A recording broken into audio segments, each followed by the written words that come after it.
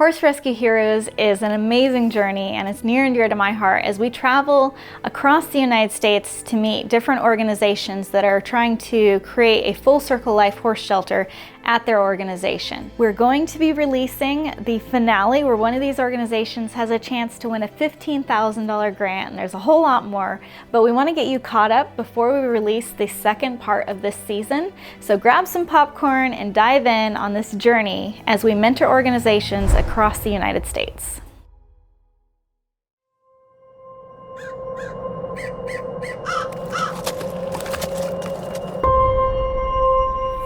And in recent months, horse DNA was found in what was supposed to be beef products. This is what's most controversial. Every year, thousands of live horses are fresh, raw horse meat. You question everything about yourself. Are you really making an impact? Are you really helping animals?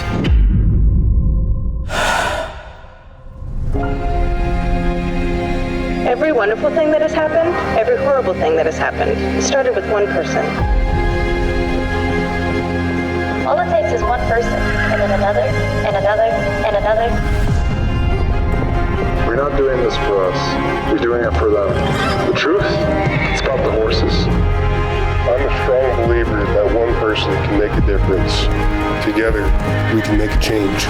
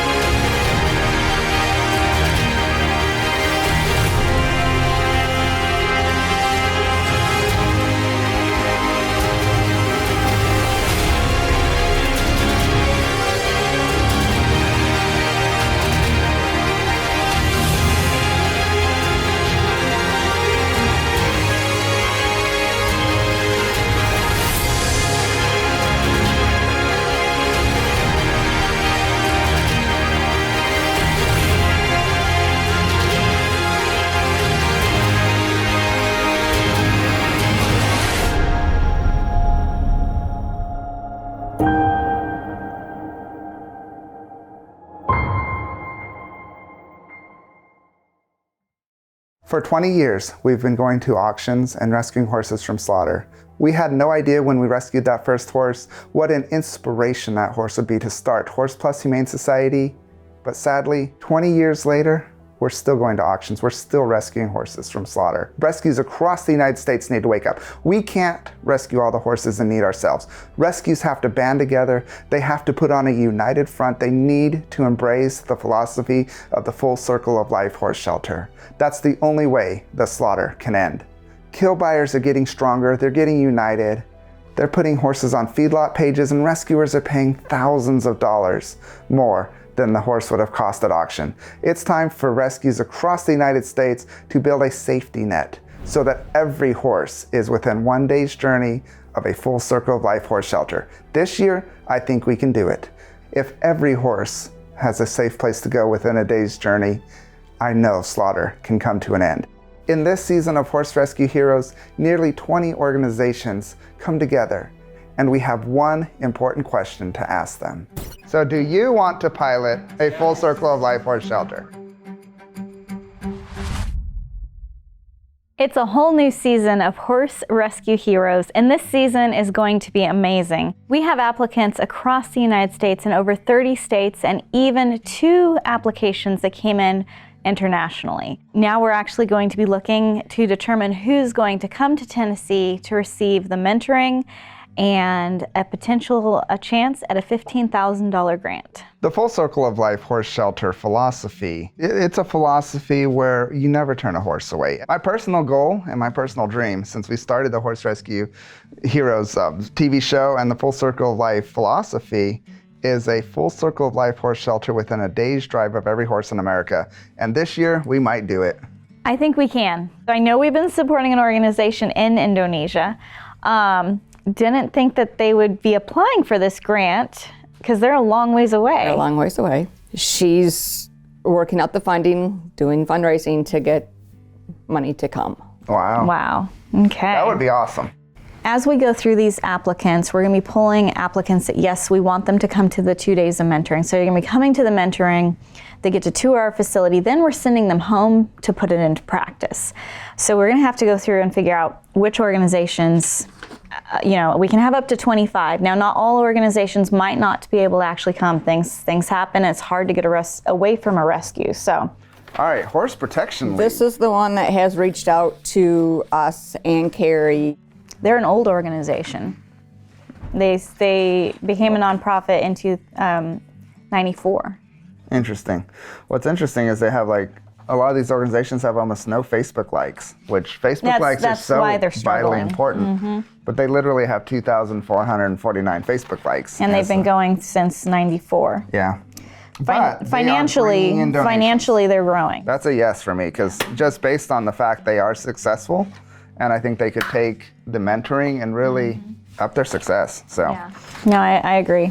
All right, so now we're in Georgia. So Redux Equine Rescue down there in Georgia. Their ruling year was 2021, so they're a new organization. Okay. And that is one thing that we're doing differently. Last year we had a ton of young organizations wanting to sign up and being like, we want to learn, but we said, no, you're too young of an organization. We wanted them to be operating, I think it was 3 years.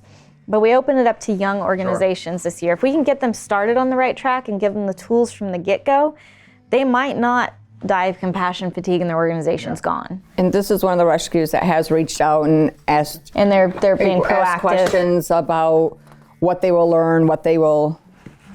I think they can shelter 50 horses. I think that's a yes on Redux. Yeah, I would say so. And their facility looks really nice too. Indonesia. How could we say no to Indonesia when they're willing to come all this way? I followed their Facebook page for years and was actually able to reach out to them.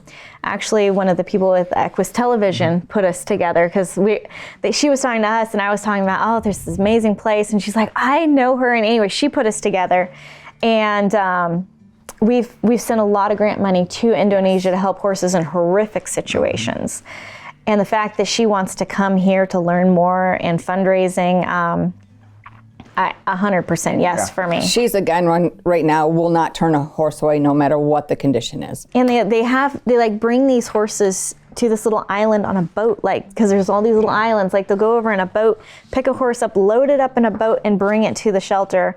And we actually gave them a grant to expand their facility and made that possible for them. So they are now just working on some more shelters for the horses. Wow. Yes. Well, I would be very excited if they came. That would be amazing. So where are we at now? We're in Missouri. All right. Peaceful Pastures Donkey Rescue. We need something in Missouri. And they're a wonderful organization. We have helped them with gelding mainly, but they're another one that's reached out and was asking if they would qualify because they're a donkey rescue. So they do help horses, though. I see in their numbers they do help horses. So primarily they help donkeys, but they will help other horses. I think we should say yes on them. Hope in the Valley Equine Rescue over in Kansas is the next one up. And their finances look good. They're building every year, 113, 135, and then 191. So that's really awesome. They're rescuing a lot of horses. Their organization is as old as ours, but just about that's when we got our ruling. What's interesting is it sits on 75 acres and they produce about 20% of the hay they need on their organization. I would say yes. What do you know about them? Again, questioning what they will learn and. So you've been in communication with them since they applied. That's great. Their facility looks amazing. Yeah. I mean, they could do some amazing things for horses. They started reaching out in December asking if we're. Do they board horses or? I don't believe this one does. Okay, they just have an amazing facility going. Yeah. All right. Well, that one looks good. That's great.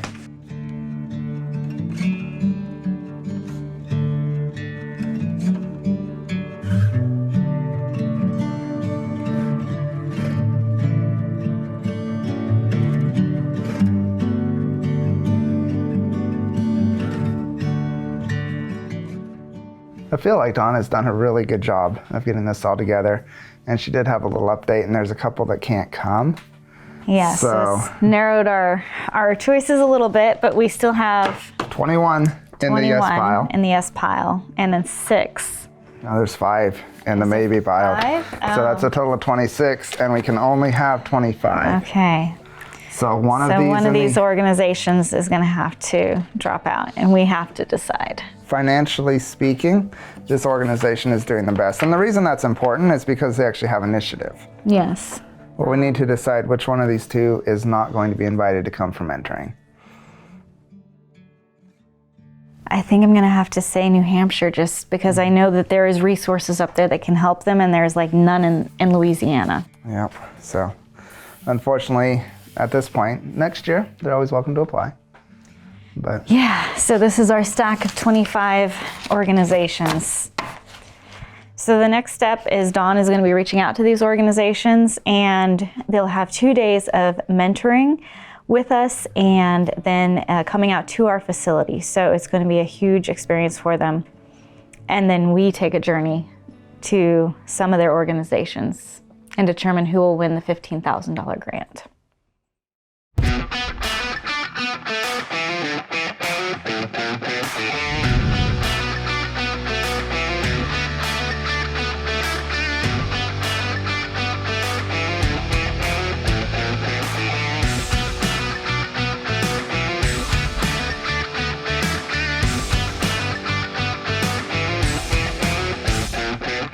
Today is our first day of our Full Circle of Life mentoring workshop, and I'm super excited. We have organizations coming in from across the United States. I'm from Louisiana.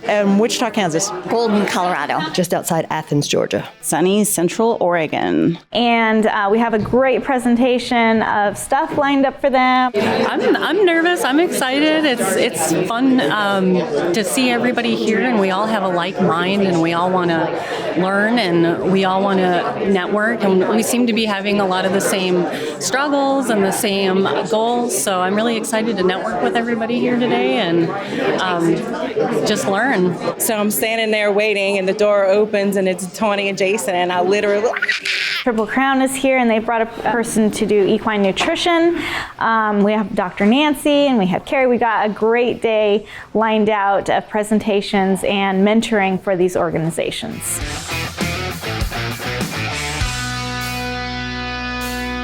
Part of the Full Circle of Life philosophy is changing how rescues interact with each other. And the fact that we have, 19 organizations here in one room is huge. And yeah, it's amazing. My name is Kelsey Bjorklund. I'm the Executive Director of Lazy Bee Equine Rescue of Utah, and we're located in Clinton, Utah. We're here because we really admire Horse Plus's way of helping, and we really admire the whole program itself. So we came here to learn more about it and how we can better ourselves and how we can kind of put this program kind of into motion with what we already do. My name is Roxy Hayden, and I am the founder of Outlaw Equine Rescue and Rehab, and we are in Crossville, Tennessee.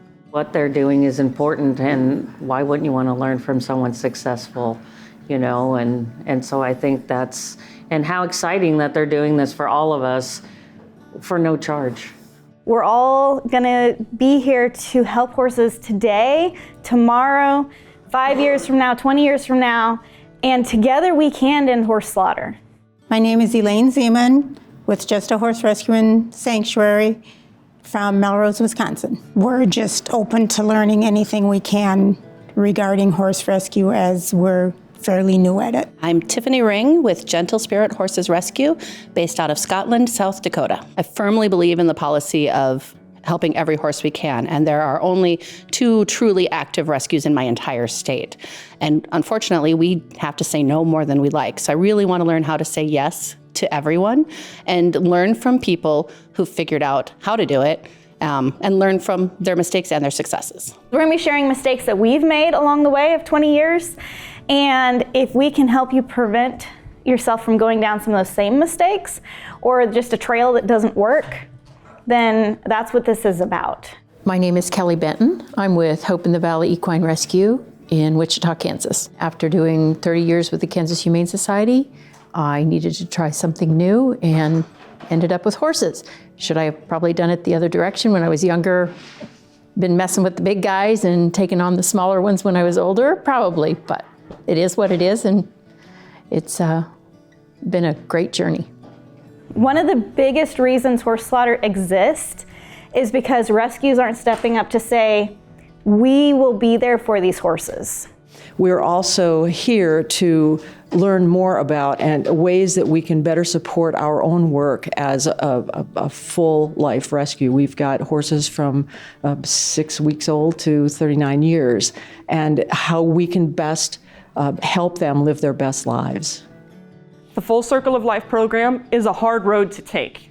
You are going to be taking in owner surrenders, auction horses, law enforcement horses, horses that step foot on your property and you say, I don't know why somebody didn't do this for you already. Hi, my name's Alora. I'm the president and founder of Bonded by Strength Equine Rescue, and we are from Lewisberry, Pennsylvania. I went through a traumatic childhood. I was abused and neglected. And when I was 9 years old, I went into foster care.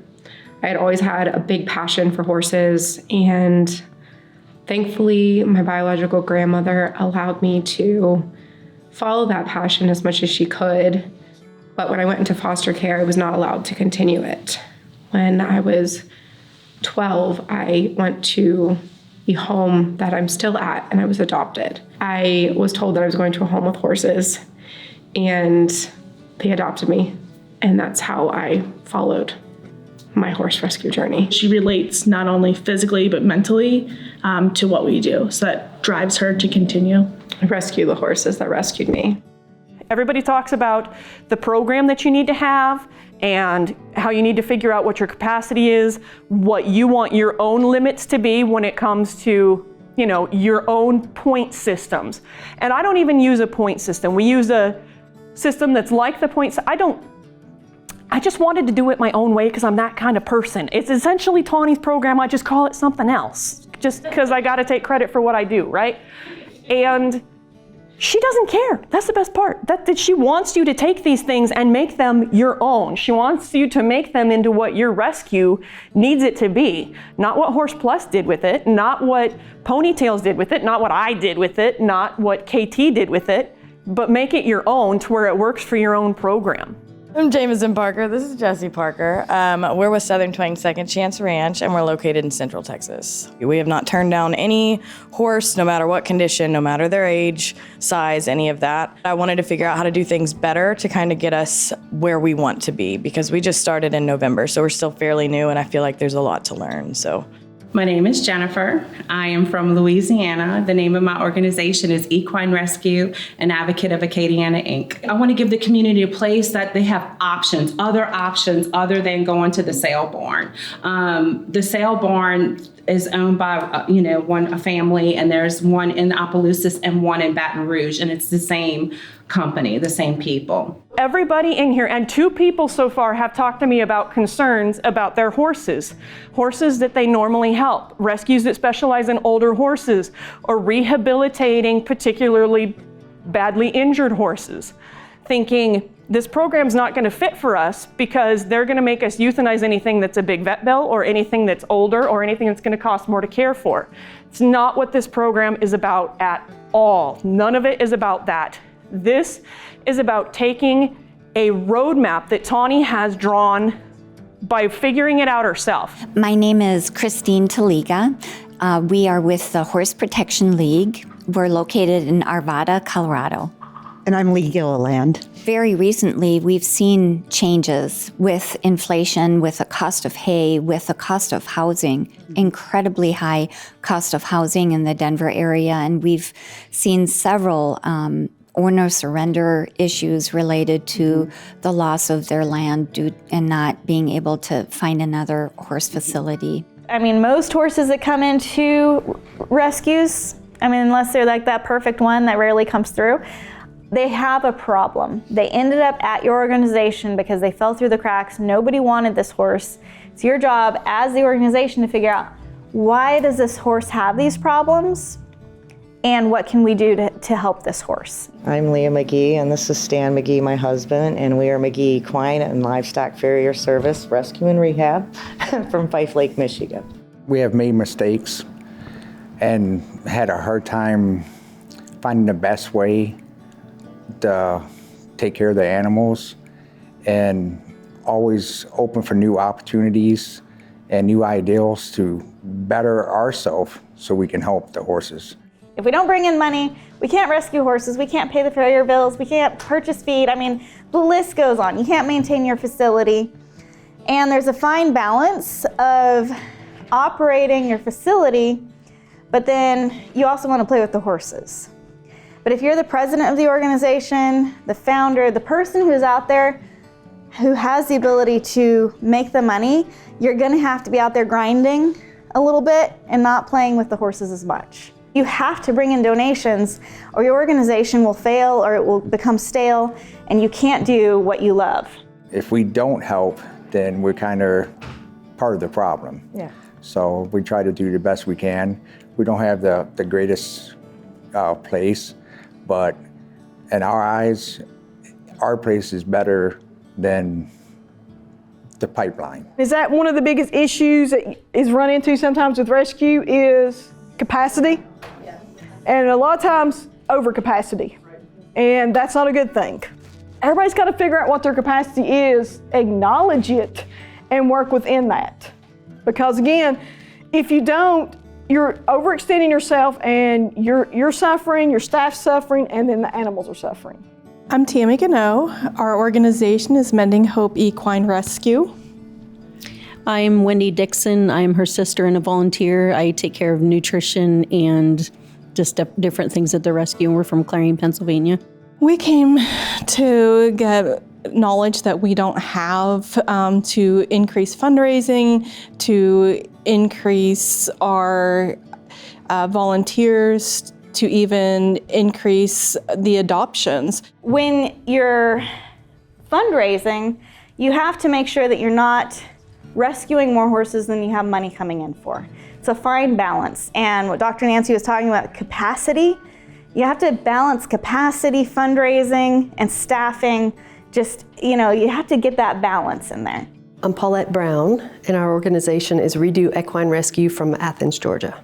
There's so much knowledge in this room, so many people that have done so much. If you can think about how horses actually evolved to eat and feed them more aligned to that, you'll have a lot fewer digestive tract issues than you will feeding them the way we eat. We knew we would learn from Horse Plus and Tawny, but the other people in this room have really taught us a lot of different ways to approach things. 70% of your horse's immune system is in their gut. So if you have a horse that's struggling with immune dysfunction, you need to look at their digestive tract and digestive health, right? I get a lot of people, asking me for immune boosting supplements and stuff, and get very confused when I do things for the gut. I get a lot of people ask me for calming supplements, and they get very confused when I recommend a really good groundwork trainer and gut supplements. There's, because I really think that there's a lot of the spookiness and the overreactiveness in their environments is often related to gut health. So Triple Crown is actually providing us lunch today. Just have to go pick it up from the front desk.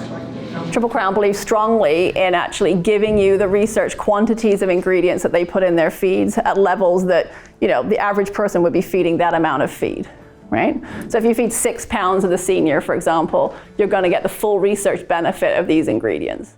Triple Crown is providing lunch for you all. That's how much they believe in nutrition. They want to help horses eat and humans eat. So just give a hand to Triple Crown for providing lunch. We're so grateful for Triple Crown providing the catering today to feed everyone. Their support is amazing. It was so great to be invited so we could meet all the other rescues from around the country that Horse Plus reaches out to help with. Being able to have Dr. Claire Thunes here this week has made a lot of impact on the nutrition programs that we're able to provide for all the rescues around the country. And hopefully everybody's gained a little bit more knowledge on how we can help bring back a lot of these animals and help them find their way back into loving homes. getting to meet all these people, and it's just amazing all over from the whole United States. And so it was great. We will help. Yeah, it's lovely to know that there are these people out there across the whole country standing up for the horse. The digestive talk was fabulous. It's all been good, though. It really has. The networking is awesome. It's good to get to talk to somebody else that's in the same boat. You don't feel off on an island all by yourself. I'm loving it.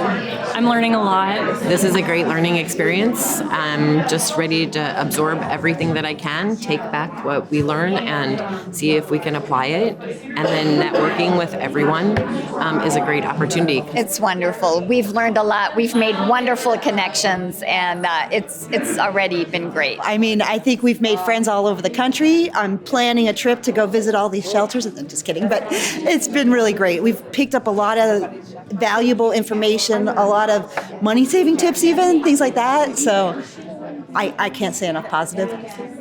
It's been really great so far. Meeting other organizations and our teachers who presented already, just to piggyback on what my new friend shared about the nutrition and how important it is, their health, and transitioning from rescue wherever they came from and then bringing them back to your facility and making sure that they're fed properly. That's really important. Coming in, I didn't know what to expect because I'm kind of the support to Roxy and our organization, and I'm pleasantly surprised. I'm learning a lot. I think that it's been put together well, and I'm enjoying getting to know all the other organizations. So positive experience. Today went great. I was really worried. We've never done a conference before. Not of this magnitude, and that's getting for all sure. these organizations together. I'm just glad everyone's being nice to each other. That was a big concern of mine. As far as we know. As far as we know, everyone's being nice. But they were definitely learning and super excited about what we were presenting. And we did a lot of medical type stuff today because so much of horse rescue is medical. Mm-hmm. If you don't understand a rescued horse medically, it's going to be very, very hard for you to get that horse into a good situation. What I thought was great is everybody was paying attention, everybody was focused. I think that when they do their end of the surveys, they're all going to put down they loved it. I think so. And one of the things that we were looking for, and Dawn especially, she was keeping track of, and I've been looking for, is trying to find if there's organizations that are like kind of zoning out on their phones. And so far, everyone's just glued to what's being said, which will make our decisions a little bit harder. Well, that's great though, because the presenters are presenting things they want to hear and they want to learn about. Yep. Great first day.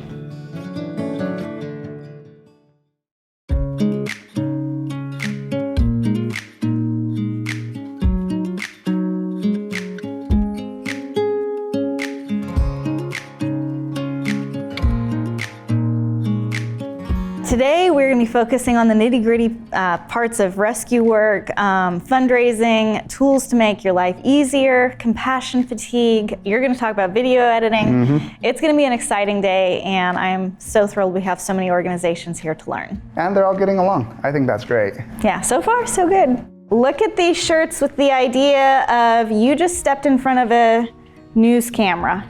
You're on an animal seizure, you stepped in front of a news camera, and your shirt is front and center to thousands of people on the evening news. Think about, as we're going through these, is your branding getting out there? My name is Matt Mayella with Horses Without Humans out of Bell, Florida. At this point in time with the economy and whatnot, it seems to be down just a little bit, so I'm here to try to get more ideas, methodologies on how to be able to raise more funds. We do have a social media presence on Facebook and we have a website, but we also want to increase that to include possibly Instagram, TikTok, and possibly YouTube as well. So, social media is the way to save lives. On social media, you can post your stories, you can show what you're doing. You can be silently working at your organization every single day, but if you're not sharing what you're doing, it's gonna fail eventually. Like people need to know about you and that you're working hard and you're doing stuff for them to be able to get behind and support you. And social media is the best platform to do that because that's where everybody's at. My name is Beth Hackala. I'm with Peaceful Pastures Donkey Rescue from Cole Camp, Missouri. We hope to learn more about fundraising and how we can implement the Full Circle of Life program in our rescue. We do a lot of the things currently, but we're hoping that we can, become more aligned with the model that we see in Horse Plus. These are tools that will save your hide, save your life, save your time. So I heard a lot of people talking about shelter love yesterday. Question? I love Shelter Love. Yay! Okay. It saved our organization in so many ways. Everybody should get Shelter Love. Every person in this room should have Shelter Love. Shelter Love is amazing. Like, if you're not using Shelter Love, get Shelter Love. Carrie is on Shelter Love. She brings me horses. She transfers those horses to me. I instantly have all of their medical records through the software. So you can transfer from horses to horses. So in groups like this where we're working together, and you're like, hey, I'm gonna send you a horse. And poof, you've got all of its x-rays, all of its medical treatments, all of its training history, everything. Being one of the only horse rescues in the whole state of Utah, there's such a huge area of uncovered ground basically with horses that need extra help. And I mean, Utah's a pretty big horse community for the most part. A lot of them, a lot of like the big boarding facilities are kind of dying off, and so people are losing places for their horses to live. We're trying to prevent and kind of intervene the horses going to the auctions since nobody covers it. And the title of this presentation is Videography Saves Lives, and I'm already getting negative feedback about it based simply on the title. Because the person who will remain nameless, because I wouldn't want Carrie to get embarrassed, was wondering how can you possibly save lives by videography? And it's obvious, because text is good, pictures are better, but video's the best way to tell your story. My name is Wendy Gardner. I'm from Washington State, and the organization is HOME, which stands for Helping Our Mini Equine. For me, I am newer to the horse rescue, and so I'm like a sponge to all of this. So why video? It's so much easier to take a picture, post it on Facebook, write some text, and as the person's sitting there scrolling through their Facebook feed, they're probably not going to stop and read your text. Realistically, no matter even how good your description is on your video, people will ask the question that's answered in the first sentence. People don't want to read anymore. And that's the number one reason why you need to learn to make videos. They're watching you because they wish they could do what you're doing. They love what you're doing and they know they can't do it, but they still want to enjoy the feeling of having done it. I'm here because I just really want to learn everything that I can learn here, and it really isn't about the money. I mean, it'd be great because it would really help us out, but you guys have so much to teach us and make us better, so. Right. Raise your hand if you have ever had to work with your local law enforcement in your area. Fabulous, fabulous. Now, in any capacity, working with your local law enforcement is not only good for your community and good for the horses, but when it comes to the long run, it's also very good for publicity. It really kind of elevates you above other organizations in the area, because when your local municipal law enforcement wants you to be the partner that they work with, it's really kind of a feather in your hat, so to say. I always encourage people to reach out to their local law enforcement, let them know what kind of organization you are, and let them know what your capacity is to help if the need is ever there. Sometimes the need is in seizures, sometimes the need is assisting in neglect cases. Many times, they literally need someone that knows something about horses to go catch a horse that's running down a road. How many people in here have ever had to go catch a horse running down a road? If you're not raising your hand, I probably don't believe you. I'm just saying, because everybody has had a horse get out at some point or had to stop and help somebody else's horse running down the road. This is a really big safety concern, and honestly, a lot of law enforcement doesn't have experience with livestock and horses to even know what to do to catch a horse in this experience.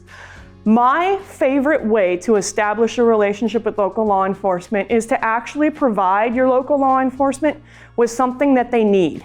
So we decided we're gonna do a halter drive. We got some of the nice, really easy to wrap up rope halters. We got 5 per deputy that was in the rural area. We got the cute little backpacks like the Triple Crown ones that had our logo on it. And every rural deputy, we gave them a pack of 5 brand new halters so that they could put it in the back of their car, cruiser, whatever. so that anytime that they ran into a horse situation, they were easily prepared? We're about a little over an hour north of Marion County, Florida, which is basically the horse capital of the world. And Marion County alone has 35% of the horses that are in the entire state of Florida. So along with that, you're going to have a lot of neglect, a lot of abuse. So there's a need from that perspective. And then where we're located, north of that in Gilchrist County, it's much more rural, and there's a lack of education with the people as far as horse, just basic care as far as feeding and their welfare. And there's people that actually believe that putting a horse out into a dry lot with no grass or anything is the proper way to feed a horse. And so it's just a lot of education needs to be out there. So I am a big fan of continuing education because there is always more and more information available on animal cruelty investigation and animal neglect investigation. And any rescue that thinks that this is a waste of time or you're never going to need this is wrong, because it doesn't matter how rural you are, it doesn't matter how far out you are, it doesn't matter how many other organizations are in your area. There will be a time when it would be very useful for you to be able to step in and help law enforcement with the situation that they're dealing with. Code 3 Associates is one of my favorite places to go for continuing education. For everything. You can do it through the ASPCA, sometimes other organizations have classes. Code 3 Associates is literally animal control officers going for additional training, and they allow civilians to go for this additional training. I am a huge fan of Code 3 Associates. My name is Lisa Smith. We are from Winsboro, Texas, and our organization is Hooker Ranch Slaughter Horse Rescue. We have all these amazing ideas of where we want to be, and we just have to learn to breathe sometimes and know we need to take a step back. It'll come, we're going in the right direction. We just have to take it kind of slow in a sense, even though we want to go running. If we don't take care of ourselves, we can't take care of the horses. So, how to take care of yourself and others. We can't save all the horses. That's just a fact. We can do the best for as many as we can, financially, responsibly rescue and care for and stay within capacity. We just can't save them all. Now, working together, we can save a whole lot more, but you and I, personally, we can't save all the horses. We can only make a difference for the ones that we're financially and physically able to do. You don't want to get yourself overwhelmed, or you're just gonna spiral out of control, and then you're gonna end up hating the very organization that you created because it's taken everything away from you and you've lost yourself. As this morning is going, it was starting with, we don't want you guys to get burnt out. And that is actually like such a great thing that I'm like, that is really what we need, because it is so physically and mentally exhausting. I want you to think about, what do you do to take care of yourself? Because if you're not taking care of yourself, you're not going to be able to take care of the horses, because you're going to end up having a off-balanced mental ability of being like total burnout. So what are some things that you're currently doing for fun? How long ago was your last vacation? I know some people I talk to are like, we haven't gone on vacation since we got a horse. We spend so much time focused on the animals that we lose sight of it's just as important to take care of us, and if we're not going to be able to take care of them. When we joined the board, we didn't realize the gravity of that downward spiral until we really stepped in. And we're here because we have to have some help to get us out of that spiral. We've come so close to being having to close the doors because of lack of funding and lack of management abilities. Yeah. And so just being connected with other horse rescues, seeing some of the tricks that Tani and have developed over the years has been really inspiring, and is the medicine that we have needed to lift us up.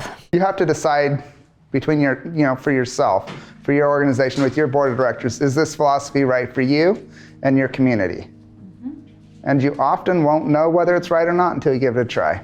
So this is the question we want to ask you. So do you want to pilot a full circle of life horse shelter?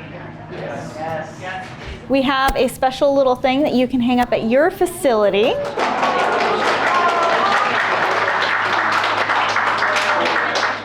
So we're going to pass these out, and then we'd like to get a picture of everyone on the back wall. So boot camp is where you want to come, because somebody in this room is winning $15,000 for your organization.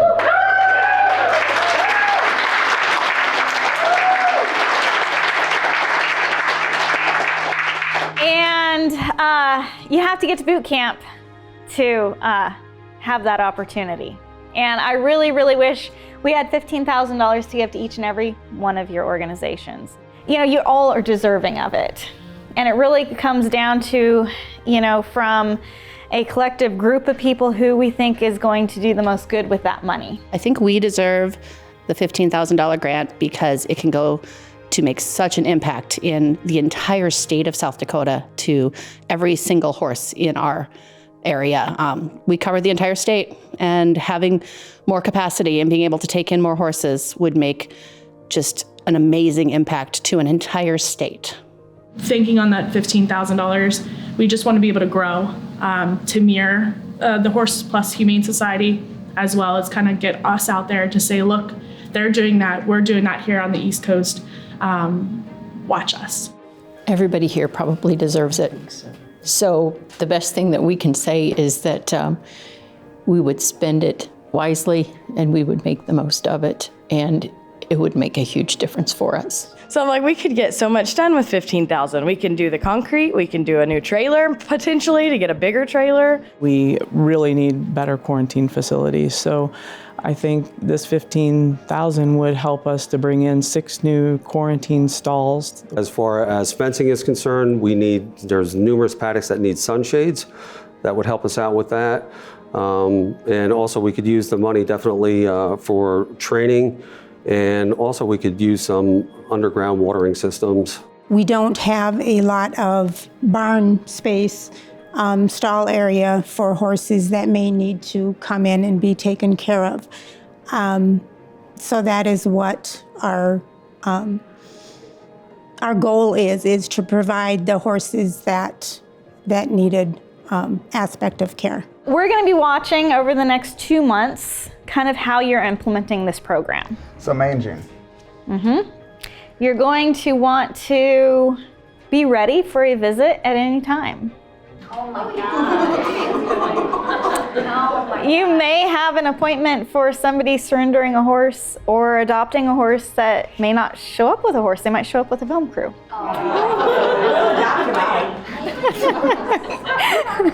Wow. I had so much stress hoping this event would go well, and I am so thankful everyone got along good and they enjoyed the presentations. And the presentations went really well. I thought every speaker was absolutely on point.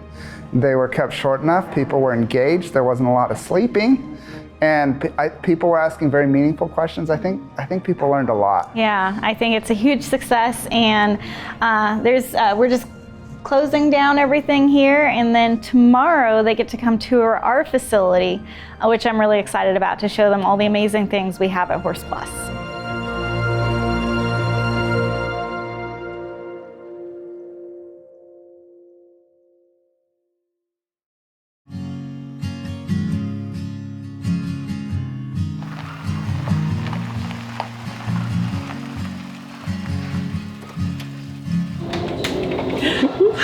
Good morning. Hello. I'm filming too.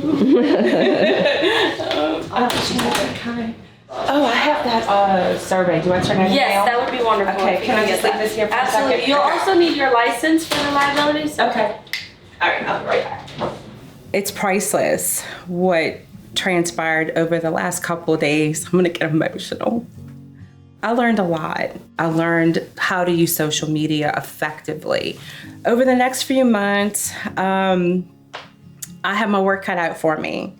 I do want to stay in contact with the other organizations too, and start writing up proposals, learning how to fundraise and applying those techniques that I've learned already to raise money to purchase the property.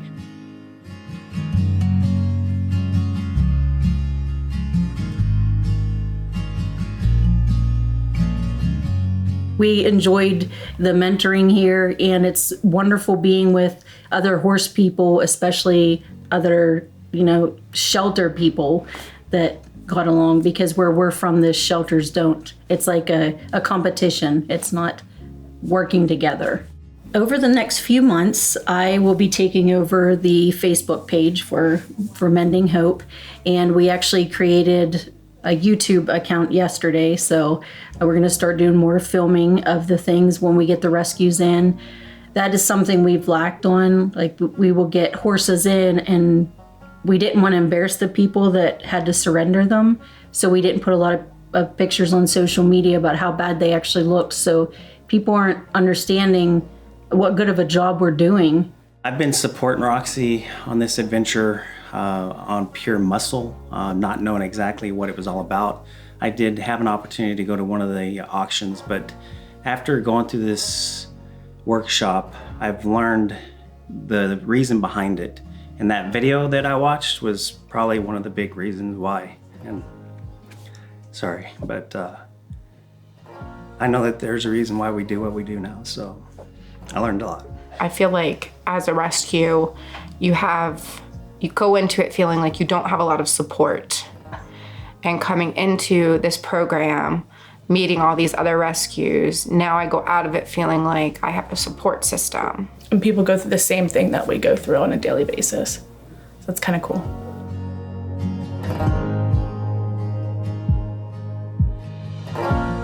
So I just want to thank you all so much for coming this morning. We're going to give you a tour of our entire facility, and you can ask questions along the way.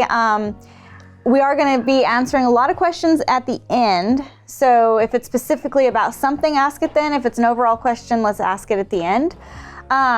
So y'all got here and you got to do our check-in process, which might have been like, what on earth? There's a lot of things that ask. Working together as multiple organizations and a network, that we can become so much more effective and stronger at helping these animals, the equines, and as well as each other.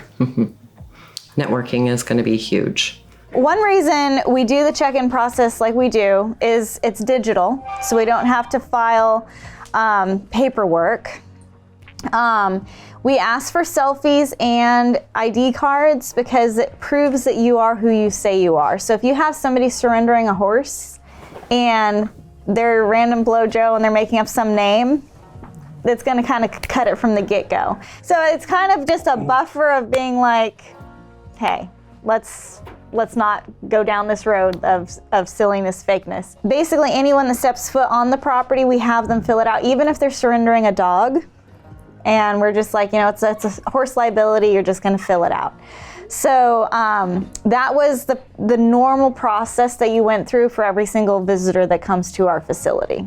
8 years ago, we got this property in March, well in January, but March is when we actually started doing stuff here. 8 years ago, it was a pasture. There was nothing here. It was just grass and it had 2 big trees on it. And so everything you see here is since that day one that we've put here. Originally we used field fencing, and ultimately over the course of time we've changed it over to panels, just because the horses are safe in it. It's something that we don't have to worry about them getting hurt, and we can maneuver pens around very easily if we want to change them up. I want to focus more on setting up our property in a way that we can do intakes in a more, not just efficient manner, but safe, in a more categorized manner. And I believe with everything that I've seen here today and the things that I've learned throughout the workshop, that we're going to be able to manage larger amounts of animals more effectively. So we're gonna go into our reception area first. Now the nice thing is you can walk around and look at things. You can take pictures of things. So when adopters or visitors or volunteers come, they come in and check in just like you did. We encourage them to check out our gift shop. We have our open admission shelter policy right there on the wall behind there. And if anyone has questions about, what's your euthanasia policy, we just send them that. Now we do take dogs and cats, and our name is Horse Plus Humane Society because the plus is for every other critter that comes along. Looking for Love, that is our wall, and where we have, these are the horses that are currently looking for homes. And when they're adopted, the adopter gets to take them off that wall and move them over here, and they always love that, and it's like, yay, I made a difference. We definitely enjoyed the mentoring. It was very informative and really opened our eyes to a lot more things here, and we're proud to be a full circle of life rescue. In Tennessee, we are a certified animal control agency. In each one of your all's states, you want to look into seeing what it takes to possibly become a euthanasia technician. I learned at this workshop pretty much how to organize our whole back end of everything better. So our horses, our vaccines that we're doing, all of our x-rays, all of that stuff. If you're operating a large scale facility, you want to be able to have people that can end suffering and be trained properly. This first room on our left here, this is our small animal room. And this is Sam, he takes care of all our small animals. So if a dog or cat gets surrendered here, it comes into here. This is Dawn. Oh, hey. And this is our grant department. See, always remember to be nice to Dawn. Yes, we love Dawn. Because Dawn gives out the money. I learned the big thing about surrender fees, which is so huge because we have people come to us about surrendering their horses, and I've been so hesitant about taking them on because of the fees. And it never really clicked in my brain about essentially charging people for their horses or having the surrender fee. No, because we look at to it cover their medical costs. So one thing I want you to think about while we're all standing here, when I originally designed and built this building, this was the education room because I was like, we want to educate people sometime. You can see it's too small. Yeah. So now it's our media department. So over on the little desk over here, there's a little tiny laptop, which Isabella, who's in the middle of the room. We can all say hi. No, I'm kidding. Hi, Isabella. This workshop, we learned so much. Learned a lot about social media, networking with the other rescues. A lot of tools. Lots of tools. And about charging a surrender fee or an intake fee. That's really a great idea. Videography. I'm hoping I can get my husband to work on that for me because I'm super inspired. She, that's where she starts the process. She creates the storyline and edits together all of our weekly episodes, Horse Shelter Heroes. And then when she's done, it goes over to this corner computer over here with all the monitors where John, yes, the chicken. Someone want to squeak a chicken for us over there? Anyway, there we go. That is where John does, we call it Johnify. We don't know what he does, but it goes over there, and I think Isabella would agree, it's not perfect yet. When it leaves there, it's very nearly perfect, except for John has been cursed from birth by color blindness. Oh, no. Otherwise, he would be perfect, and I wouldn't even have a job. Jason's videography saves lives. That was really important. That's one of the big things, one of the big tools I'm going to be bringing back to our organization because we could use the extra funds, and I think that'll help move us along in a big way. So anyway, so it goes over my computer. I color grade it. That's what I'll be doing this afternoon. And from there, we publish that. That's our weekly episodes of Horse Shelter Heroes. This computer right here is Faye's computer. Where's Faye? Faye's somewhere around. Faye's right here. And she hides easily. She does all of our Horse Plus vets. Has anybody checked out our Horse Plus vets yet? Couple people. This is our new channel where we show the blood, we show the testicles, we show the gnarlies. Half of those videos, YouTube is like 18 plus. We're getting $500 a month from it right now, and it's just barely launched this year. Macy works on that one. We don't know what she does. And Haley works on the computer over here in the corner. Now, Haley up here, big shout out to her. She pretty much edited the entire season 3 of Horse Rescue Heroes.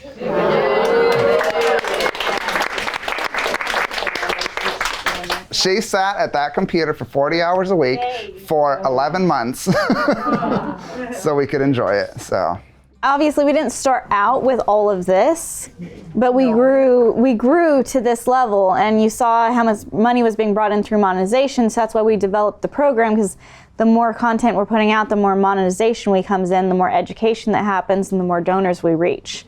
We're hope to one day get a quarter of where you guys got right now. It's just mind blowing, and it's hard to put it into words how when you walk in, you're overwhelmed of how much, and I just how many horses are being helped. Yep. This studio was a heated stall. Over here you'll see our bookkeeper's desk. This is where we had the dog and cats. Well, the dogs. And this little area was, we had some kennels for cats. Oh my. You guys have come so far. We've outgrown this section, but we'll just kind of come through here. But there is a garage door because we'd bring horses into here for treatment, but we outgrew it. So there's Christy. Be nice to Christy too, because she's actually the one that sends the grant money. Yeah. Dawn processes it, it gets approved through Angela, and then she's the one that clicks send to send grants out. This room here, this is our storage room for just all the extra storage stuff that comes along. Volunteer shirts, whatnot. It's small and full. All right. So then we come into this area. This is our staff bathroom, washer, dryer. So if we have interns, we can have these doors locked and they can come in and access the washer, dryer, bathroom, shower, and the kitchen without accessing the rest of the office. Yes. And then my office is through there. So this is the back end of the computers now. Rebecca sits here and she's our creative content writer. She's really good at writing stories, but she's sitting here almost all day. Now we're gonna put a lot of this over to the guy in the Philippines, but she's making content for our Facebook page. Either she's making the artwork for it, or she's creating it, or she's creating a mailing list. So, that's her job. And also when people come in, she'll check you in. But it's basically we have somebody full-time working on getting our content out there, so our story's being told. We are planning to up our social media.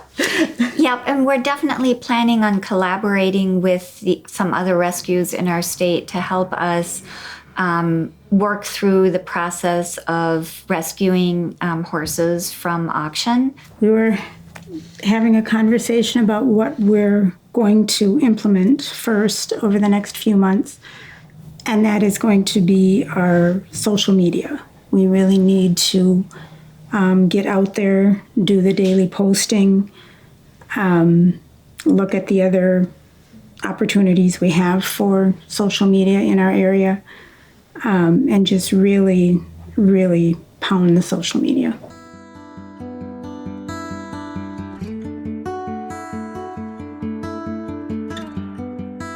So we're gonna go into this barn. This barn was built as an intake barn. So when people are surrendering a horse, that's where it's gonna go. I'm a representative of our rescue, so I'm taking everything back. They've already called me. They want to meet at 10 o'clock tomorrow morning because they already want to know everything that I learned. So I'm gonna put my notes together tonight so that I can give them a full rundown. All right, so we will let you guys all see the puppies, but this is the barn. They're gonna talk way louder than I'm going to talk.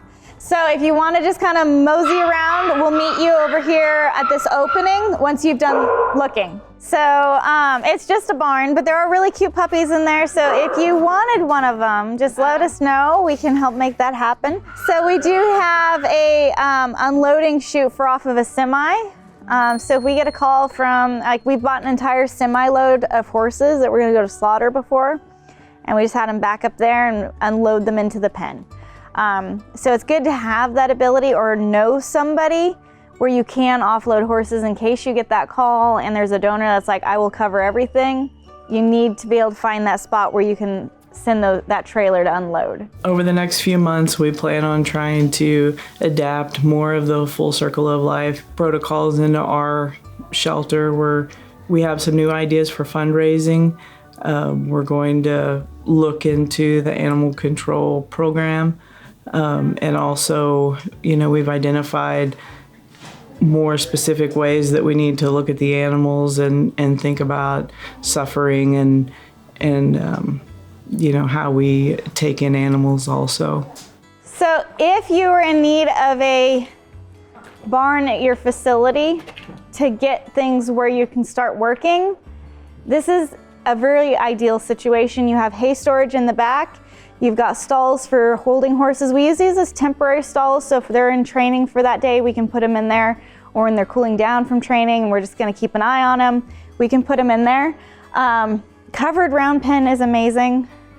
We do a lot of rain here, but sunshine, other areas.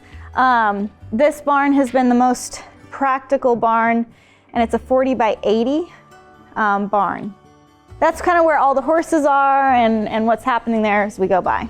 So over the next couple of months, besides just working on our capacity, we're also going to try and attend some more auctions.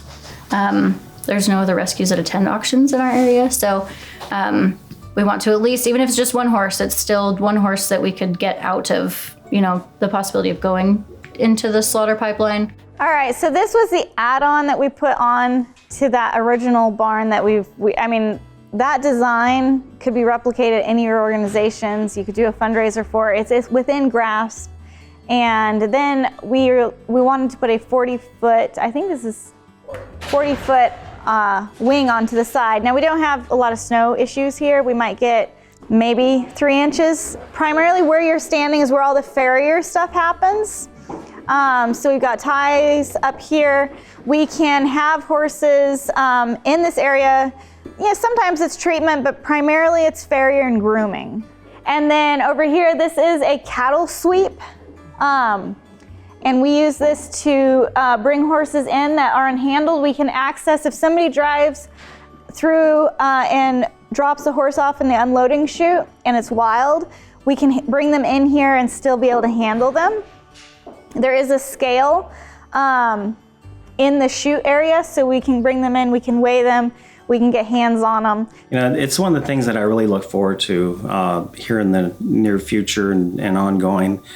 Because as I walked through the establishment today and I saw the flow of how everything comes in and how it flows through, I'm thinking, my brain's on fire right now of all the things that I can do on my own property to, be able to make that flow right and make it good for the horses as they come in. So Corey, what do you do in this section of the barn a lot of? Well, this is where I spend about 9 hours of my day.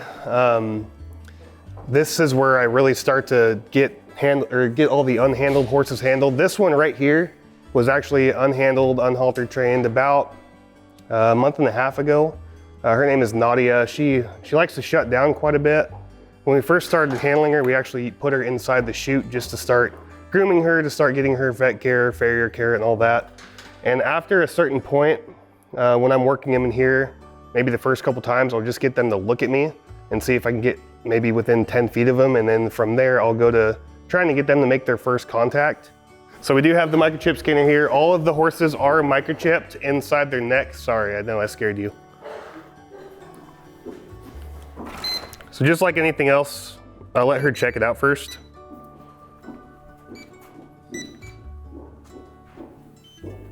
The little beep there was that it has the temperature. And her temp is 99 degrees, so that's about where you want it. So we have here, her microchip number, and then I'll jump over to her temperature.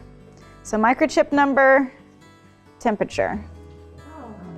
And this, for horse people, we microchip on intake. It's like $5 a chip from home again.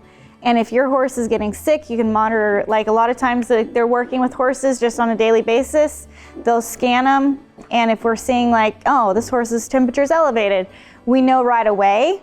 versus if you go traditionally, you really don't check a horse's temperature very much.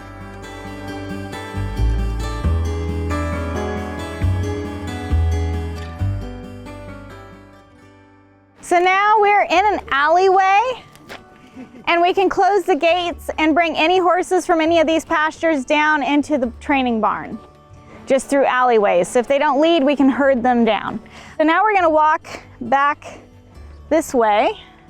The idea of going back to our rescue and beginning to look at virtually everything in a new, fresh, creative way is gonna just change things for us immensely. With Shelter Love, it's going to help us streamline so much. Stay much more organized.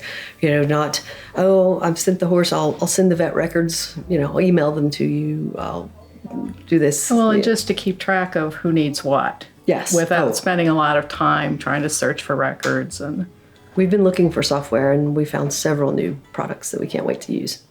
So this area is where we have this barn divided in 2 sections.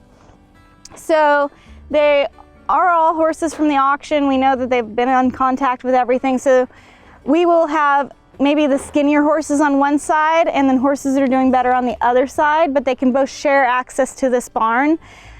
In the winter months when it's just raining like crazy and there's no tomorrow, it's nice to get them off the ground so their feet can actually dry out, and they hang out in the barn where their feet is a lot. All right, so this is where all our auction intakes happen. We drive in through this other entrance, so we're not driving sick horses through everybody, bringing them up here. So we drive in through that entrance, we'll loop around, and then we'll back the trailers up behind this barn. We've got these different holding areas.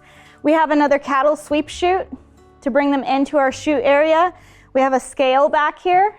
And then if we can handle them and everything's going good, we can open this gate here, bring them out for the rest of their veterinarian assessment.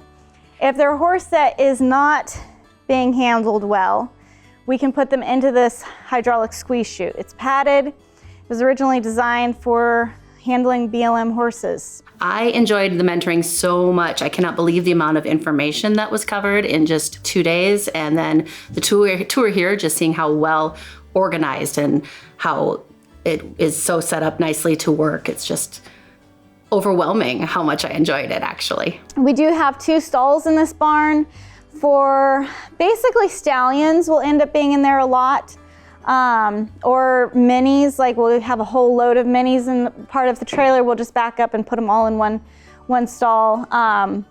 If we have active cases of strangles on domesticated horses that we can handle and we're moving them, they'll be in the stalls, and then they'll be churned out in this pen over here if they need to have stall time and churn out time.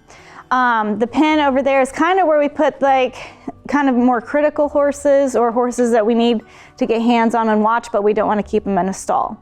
We don't like to keep horses in stalls because they're herd animals, they're grazing animals, they like to be outside. Well, we got some stalls to finish up that we're working towards. We've got some fencing that we've got to mend and kind of replace. Just kind of the basics of getting the compound set up for this organization we're trying to run here, If your organization gets a large donation or a state donation, try to invest that money into something, because that's kind of unexpected money. It's not your normal monthly money coming in.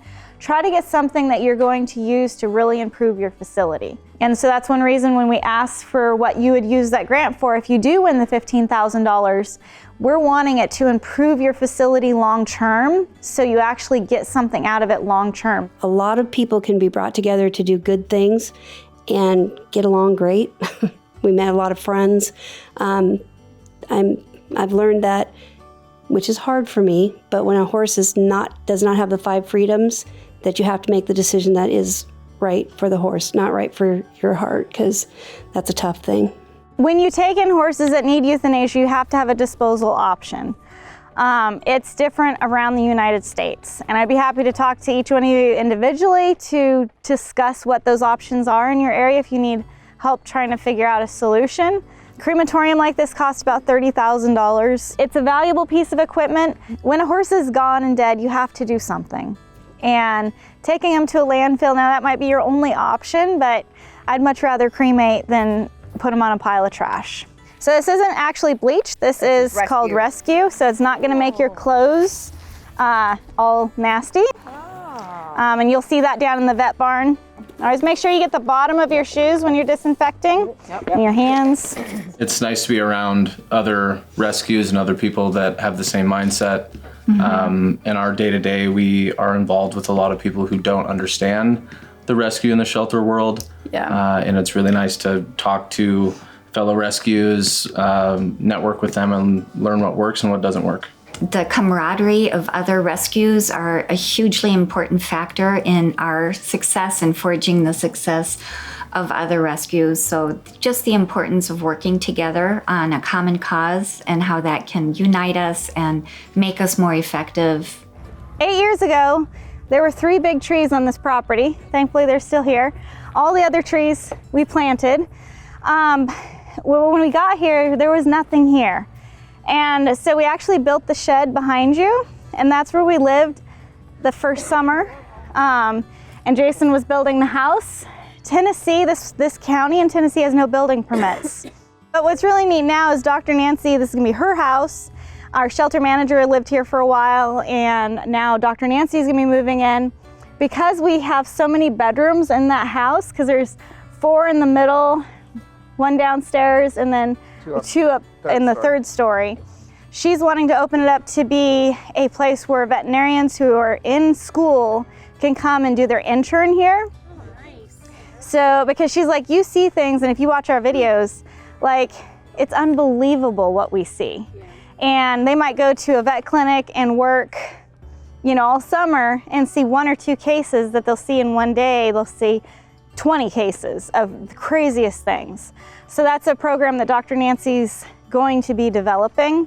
All right, so now we're gonna be heading down over the hill. If somebody came to me asking why they should follow our footsteps in becoming a full circle of life shelter, we would pretty much explain to them what it is. Yes. Why we got into it. What's the story behind it? Right. I would also offer for them to come out to our farm to see what we do. I would have them come out and see us do owner surrenders, see us go to auctions, be hands-on with these horses, and I would highly recommend that they try to get into this program. And I would totally love to share the things that we learned in this mentor program with others to kind of help share everybody's missions together and show them, like with our networking, there was people that didn't know that you could apply for USDA grants for farm shelters and that kind of concept for tractors.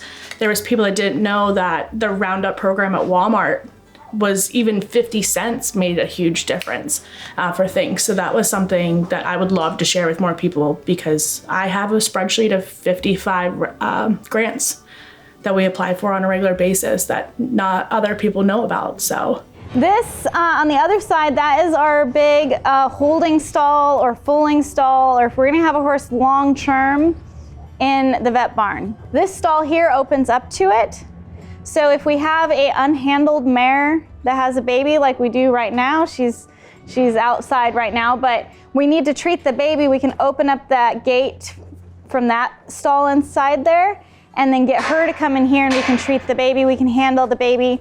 You know, it's totally see-through, so the mom's not gonna be freaked out because she can't see her baby.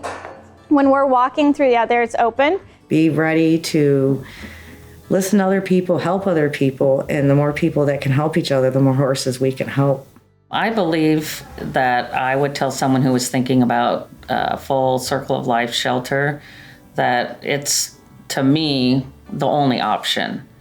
It's the best option. We're making decisions based on the horses, again, the horses, and quality of life. So this is where more general population of ongoing long-term treatments are going. So we have Ginger. She came to us with a severe clubfoot and she's had the surgery for it, so she's in rehab.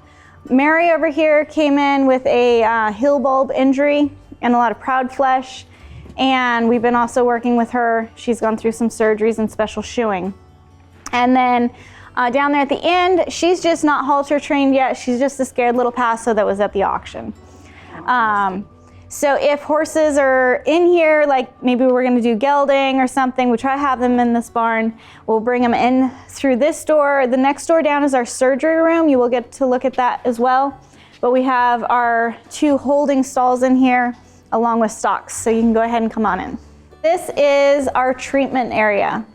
And so if a horse is needing a float or just exams or x-rays, Caitlin, she's like my x-ray right-hand lady there. We take a lot of x-rays together.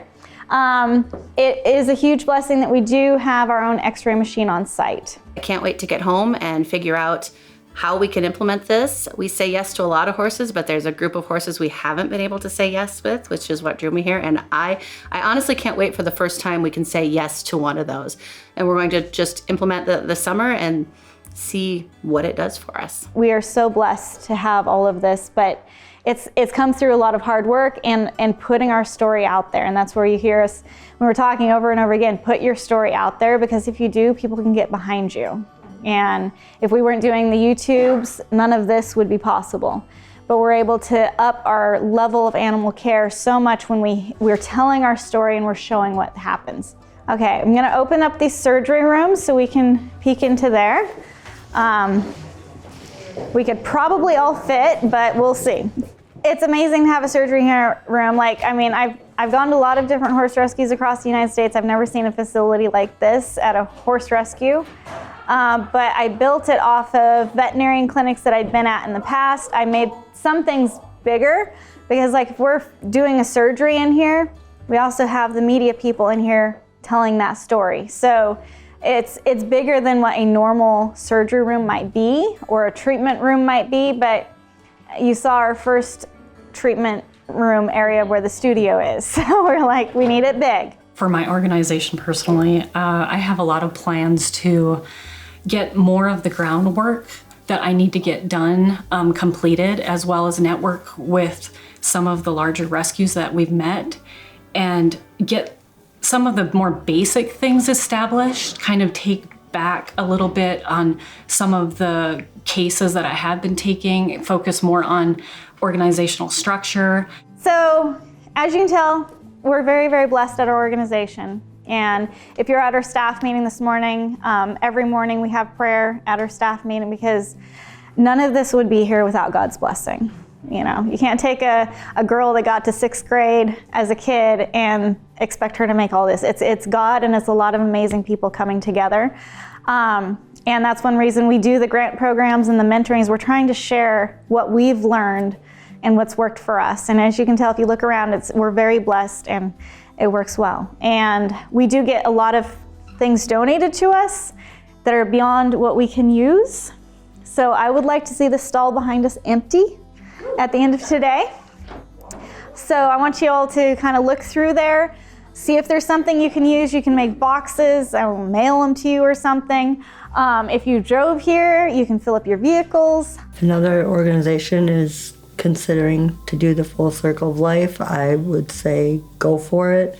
It's a wonderful program, and I think it would really benefit a lot of horses and even people, getting everybody together and working on this together. And at some point in time in the future, by all of us coming together, we can stop the slaughter. I would say that if someone's considering to be a Full Circle of Life, they want to get into this, into your mentoring program, I highly recommend it. There's nothing negative that could come from trying to help more, right? Yeah, looking at the process and seeing how successful Horse Plus has been, I definitely would recommend it to all rescues and shelters. I think it's a fantastic opportunity to be able to, if enough of us can get together, like the network that you guys are trying to build, I think that we can actually shut down the slaughter pipeline. And I say, get on board. Our efforts could really help in the slaughter pipeline. Give it a try. It's worth it. It's worth the time and the effort for yourselves and your organization, and it's most definitely worth it for the horses. We can help more horses around the country together than we could have ever have done by ourselves in our region alone. The Full Circle Life workshop and mentoring I feel like was a huge success. We had so many organizations so eager to learn. It was really amazing. When we asked the question, do you want to be a Full Circle of Life horse shelter for the next, over the summer, every hand went up. And that just made me so happy. There was no hesitation, and it was so great being able to take the time to go over all the details of how we run Horse Plus Humane Society as a Full Circle Life horse shelter, and that so many other organizations want to do that because they can see the success we're having here. So it was a great event, and now we have the difficult decision of sitting back, watching these organizations and figuring out who we should actually go visit. I have my favorites, but that's favorites plural, and we can't choose them all. We can't choose them all. It's going to be a very difficult decision.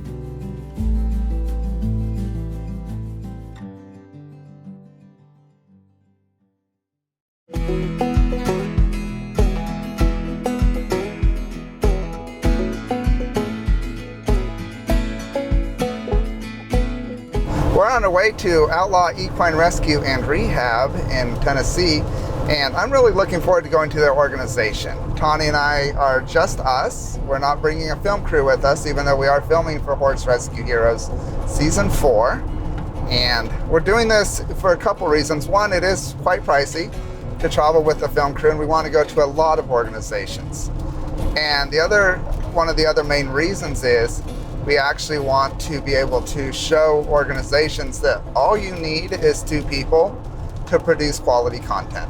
I've met Roxy quite a while ago. There was this lady that just kind of showed up at the auction, and she started kind of helping us and rescuing a few horses on her own. And I'm always naturally skeptical of people when they come to the auction and want to hang out with us, because it's usually not a place where supporters want to come and spend time with us. So I wasn't sure who this Roxy person was, but she seemed to be a nice person. We actually met her at boot camp because KT's husband was supposed to come with her, and they're supposed to have the baby, and then when they lost the baby and her husband couldn't come with her, and so she came to be support for KT. So that's the first time we met her, but she's actually a long-time follower of Horse Plus. She followed us years ago when we were in California, and she sent a memory of one of the posts she shared of Horse Plus years ago. So they've been really doing a good job.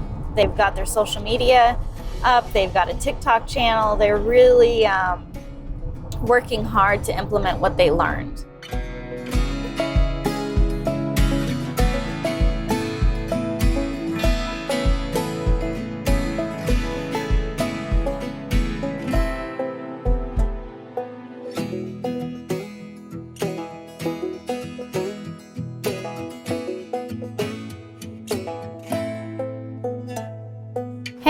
So good to see you. Gosh, you too. Oh. How are you? Hello. Hello. How are you? Good to see you. Yes, me too. Awesome. Well, your place is beautiful. Thank you. We love it here. We are very blessed to find this. Hi, I'm Roxy Hayden. I am the founder and president of Outlaw Equine Rescue and Rehab in Crossville, Tennessee. Well, driving in, I was like, okay, so there's the house, and then driving down the little road, and then I was like, wow, this barn. And because you're a woman, you didn't wow over the shop. That's the man's wow. I wowed over the barn. This is the wow right here. And when you get in, you realize it's even bigger than it looks from out here. We are primarily a horse rescue. We have also taken in other animals in need, but our goal is to rescue horses from going to the slaughter pipeline. You know, our goal also is after we adopt them or we take surrenders is to have a veterinarian look at them, get them back in health, and adopt them to loving homes, people that are so excited, and these horses get a second chance at life, and they deserve it. Was that a selling point for you when you saw this property, or a buying point? You're like, the barn. Yes, it definitely was, because as we know in Tennessee, rains a lot. So the plan is most of this is going to be an indoor arena. Very nice. Yes, so it's, but the house was remodeled, the shop was there for William. My name is William Ogas. I am the co-founder, vice president of Outlaw Equine Rescue and Rehab. One of the good things about what we saw when we drove in is that there's a lot of room to expand, you know, and I didn't have an opportunity to walk the property at the time that we bought, but I was like, okay, we have another 34 acres that isn't developed. You know, we can do something with it. And since I've been here and able to walk the property, there's a lot of available land to use. So we're excited. Yeah, we pretty much knew that when we saw it come up. We found it, we saw it the day before we were leaving.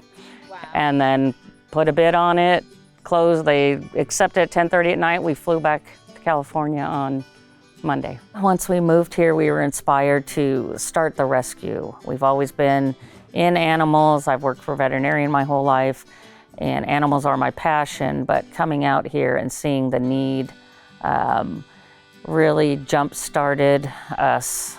We have an auction that is close by that is weekly, where horses are going through and being purchased by kill buyers and sent to Mexico and Canada to be slaughtered for no other reason except for money. Well, I'd love to see your place and get a tour of this huge barn. Being the founder and the president, I am very fortunate as well to have my husband, who is the co-founder and vice president, to help out. My first auction that I went to was a few months ago. Roxy's been trying to get me to an auction for, months. And finally I took some time off and went with her. And my experience was I couldn't believe the condition of some of the horses. And from what I was told, this was a good night. This wasn't one of the bad nights. So, and I'm looking at these horses and I'm looking at sway backs and legs that are going the wrong way and, just not, you can look at the horse and know it's not right. And that kind of hit me. In here, it looks so much bigger, I think. And we. Oh, what is it, a 50 we'll or 60? It's stand. 60 by 140. Is that what it is? I believe it is.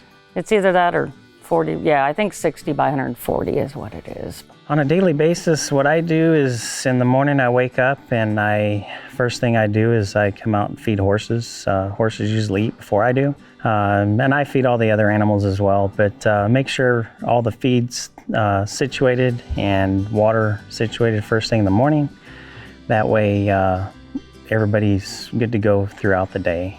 We've spent literally 8 months cleaning stuff out that they had left in here. Every day we find garbage on the ground. As we're going through, we find something that could be a danger. So we haven't really used it as an arena at this point because we're just trying to make sure it's safe. Get it clean. Yeah. So, and I've probably taken out of here probably 3 truckloads of stuff that they just left behind. And then in the fields where I'm clearing, you'll see there's just a pile of stuff that was just left behind. So it's a work in progress, definitely. This little donkey right here, our little friend, who right now we actually have a fundraiser up on our website. Someone had posted that out on a refuge that's here in Crossville. Her husband went to go hunting for hogs and came across this little stray guy here. And he had tried to follow him home, but he wasn't gonna let him catch him. So William, Alec, my son and I went out. We took the mini with us as lure and some grain. Went out and probably took us 45 minutes to an hour to catch him. My name is Alec Hayden. My position is kind of do what I'm told. I'm a correctional officer at the local prison right down the road. If I'm not working or sleeping, I'll come down here, help William out, whether it's little projects Mom's got us doing. And he was just afraid, you could tell. To us, he looked abandoned. He's very sweet. He looks to be under a year old. He's got fly strike on his ears, and he's just kind of a mess. He needs some good groceries. So we started a fundraiser for him. William's been really big on YouTube lately. The key points from the workshop that I took revolved around what I have a passion in, and that's the video and the photography. I owned a photography business before and kind of got burnt out because I was taking photos, and I did have a passion for that. And then when I saw that at the workshop, I was like, wait a minute, the video side of it's kind of interesting to me. So I took that part when we got home, and I've day by day been trying to do a better job with that. Here comes Dash. Look at that. Oh my gosh, everybody's excited. The other thing that I took from the workshop is just the passion of wanting to do this and not just doing it to help. You know, I was before just supporting someone, and now I'm doing it because I want to help be part of the solution. Right now he's the no-name donkey. And so what we've done is we've put together a fundraiser to name the donkey. And for every $10 donated, they get to choose a name. And then next Tuesday, we're gonna put all the names in a hat from everybody that donated, and we're gonna choose the name of the donkey. So, and then we'll do that on our Instagram, Facebook, TikTok, YouTube. Awesome. So Yeah. we'll have it all on there. We so. thought it would be fun to interact, you know, get our followers interacting and let them feel like they're part of it, because they are part of it to us. I believe the biggest challenge facing our organization right now is getting people to donate to the cause and knowing that the cause is worth donating to. So we're working really hard on showing the community what we're doing and how we're doing it, so that they're willing to take their hard-earned money and give us donations to help us save the animals that we're choosing to save. One of the videos I took of him, he came right up into the video and he like put his nose as I was talking about him. So he is not as shy as he's acting right now. Nice, nice. I think your fundraising name idea is awesome. And that's something that we've been like, people love to be part of something like that, but it's so hard to get, you know, them to donate and suggest a name. So how are you doing that, and how has it been going for you? First, people were offering a name and no donation. So what I'm doing is I'm going to that person and saying, remember, to get your name into the hat, it requires a $10 donation. And, you know, we have had a couple of people donate the $10 and suggest a name. So, you know, we're at $20, and we just started last night. I put the donation video up last night. I'll continue to try to, you know, get it to all the different sites daily so that people still see it. And that way, you know, hopefully we get some more interaction. The biggest challenge, I think, is just getting our name out there and doing fundraisers and trying to get more donations so that we can focus on expanding, so then we can accept more rescues. Implementing the full circle of life philosophy has been very positive for us because it's something that we believed in before we even heard of it. We didn't have a definition of what it was, you know, but when we heard that, we both looked at each other and said, hey, you know, now we have, you know, a definition to our philosophy. And so my big thing is I wanted to get it out there in front of people as quickly as possible so that everybody knows what we stand for. And so, you know, I built the sign out front, you know, put our sign, put the full circle of life, you know, sign below it, so that, you know, as soon as somebody drives down the road into the driveway, they can see, you know, what we're doing here. All right. So as you can see, it's a very small tack room, but it does keep things dry. It looks functional. Yes, and we have kind of tried to keep the rescue horse equipment on this side, personal equipment on this side. I don't want to cross-contaminate. Have the feed bins in here, saddle rack. So my initial big test was when Mom and William went off to the workshop. I was going to be here for 4 days alone, just running the show. Not only do we rescue horses, donkeys, mules, pigs, goats, llamas. Oh, tortoises. Tortoises. Tortoises. We have a tortoise. We have a tortoise. Oh, hello. Okay. I guess. And if you don't know who that is, well, I do. If you don't know who that is, Yes. that is our best friend Churro. Aww. Churro is such an awesome donkey. We love Churro. I would make Churro a house donkey if I could potty train him. And then behind him is Goose. The jumper. The jumper. Yes. Yeah, he came from Christian Farms Rescue. He's really curious in that. He's a very curious boy too. Get a Goose. Well, I'd love to see your tortoise. All right, let's go check him out. He's a big boy. Is he awake? Yeah, he's like 150 pounds. Wow. Yeah. What he'll do is he'll come out of here, and they like to roam and they'll dig under the fence, and so we don't want to lose him. So what we're going to do is we're going to actually try to put an outdoor off of this stall so that we can have an outdoor portion for him to enjoy. And then what you do is you put about 18 inches of OSB or plywood so that he can't see out, because if they can't see out, then they won't dig. Yeah. You know, so, but if they can see out, from what we've been told, they'll dig until they die trying to get out. The changes I would like to see here is first and foremost, making room to be able to save more horses and other animals.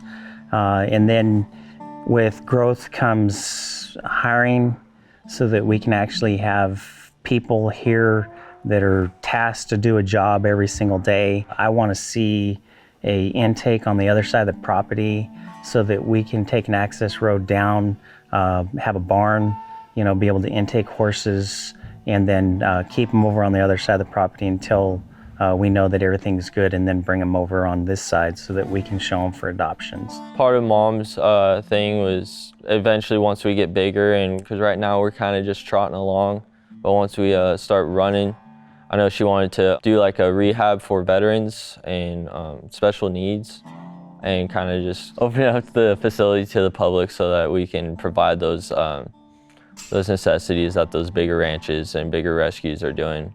I'm just laughing because she's over here making new friends. Well, she doesn't have a choice. Well, I do love goats. Do you? So.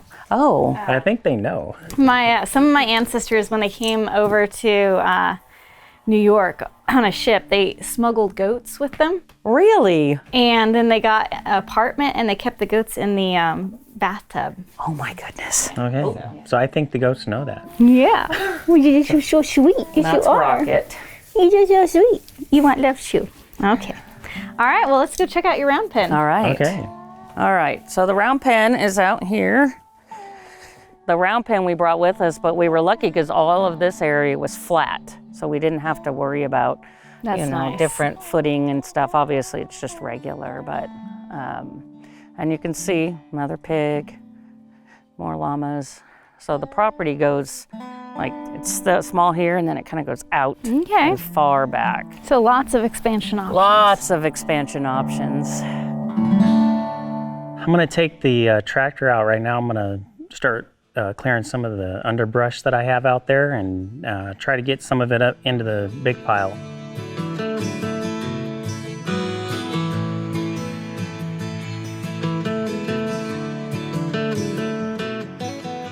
So you're clearing over here, Yes. or William's clearing? William's clearing. You're not clearing? No, I filmed the clearing. Okay. I'm That sounds not, like a good trade-off. I'm not that confident on the tractor yet. I moved it from there to there. Now the tractor is new since Brand new, just a couple weeks old, yes. So that's new since the whole workshop? Yes, ma'am. Yes, Okay. we definitely decided that it was more beneficial to purchase the tractor and be able to clear our own things and Move the big hay bales. Yes, because William was moving those on his own.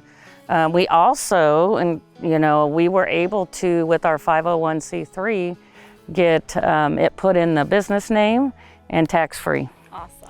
So that was very exciting. That was kind of our grown-up moment, if you will. we did Yes. Yeah, it was very cool. I think that we're starting to implement all the, the philosophy around it day by day, because I mean, it's work. We have to, day by day, just do a little bit more and make progress. All of this stuff was just, and then the weeds had grown, because when we came, it was June. Mm-hmm. When we bought our house in December, but we moved in June, and the house had sat vacant, and everywhere from the front gate to here was 5 or 6 feet tall in weeds. Roxy had a dream, and I was trying to be the good husband and come in and support her cause. But what happened is I learned that there's a need, and now I'm doing it because I'm watching these animals suffer, and I don't want to see that. So there's a need, and I want to be able to be part of the solution and not the problem. And the goal is the creek kind of runs down this side here and comes around. So our first initial goal is to clear basically to the creek and get that to where we can start fencing, cross fencing, like I said, and getting the water So as I started getting into all the high tree, the little sapling trees and weeds and stuff, I found this big old pile of garbage. So now I have a big old pile of garbage and a big old pile of trees. We're gonna have to get something to haul the garbage out and stuff like that. So I want an intake barn on the back side of the property because there's an access road into it. Nice, so quarantine all the way back exactly. That way we do the intake on the very back side of the property, everything, and then we bring all the animals that are for adoption up front.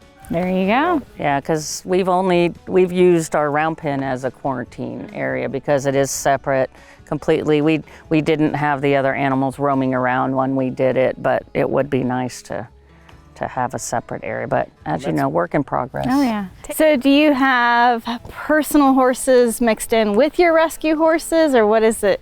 No, we try to keep them separate, especially because even after quarantine, we don't have any history on these horses. So not only medical history, but we don't want anything happening with ours. Our herd is very cohesive. I wouldn't want one to come in and then somebody get injured. Obviously, there's a risk of that, but we just decided it was easier to have all the rescues, surrenders over on this side, and the hay hats make such a big difference because they don't have to fight over hay, I believe is, the biggest thing. But it comes in handy, when we're showing people this is what we have to offer and these are the horses that we have. So before you dive into your history, I would love to just sit down and just take our time and go through it. Because I know you came to boot camp with KT to support her. You were KT's adopter, and then I found out you were following us from years ago in California. So is there a spot we can just sit down and I want to hear your history? Yes, we'll go back in the barn in case it decides to rain. Sounds good. All right, wonderful. So thanks so much for the tour. What does your day look like here? I am usually trying to do social media, website, trying to learn MailChimp so that we working and posting and interacting with our followers. So I'm really excited to find out what was the passion behind creating this organization. And I know you've adopted horses from KT and you were following us on Facebook when we were in California years ago. And what kind of created all of this? We had talked about moving to other states with family. Our friends had come out to look here. They were going to move out to the east part of the state, and we took a trip out in December of 21 to check out the area. We drove around 1,300 miles in a week on this whole side of the state and fell in love with Crossville. It reminds me very much of our town back in California. I had been following y'all for years and years. I always tell everybody, they were NorCal equine. So after we moved here was when you did last year's boot camp. And it happened to be that KT was here and then decided to come and see her because I hadn't got to see her, and it happened to be when y'all were filming. And you coming was a huge support to her because she had just been through so much and lost her baby, and she still came even though her husband couldn't be with her. So she's so amazing. When we were in California, we were only an hour and a half from KT's place, Rock and KT Redemption. We were in California and she's in Reno, and we're right on the border. And I had been on Facebook and something popped up about her rescue, so I started following her. She reached out to me when she was pregnant. She had taken in this cute little beautiful sorrel 2-year-old, at the feedlot, ready to be transferred, and reached out and asked if I would take her. So the workshop was amazing, and I got to know you a little bit more there, but how's it been since the workshop? Did you find it useful? Are you implementing some of these things that you learned there? I can't even tell you how amazing the workshop was. Luckily, William and I are very compatible as far as back and forth, and so he got a lot of information more on the media side, and meeting all those different rescues. I think that to me was mind-blowing. I think after the workshop, everything in our brains just clicked and it just blew up. Every day we get new followers and new donators, and we're just in heaven. I mean, that's our goal right now. Is of course we're small. We started in I think January 26th, I filled out the paperwork of this year. I mean, even then, I follow you guys and I watched all the Horse Rescue Heroes. And so there was so much information on there that I was implementing already. So there have been challenges that you've faced since the workshop, and how are you encountering them? I think, as always, the biggest challenge is getting donations. Times are tough for a lot of people, and they want to do the right thing. And we try to encourage our subscribers. $5 is better than no dollars. It makes a difference. It makes a huge difference. I think that people tend to get wrapped up in, if they can't donate 50, 100 or more, that they're embarrassed to donate. So we're going back, I think, to implementing maybe $2 Tuesdays, $5 Fridays, so that people feel that that every dollar counts. So compassion fatigue is real. And it's something that organizations, they start off in, they're super excited, they're gung-ho, they get over capacity, there's not enough donations, it becomes a constant struggle. How do you see yourself combating compassion fatigue? Well, since we moved here and I have a Jeep, I have hooked up with some wonderful Jeeping ladies, been to a couple rallies, been on a trail. I'm still a little nervous because I don't want to wreck my Jeep, but that was a good step away from animals. And then we also have kayaks. We like to go kayaking. We go out to dinner, those type of things. You're getting a job now too. Yes. So how does what's your day going to look like with that happening? It's going to be an adjustment. I've been fortunate to where I was able to stay home with my children, raise them, be able to, stay and focus everything on the rescue. But my job, luckily, it's at a small animal veterinarian, so I'm excited about that because I've always worked in the veterinary field. Eventually, my goal is to hopefully just be part-time at the vet so that I make sure I'm not run ragged, but I'm excited to go back to work too. Good. Yeah. Good. What is your goal going forward, and do you see yourself continuing to be a Full Circle Life horse shelter even after this summer? Our goal going forward is to stay on the track that we're on. Definitely, we will always be a Full Circle of Life shelter. Even if we didn't have our nice sign out there that says we are, that is what we believe into our core. So going forward is just upping our game every day, being able to get it out there more, being able for people to understand that what's going on out there and what options there are. If we did have you come to boot camp, then why should we choose you for the $15,000? And if you did get it, what would you use it for? Well, if we were fortunate enough to go to boot camp, first of all, that right there would be so exciting. I mean, we were excited to go to the workshop. If we got to go to boot camp and knowing how much we could gain and learn from that, right there, we would be in heaven. But of course, it would exceed our expectations if we won the grant, because our vision is big, and our vision is to clear more property, put up fences, get panels to where we can rotate, have a separate intake for quarantine. This is a complete dream come true that I didn't even know was my dream. So I think the filming is going really well. Just the two of us. Jason's doing almost all of the hard work. He's got the audio, he's got the camera, but so far I think it's working good. So hopefully we can replicate this not only here, but at other organizations as well.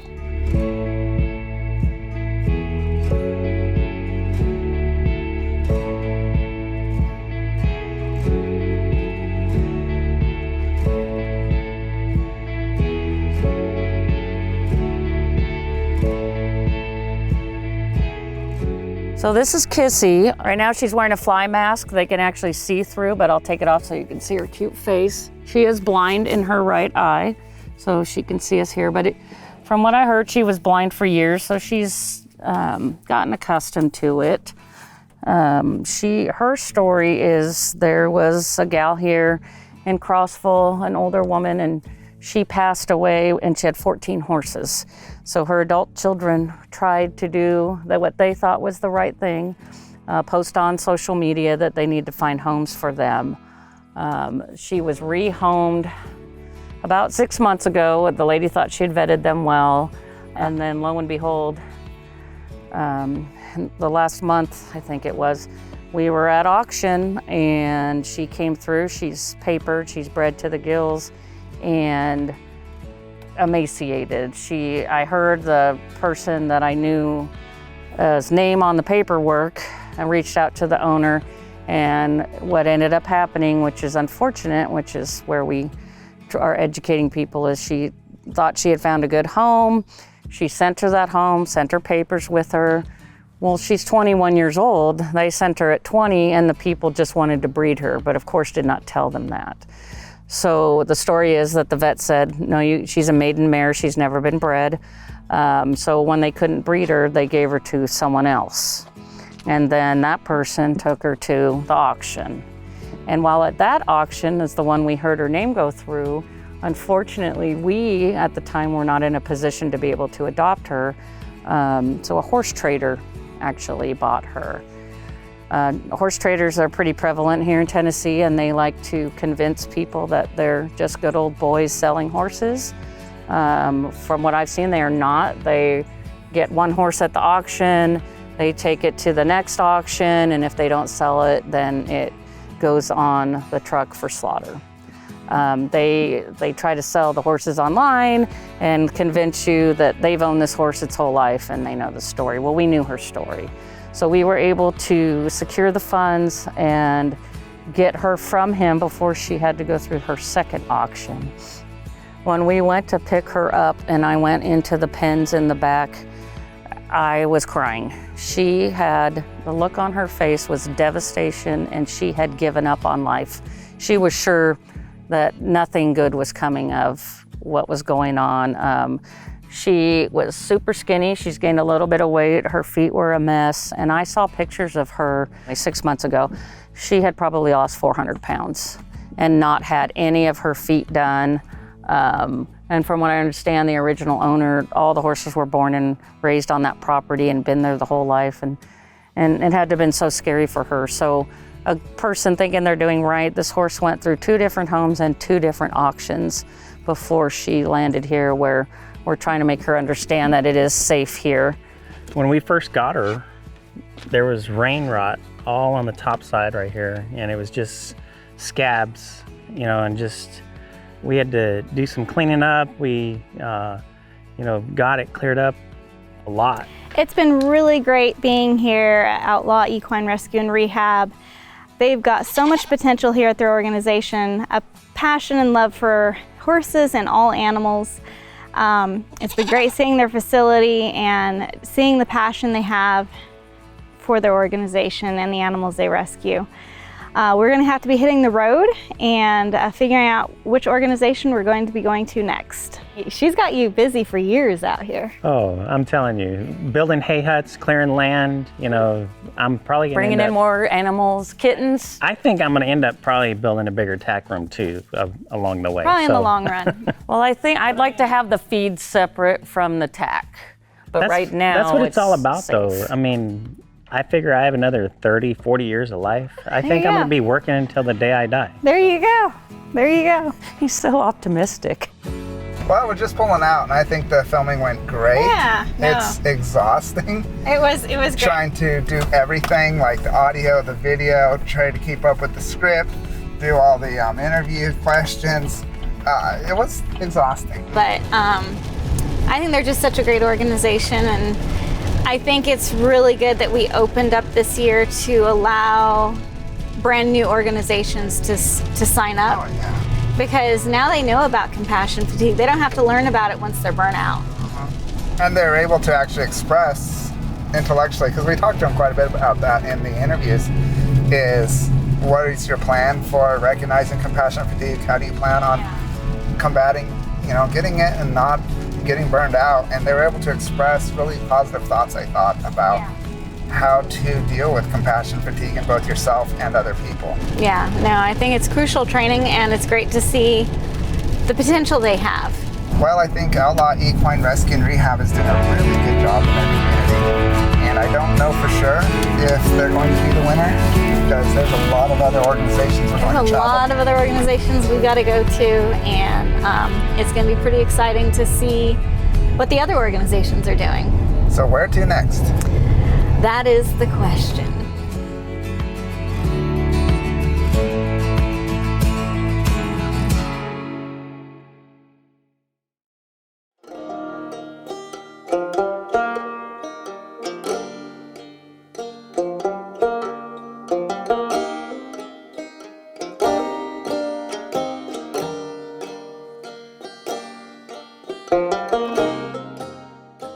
We're almost at Peaceful Pastures Donkey Rescue, all the way up here in Lincoln, Missouri.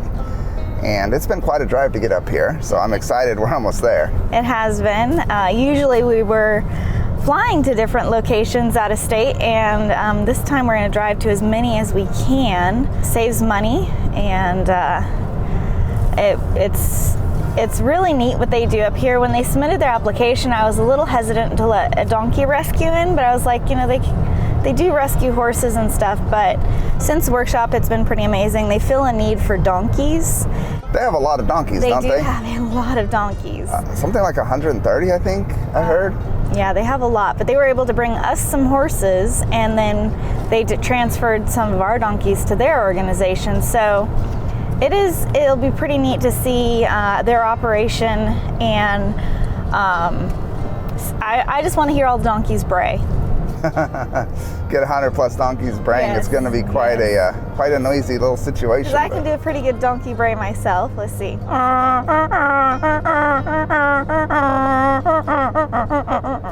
Yeah, pretty good. Pretty good. You speak donkey fluently. Yes, I speak donkey, but I would just love to hear like 100 donkeys braying for breakfast.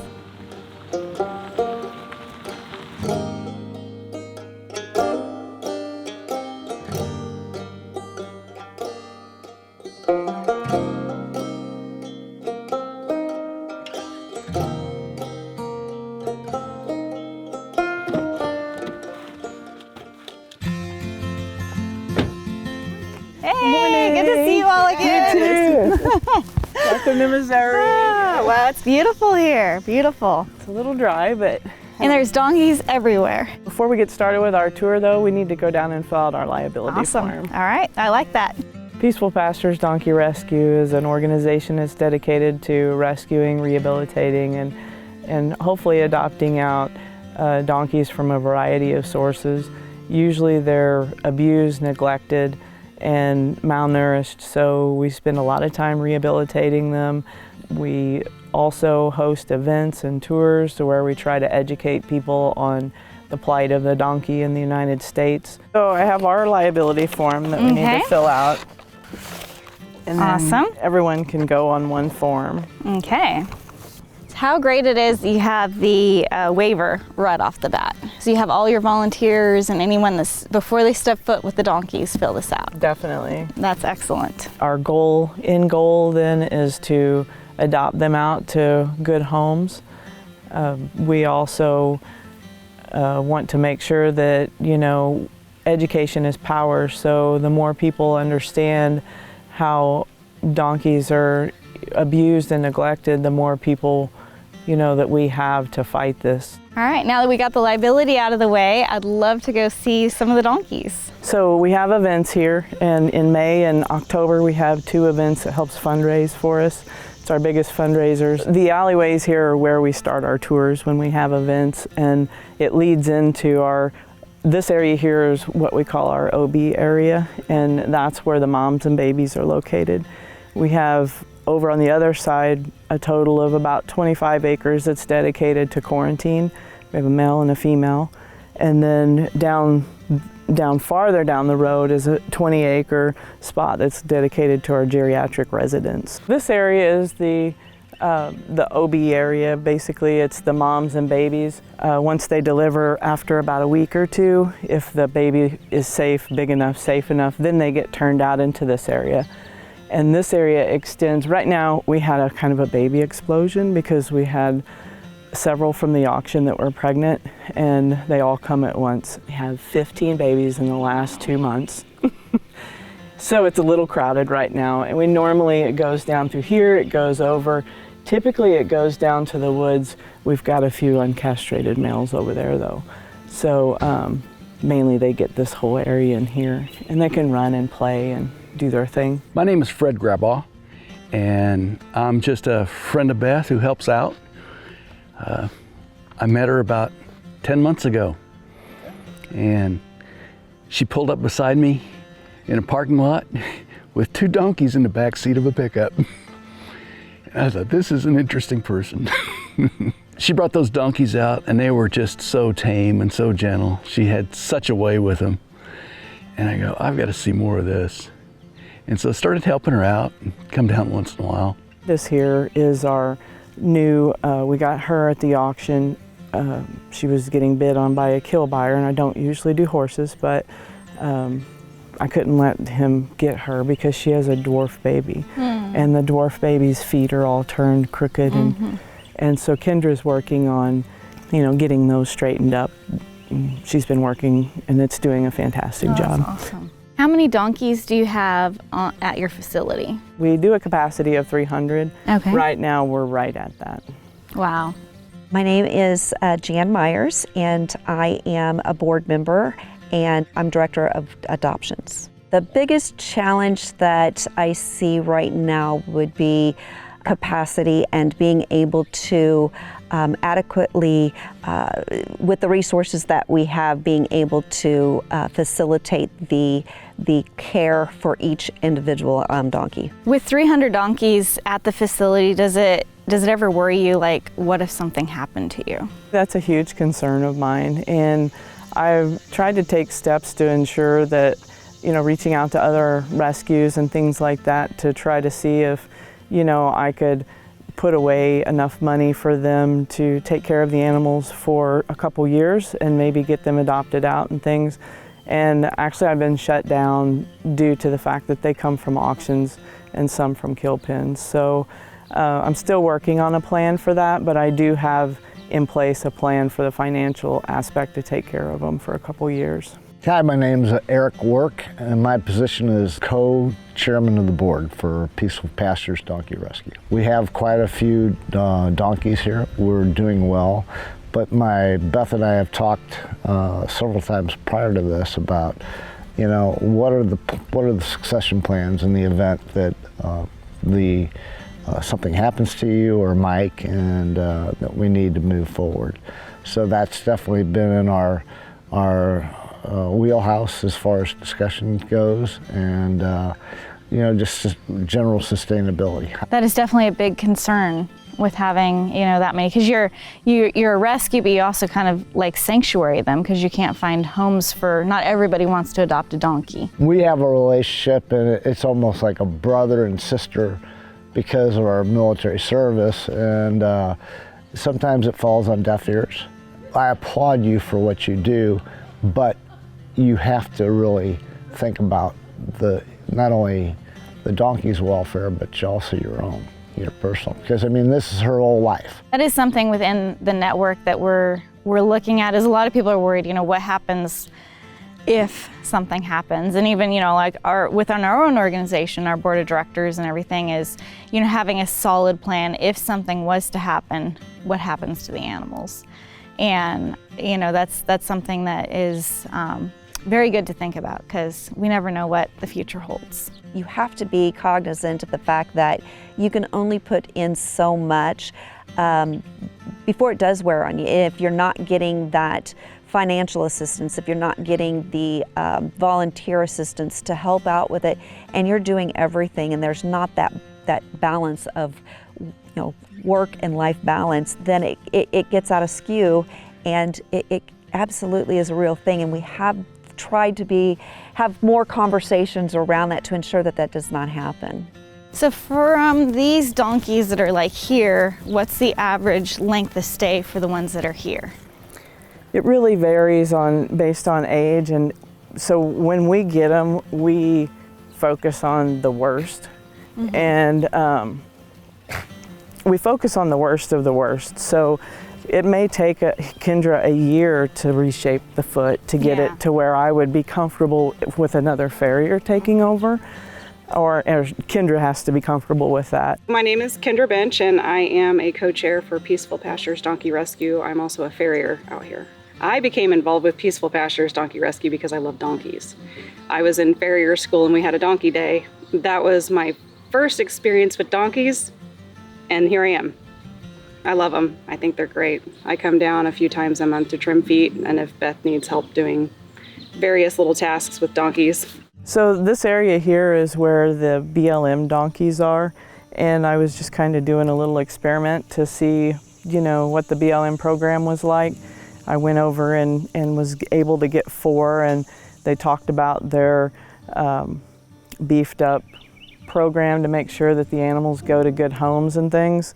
And part of that was a 6-month visit, which I've never heard from them, and it's 10 months down. So, so you went and adopted donkeys to see if they came to look. To see how they actually treated the adopters and if they did what they actually were going to do.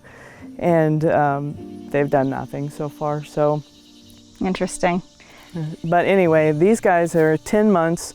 They're in their confinement that I thought they would want to see if they ever came. And I was kind of appalled at the fact that they actually only require a 20 by 20 space for an animal.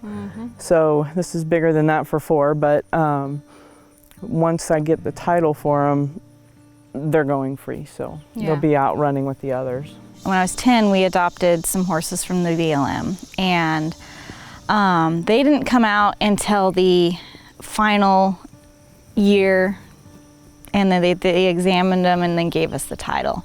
So it'll be really interesting to see. But the BLM, definitely, there's a lot of gaps. I was afraid of that, you know. They said that they beefed up their program because what I was seeing is so many of them end up in auction and end up in kill pens, and they're still wild, and you know, nobody can safely adopt those. A family can't safely adopt those. So, you know, we need to have some better program for this accountability. There's so many BLM horses and donkeys that end up at auctions, and we see it all the time, and it's really, really sad because they get them sometimes for $25 from the BLM, and then so many go through. I mean, I don't know how many Mustangs we've gotten that are untitled at auctions, and if a kill buyer bought them, they would have just gone right into the slaughter pipeline. I have been to an auction with this organization, and it was very eye-opening. You have to maintain a composure within the auction itself so that the traders and the kill buyers don't try to run up the bids on you any more than they do. But it's very emotional, and it took me several days afterwards just to be able to come down from, because those emotions hit you. And it's an incredibly powerful emotion afterwards. It's not for the faint of heart. I think a lot of people have the right intentions, but just don't have the background knowledge of what really happens at these auctions. And I would absolutely advise to take them to a rescue, because there are lots of different equine rescues. So that would be my first thing, is to, you know, advise and educate at the same time. All right, so let's go to Tiny Town. Tiny Town. What is Tiny Town? So Tiny Town is the mini area, and we do have a few minis that are located in the outer part with the big standards, but those are the ones that came bonded. So this is mainly where the minis go, and we have a couple small horses. We have a dwarf horse here named Studley, and but mostly it's all the mini donkeys. There's not a lot of them in here. We just adopted out two days ago. It's amazing how she can bring a wild donkey in and get them tame, get them friendly, and makes them much more adoptable. I think she's just excellent at that. But she's been very, very cautious about adoptions. She wants to make sure that the donkeys are treated right. And it's hard for her to let go once she's been attached to the donkeys. But I think she's learning that she has to. How's your adoption program with the minis? It's much easier to adopt out the minis. It seems like that's what everybody wants right now. And we have to be careful because I know the mini Jennies at the auction where we go with the kill buyers and that the mini Jennies will go for $1,200, so our adoption fees are obviously not that. So, you know, I'm afraid of... You just want to screen them carefully. We screen them very carefully. We get people's interest through our website and wanting to adopt a donkey, and they fill out our application. I go through and I vet all of the people, make sure the GPS coordinates are correct for their location. I speak to the veterinarians and the farrier to make sure that there is a good relationship there. Then I pass on the information to Beth to coordinate time for them to come out, make an appointment to look at the donkeys. So the next section we'll go to is the big area, and that's about 125 acres, 130 acres close, and that area has the majority of the donkeys in it. So after they've been carefully vetted and go through quarantine, then they come back here. So how do you find the barbed wire works for keeping the donkeys? They don't test. The donkeys don't really test the fences at all. They're easy to move around, so I use a lot of those, and the donkeys don't test those. And then these panels here, we move those around too. So. Yeah, I love panels and the fact they're so portable. Mm-hmm. This is pretty impressive. So how did you get your logo painted on your barn? So we have a local graffiti artist that actually donated this to us. And he came and did this during an event so people could see how he does that as well. It's pretty interesting to watch him. That is really amazing. You did a great job, and how cool to have that where people visiting can get their photos next to it and everything. That's awesome. So tell me about this barn. I see you got stalks in there and you've got some donkeys separated off. This is our 40 by 80 barn, and we've got 4 stalls. They all have stall cameras. Typically the pregnant ones go in here to have their babies, or if one's wounded, we put them in there. Right now we have 2 sectioned off on the right side, and they're ill. They've already went through quarantine, but they still became ill later, so we quickly moved them in. And then we've got Marvin on the right, who was potentially exposed, so he's going to be in quarantine for a little while too. Really nice to have a barn where you can have donkeys separated, kind of like a soft quarantine. Because there is sometimes you need that soft quarantine. So you have cameras in here. Are you able to watch them from your comfort of your bed? I do actually, and I watched one baby, little bandit over there, be born from my bed. So that was nice. So I watch them from work. So if somebody has a problem, then I can call one of the local people that help me out, and they can come over and help. So it's been tremendously helpful. Have you thought about opening those cameras up like a live birth cam in your OB barn or anything like that? I have, but those cameras won't do that. I'm trying to investigate a little bit about how to do that, and maybe actually put a stall cam in the field where they can watch at feed time, because those are the videos that people seem to like the most, is watching them when they get their cookies and things like that. We have a Facebook page, we have a website, and we share a lot of videos about what we do on those places. Our website is www.peacefulpasturesrescue.org, and that would be the best place to find us. So one thing we've done since we went to your workshop was established a shelter policy.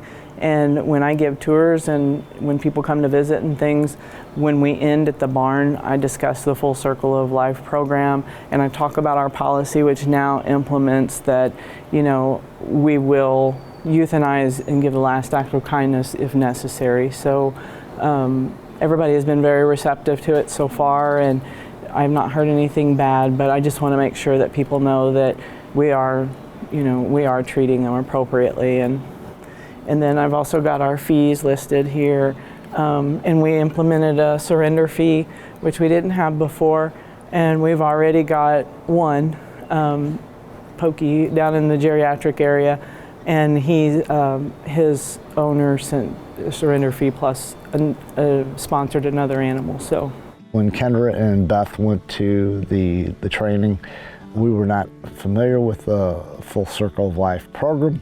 It was introduced, it was unanimously accepted by the board, and it started opening up the thought process a little bit more There's a number of things that we've talked about, such as succession planning and sustainability, but this opened up a new light. I have seen a change and a difference in embracing the circle of life philosophy and just being able to say that whatever animal it is, we will take it in, take care of it, get it the attention, the care that it needs. And that training, she's really brought that back and really appreciated that.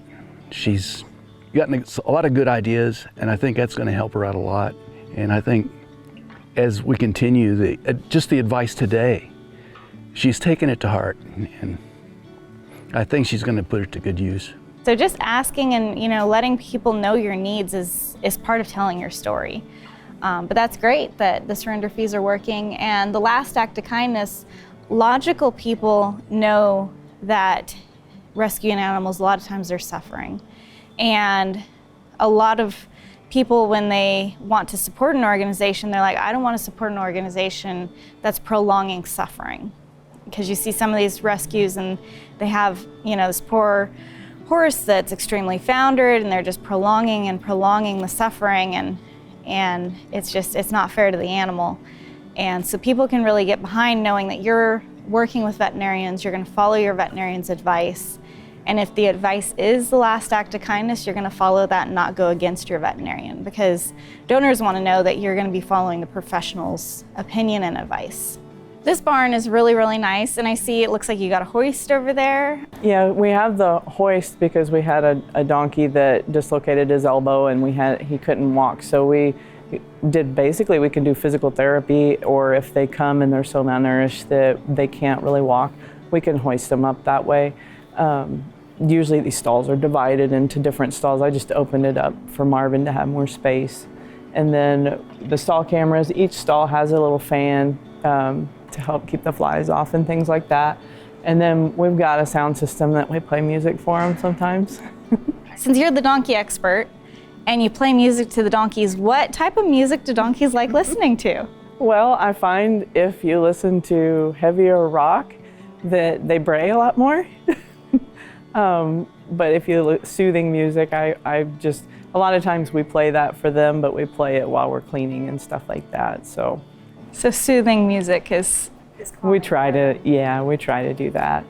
So you have rock and roll and the donkeys start braying and having a party. And then you got the soft music and they all calm down. What about like some jazz? Do they all start dancing? We haven't tried that yet, but maybe we should. I've never thought of donkeys and music and all that, but that's pretty cool. Now we'll head back across the road to the quarantine area, and we have Kendra here today. She's going to do a feet trimming, and we have one donkey with awful feet. That's typically what we get when I think of an abused or neglected donkey. Typically what we get are bad feet and starved, so we need to get those taken care of. Okay, so this area is quarantine. We have girls on the left, and they have several acres that they can roam around in, goes down into the woods. And then we have boys on the right. When I first bring in a load of donkeys from auction, I back them in and put them into this small area here. And this area allows me to examine them, and we'd get their first worming, their tetanus vaccine, and whatever we need to make a plan for how to rehab those. We're going to trim one of the awful feet. We actually have two awful feet in there, and then Fred, and he's just a nice guy to keep him company. Where did the one with awful feet come from? So he actually was at the kill pen in Oklahoma, and on occasion, like I try not to go to the kill pens because I don't want to support them, but if it's bad and I know that donkey is suffering and he's probably not going to get adopted from or bought from them, I will go down there, and I went for him because his feet are just horrendous. It's hard because we know like when we're giving money to the kill buyers, they're going to go and get more. And kind of what we've done at our facility is if there's so many people that are buying them, and Stephanie would say, if you purchase one, you don't have anywhere for it to go, we'll take it. And that has worked really well because then they arrange the transport and everything, and we just accept it. And that way, as an organization, we're not participating, but if somebody feels called to help that particular animal and get it to us, we will take it. They're going to be trimming a donkey with severely overgrown hooves, and they're just setting up panels to get the donkey in position. This donkey's unhandled, and this is very typical of rescued donkeys to be, unhandled, horrible feet, and this is why it's the need for donkey rescue is so huge, because there's so many neglected donkeys, and glad to see that we're able to be here and be a part of helping this poor little guy, because it's messed up. So with a lot of the donkeys I have worked on here, this is by far probably the worst. We see them get a little bit longer, but not quite so turned. Because I plan to see how hard the hoof is itself before I determine how I'm going to trim it. We'll use a hacksaw on it if it's terribly hard. If it's not hard, I'll probably just do it all by hand, depending on what he can tolerate. With his feet turned the way they are, I would imagine it has stretched out some ligaments and tendons. It will take a while to get him back to where he actually has a normal foot under him. But today I believe that we could probably get a lot of that actually put back to make it a little bit more comfortable. It does take probably close to a year sometimes to get the foot reshaped, just depending on the growth of the hoof that the animal has and how severe the deformity is. So we'll work on getting him back in shape, and in the meantime he'll get tamed down quite a bit because he's unhandled. And as far as his hooves grown out the way they have, it has taken his lifetime in order to grow out a hoof like that. So it is pretty well guaranteed that this animal's never been handled. This is the worst I have seen here at the rescue. It is incredible how these animals adjust to their feet, and they are able to walk with feet like this. But they are very, very stoic. So this is an old abscess that's blown out, and I would imagine when we get into this foot, I would not be surprised to see blood a little bit. They do look very dry, which is promising in many regards, because I don't see any thrush at this point, or even any places that maggots could get in there. We've taken care of one that was like that. That's all frog that's been stretched and pulled forward. So it is hard to say without an x-ray where this animal's coffin bone is. So I would imagine that his coffin bone's probably not too affected by this twist, believe it or not. But you can see, like right here, it's pretty straight down. And he's got hard feet, very hard feet.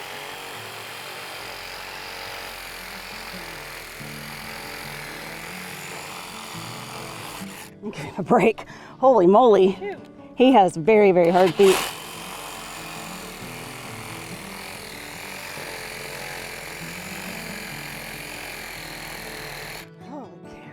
So old abscess here, and all of this tissue is incredibly hard, but this is the frog that you would normally see in the back of the foot, and it has grown that far forward.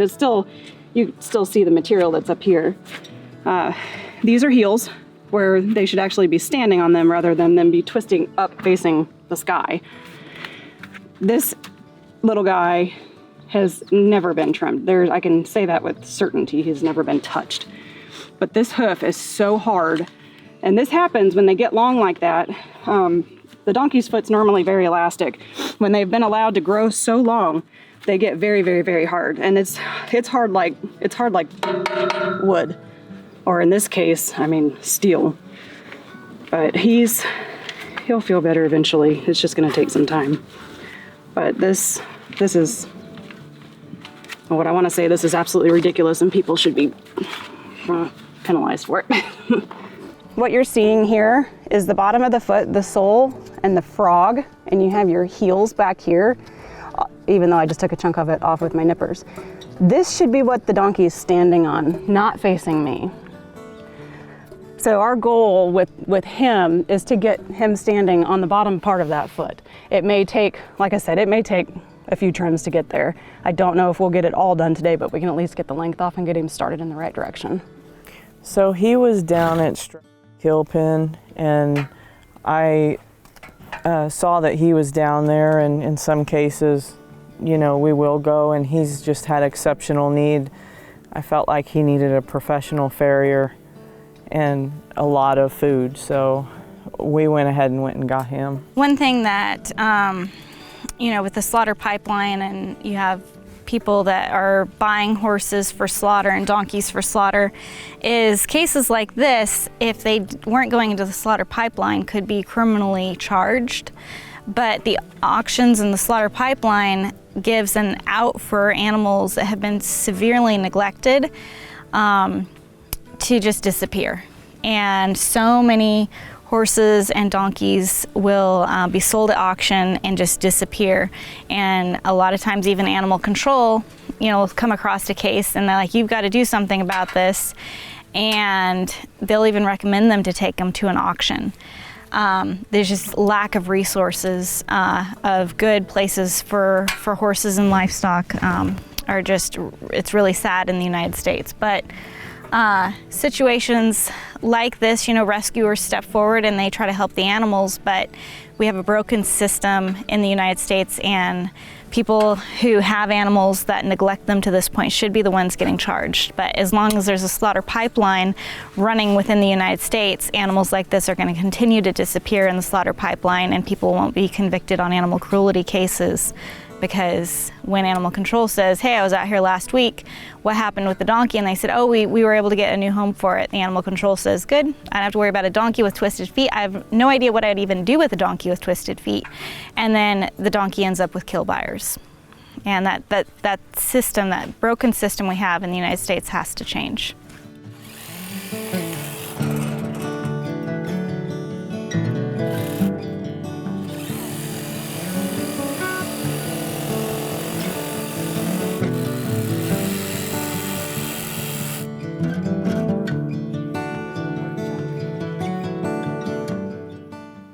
There's still quite a bit more that needs to come off, but it needs to come off here in a few weeks rather than taking it all today. If I took it all today, I would make him bleed, so I don't want to do that. But he's standing and accepting very well, considering how much neglect he has suffered in the past. He should know, or should be able to feel here pretty quick just how different his foot feels. And the foot is a great proprioceptor, so he's going to feel all that in his ligaments, tendons, and everything. So what I'm going to do is just put a rope on his foot to attempt to at least hold it in place so he's not moving around and trying to yank my hacksaw up into the panel. Well, what he's trying to do, he's trying not to be mean to us. So you have your hoof wall right here in the toe. So you got your hoof wall and you have your lamina, which should be on the ground. All this should be on the ground. But you have your toe, or the hoof wall, lamina, sole, and frog. This is where all the toe and everything has grown out, and this is part of the frog, and it's on there pretty good, so I can't pop it off. But this is all heel, and this is all heel up the side here.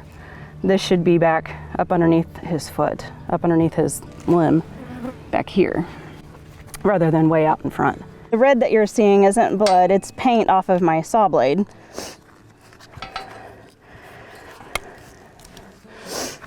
And that's only because the saw had to work so hard to get through the foot. His feet are very, very, very hard. Everything that I'm doing with his foot right now, trimming him, it is not hurting him. There's two structures, I guess you could say, in a foot. One of them is insensitive and the other is sensitive. And the part that is trimmed and that was so neglected on him is the insensitive part. So the reason why I was saying on those hind feet about only being able to trim them to a certain length is because if I trimmed them any further, I would be getting into sensitive tissue, or live tissue, if you want to call it that. And we don't want to do that because that would make them hurt. And I'd say with his feet being as long as they have been for so long, he's had plenty of pain that he's had to endure.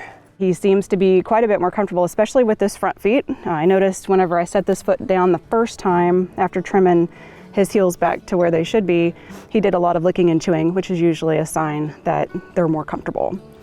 He seems to be pretty happy, even though he's restrained at the moment, but for having his feet likely never handled, he did amazing. The goal is to get him to where he's standing completely on his feet and not having twisted feet anymore. That way we can get the ligaments and tendons and everything aligned like they should be, So the bony column will be aligned as well. We'll keep him on a pretty frequent trim schedule, probably every 4 weeks at most. I would say by the 3rd or 4th trim, he should be standing on his feet correctly. I'll see you later. Oh, he doesn't know where his feet are. Kind of different walking on, isn't it? When a rescue takes on a whole lot of animals, especially in a short amount of time, one person or a group of small people can only take care of so many animals at one time. So, hoof care is a huge undertaking for this organization. They're doing about, the goal is 100 donkeys a month in hoof care, and that's huge. But, even now looking around, I'm like, there's still donkeys that, need their hooves trimmed up where they should be, but they're doing the very, very best they can here. But there's just a lot of donkeys, and there's a lot of donkeys needing help, and we can't save everybody. We can learn how to responsibly shelter better and operate within capacity so we can help more. Thank you so much for the tour. It's really amazing. You have such a great place for donkeys to hang out and live, and kind of just wondering what it's all been like. With the workshop was very busy, and we didn't get to really know a whole lot of people there, but kind of tell me about your organization, what inspired it to be what it is, and how long have you been operating, and anything involving this amazing organization you've created. We started in 2021, and it really started when I went to an auction and saw how brutally they treated the donkeys. I went for one donkey and came home with the worst one that they had. She just had awful feet, and so after that I realized, I have this property, and I knew that that's what needed to be done with it. And so it grew rapidly from there. How's your adoption process? Are you able to get them out and get them homes pretty good? The minis go quick, so that's not a problem. The mammoths usually go pretty good too. The standards, not so much. We try to make sure that they're fully rehabilitated, and the fact that we go after the ones that need the most care, it takes a little while. So we don't have a quick turnaround time at all, because it just takes a while for me to be comfortable, and Kendra, the farrier, has to be comfortable that their feet are going to be able to be managed by another farrier. You work full-time to support the organization, and then you're taking care of donkeys. I know I've heard that you're out at night loading hay, and kind of what does a day look like, and then like a week in your life here? So I took a job where I can work 24 hours, so I reduced the number of days I go. So I only really go to work like 7 full 24 hours a month, and that helps a lot. So a typical day I would get up, and by 8 o'clock I'm out here, and the first thing I do is get in the little buggy and drive around and just do basically an overview and make sure that everybody looks good, and see how many bales of hay I need to put out and things like that. Spend time with the donkeys, I take my time, because I like to, there's so many that want to interact. I do a lot of interacting throughout the day. When I start the buggy and go into the main field that we went into, every donkey in this big area goes to that field, so they know that there's cookies involved. So, I'm handing out cookies, and when I hand out a cookie, I'm lifting their lip, I'm looking at their teeth, I'm looking at their overall appearance, and that's how I can keep track of so many of them. Somehow I know when one's missing, and I'll go look for them, and usually they're out in the back field sunbathing or something like that. So, and then I have identify at least 2 or 3 donkeys at all times that I'm trying to work on halter training, because most people want a halter trained donkey. So who does all of these things if you're not here? Like, you go on vacation, like you should go on vacation, or, say you're sick, or, what does it look like if you step away from the organization? Just to have some time for yourself, or you need some sick time or something. I didn't realize that rescuers get vacation. They should. They should, just like everyone else. The work-life balance is so important, because you've You're going for 2 years now. And you can go for 2 years without a vacation, but try 20. If you're not taking time to refresh yourself and you're just taking care of donkeys 24/7 every single day of the year, you're gonna burn out eventually. You have to have that time for yourself and take just as good of care of yourself as you're taking care of the donkeys. And the donkeys here look great. You're taking great care of them, but also taking time for yourself. I do know that was a big part of the workshop too, and I really thought about that. That's one thing that we had talked about as a board that needs to be established, that maybe, get someone that can actually come in and take care so I can go away for a weekend. For us as rescuers, it's very easy to get tied up in our mind that we're pulling these animals from all kinds of horrific situations, and then we can put ourselves in the position that we're the only person that can care for these animals. And it's an unhealthy mindset because there's lots of qualified people out there. And then what happens is we're the only ones that can do this, and we can't delegate off these situations. And then it runs us ragged. And then also, we can't be biased against adopters. And that's with adoption programs, we have to look at what are the parameters of what we're going to require for a good home. And then, we kind of have to screen the people above those. There may be somebody on paper, it's like, yeah, well, they fit all the check marks, but what do they look like when they're here? You might learn a whole lot more about somebody, either good or bad, when they're actually here. That's a good, yeah. So we screen and we approve them for an appointment to come, and then we make the determination if we're going to adopt them at that point. How's it been going since the workshop? It's been really great. We've implemented several things, and so we're using Shelter Love now. We also are making more storytelling videos, I think, more telling our story. Before we made a lot of cute little videos, but now we're putting some more substance to it, I think. And I'm seeing an increase in donations in that way. Good. And then I've got So just in 2 months, you're seeing an increase of donations. That's wonderful. And our Facebook page has grown tremendously. I think when I first learned about the Full Circle of Life grant, I think that my Facebook followers were about at 2,500, and now they're at over 10,000. That's amazing. So the growth is crazy. What is your biggest challenges you feel like here? Fundraising, I think, is probably the standard answer for all rescuers, but getting volunteers, this is kind of far out from anything, but we are improving there. I think if I just had more staffing and more funds, that I think that it would run so much more smooth. How much of your paycheck is going into keeping this going? Pretty much everything after bills. So you're paying your bills, you're scraping by, and everything else is coming in to help these donkeys. Pretty much, right now. And kind of in a year, what does that look like?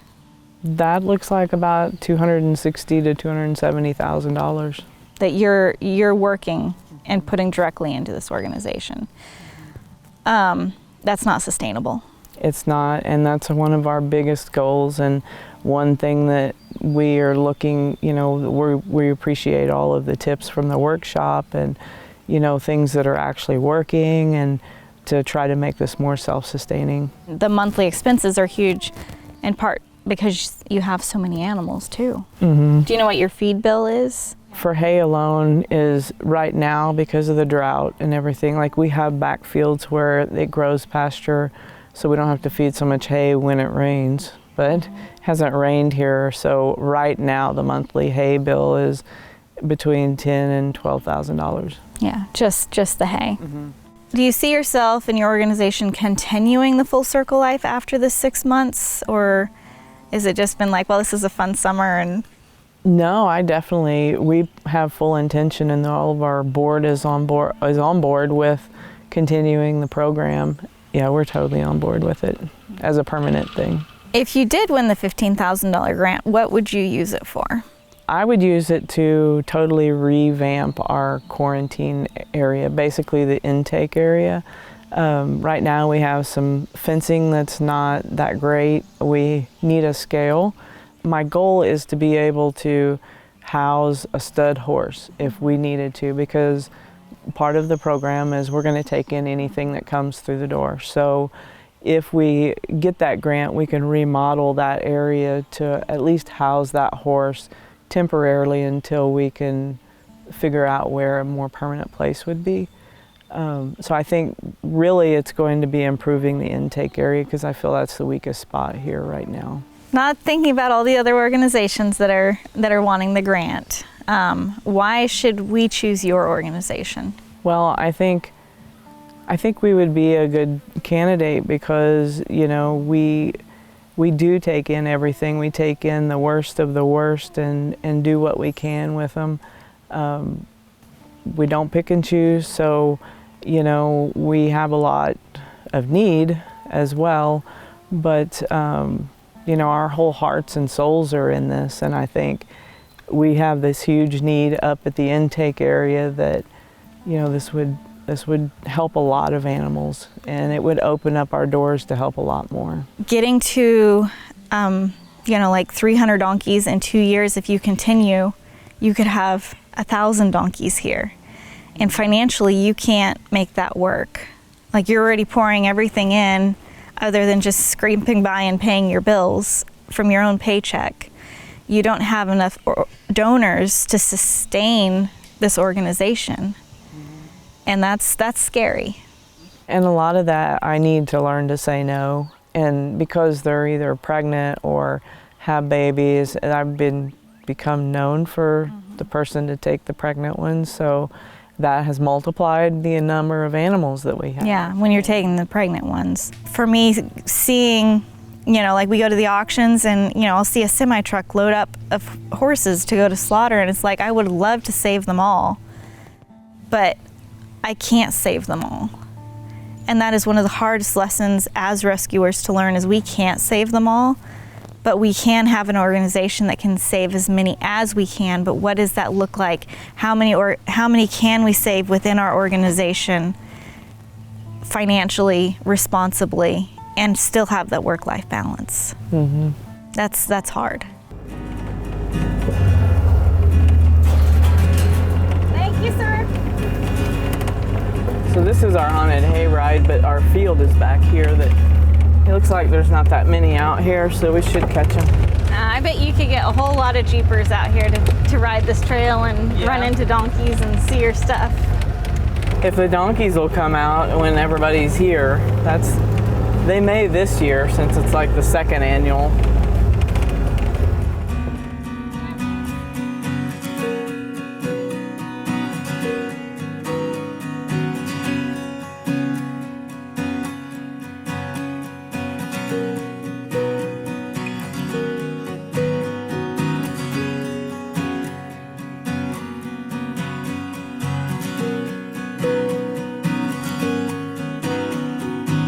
Well, Beth, it's been great being here, and you have such a great organization, and I'm so glad we came. Like, it was like, first it was your application, and we're like, a donkey rescue, and then we're like, do we go to the donkey rescue? But I am so glad we came. You're doing amazing work here. Thank you. I'm so happy that you come. I mean, it's been a fantastic day, and we've learned a lot more, and yeah, I really look up to you and admire you guys. Oh, thank you. We just want every organization out there that's doing hard work and their stories are not being told to highlight that, and you're doing amazing things here.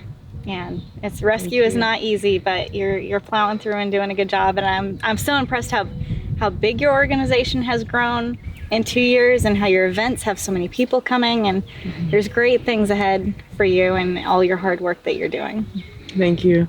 You take care. You too. It's been a pleasure. Thank you. It's been really fun today. Yeah, for sure, and keep up all the great donkey stuff. Thank you. All right, take care. Bye.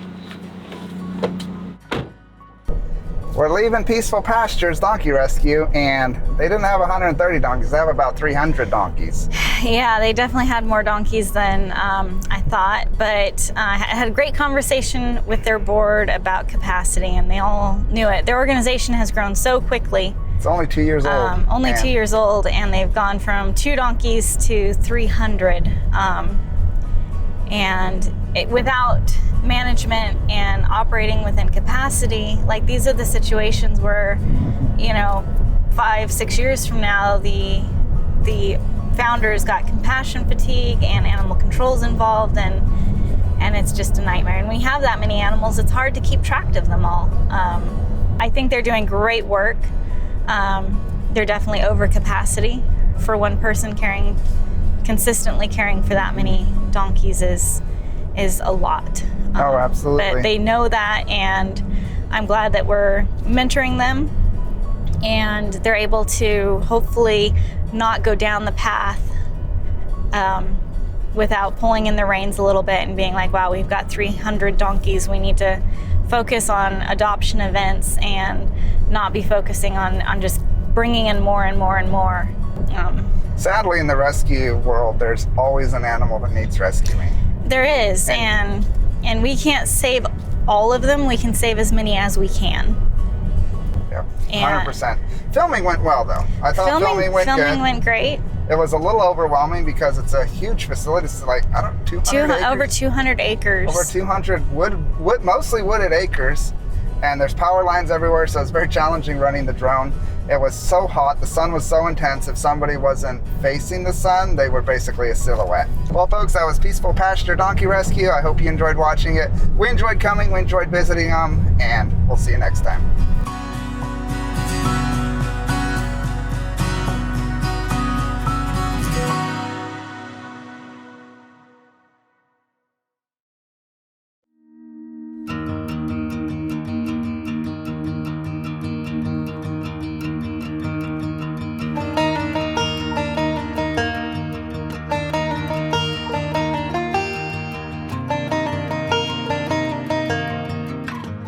This group of people are amazing people. They're super sweet. At the workshop, you could just tell how genuinely passionate they were about their organization and the animals they're helping.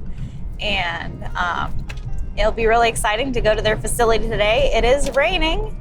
Yeah, the day's starting off raining. It's cloud raining. Cover. It's super flat lighting. Such a stark difference to Peaceful Pastures Donkey Rescue, where it was hot and bright sun. And this is kind of actually a very nice relief from that. So yeah, it'll be much cooler today. But there's been flood warnings we're dealing with.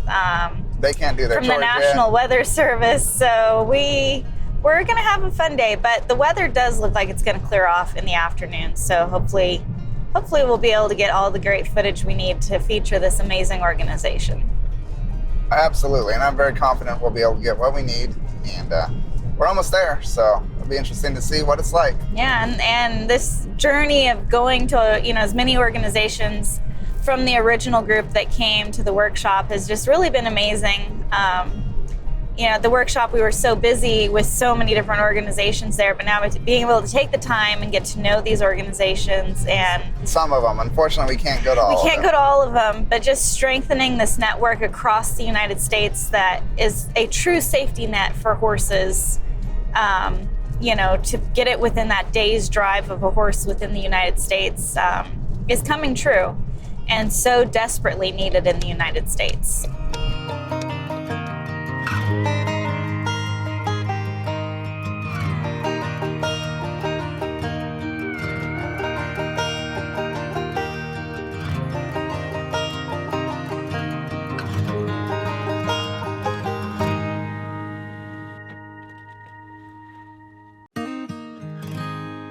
Hello. Hi.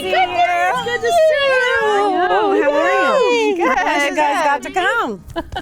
In the rain. In the rain. In the floods and the downpour. That's right. Yeah. Wow. Well, it's Kansas. That's right. Yeah. Welcome to Hope. Yeah, lots of rain. Yes. Yeah. Well, you have a beautiful facility here. I can't wait to see it all. It looks amazing. My name is Andy Armstrong. I'm the president founder of Hope in the Valley Equine Rescue and Sanctuary. I happened to be at Hutch on a weekend. They were having one of their horse sales, and our farrier and I decided to just go over and see what it was like. We had never been there. And the minute we walked in, there was 200 or 300 horses there. Off to my left in a pen was one horse standing out in the middle of the pen, just standing there with his head down, and he was literally a skeleton, a walking skeleton. And was so weak he couldn't even pick his head up hardly. That made me very sad to see that. And we kept on walking around, looked at the other horses, and I kept coming back. I kept coming back looking at that guy, and I just finally said, you know what, I'm taking him home. He might die tomorrow at my house, but I'm not gonna let him get on that slaughter truck. His name was Jim. He was our first rescue, and he lived for 5 more years. Well, we'd be delighted to take you on a tour. Unfortunately, Andy can't go with us. She's got some things she needs to do, but we'd be delighted to show you around. Awesome. Well, we'll catch back up with you later, but hopefully we can see your place before it really cuts loose raining. All right, off we go. Well, let's go this way, down toward the south pens. The number that's going through the sale barns now has increased compared to what it used to be back in the 80s or even 20 years ago. But it's the same thought processes. No matter what sale barn I'd go to, I was seeing the same thing. So I knew there were a lot of numbers out there. We started the organization in 2005 is when we became incorporated and applied to be a 501c3. So we could help take care of these horses that need help. Has the facility been at one location the entire time? It has. It has. It's grown over the years, almost 20 years now. We've added, in fact, the last addition that we made was to these south pens, which were our smaller dry lot holding pens, and that was to add a 5th one for a group of mares who just came in. Okay. My name is Peggy Johnson, and I am an evaluator and care tech here. My days start out on the feed crew. We feed all of the horses and check for medical needs and so forth. And then I typically get through that by afternoon, and then I go out and either I'm doing evaluations on horses that are coming in or rehab work with horses that need hands-on saddle time, groundwork, and so forth. So this is our arena. We have used it for barrel races, allow groups to come in and use the arena. We also use it obviously for our own horses, for saddle time, as well as some really basic confidence building. So that's why we have all the weave poles, the cavaletti bars set up, a little water feature, etc., trying to build the horse's confidence and allow the horse and the handler to work together. So just about 3 years ago, we were able to add the lights to the arena, so it is usable in the evenings as well. My name is Kelly Benton, and I am the development officer for Hope in the Valley. Daily, I come out in the mornings. I am a care tech, so I take care of the horses in the morning. I usually I am always partnered with someone. We do this in buddies, with buddies, so that it's as safe as possible. So I care for horses in the mornings, and then in the afternoons, I go home and do administrative work for the rescue. Social media, website, whatever needs to be done. It's really nice to have an arena and that you can open up to the community. That's really, really nice, and a lot of training can happen in there. And training saves horses' lives. Exactly. Even if they end up in the slaughter pipeline, if they have training, they have a better chance of getting out. We started bringing some of those horses home from the auctions, and eventually then their individuals heard that we were taking in horses, and that's how we started getting requests and calls for, could you take my horse? Can you take care of him? You know, he's really old, we don't know what to do. So we did. And we never refused hardly anybody. So we got a full house right now. So this is a really good example of our south pens. As you can see, they run down to the tree line, and we use them as a smaller holding facility for horses who may have physical issues, breathing issues. They're older horses. They need to be fed a bit more often, twice a day as opposed to only once. In this case, this is where pen 1 here is where we normally keep our donkeys and ponies, that sort of thing. And they're tend to be the horses that need to just have that quieter environment than up in the main herd. So we're really fortunate to have them. We've got just enough horses in each one for feeding in the morning, so each has their own safe, quiet place to eat. And we're really lucky to have this space for us. Now, this is really nice. Since the workshop, there's been a new energy, at least for myself. And I think the other volunteers are starting to feed off of, and I'm not going to speak for Peggy, but I think she's a little more energized too. And the volunteers are starting to feed off of that. Just with the information that these guys were able to bring back to us and some suggestions on things we can do and things that will only help us.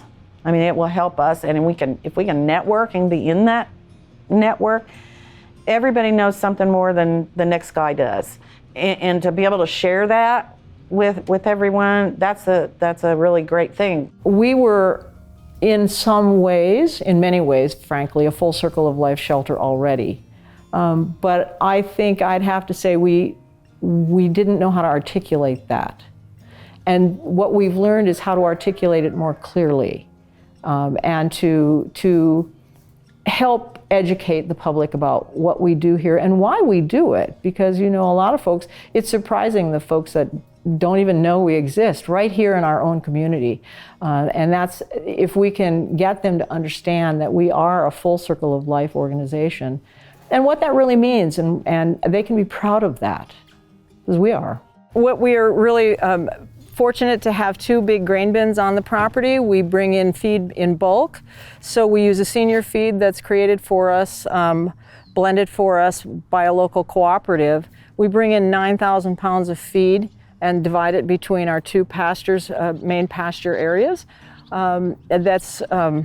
It saves us both financially, but also the quality of the feed that we get. We're really fortunate to be able to just buy the bulk and save some resources. So how long does it last after delivery's been made? It can last between 6 weeks and 8 weeks, depending on the time of the year and depending on the number of horses that we have to do, especially heavy feeding. So for example, this grain bin will hold 7,000 pounds, and we will go through it. Oftentimes we'll fill our supplementary bins and so forth from here. Volunteers will do that. So between 6 and 8 weeks. When we got to the workshop, we realized that it was so easy for us to step into that. We just didn't have a label for it or a name for it. And now we do. And now that gives us focus that we can continue to grow and build on that full circle of life. We got great information. It re-energized us. But my favorite thing was meeting other folks in the same boat. I don't feel like we are so far off base as we thought we might have been. It's reaffirming to hear someone else say they've been going through the same things. One of our biggest challenges right now with the organization is making sure that we have enough sustenance to maintain our care for these horses. We've had a severe drought this year. There's not going to be a lot of brome hay around. If there is any to buy, it's going to be very, very expensive for us. We get our grain delivered in bulk for us, which is helpful. Having it trucked in here is the most important and most expensive. I think obviously this year is a particularly difficult year because it's a drought year. So we really do have to be mindful about hay and financially that part of it, which also is causing our adoption rate to slow down because people are a little less inclined to take horses home. We are now in the process of dealing with the hay situation, and we will start posting on Facebook and trying to specifically fundraise for that. We used to say $50 would buy a bale of hay. It doesn't anymore, but every dollar helps. So our next big push is going to be for hay. We want to be sure that we've got in the budget for hay, but with the increase, that's where we're not covered, is the increase in hay this year. So this is our quarantine area that we can bring in horses that we need to, for whatever reason, hold them. In this particular case, we're holding this mare and foal, not because they're necessarily in quarantine, but because it gives us a smaller space for us to handle them.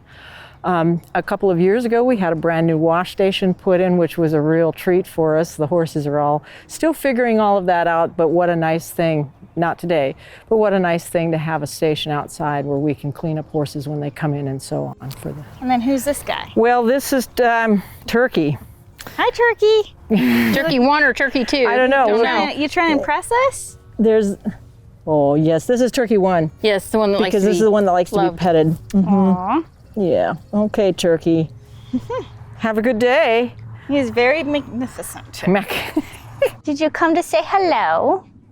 Keeping volunteers also engaged, that's another challenge that we face, how to take our volunteers and help them step forward into the organization. Volunteers are hard to manage.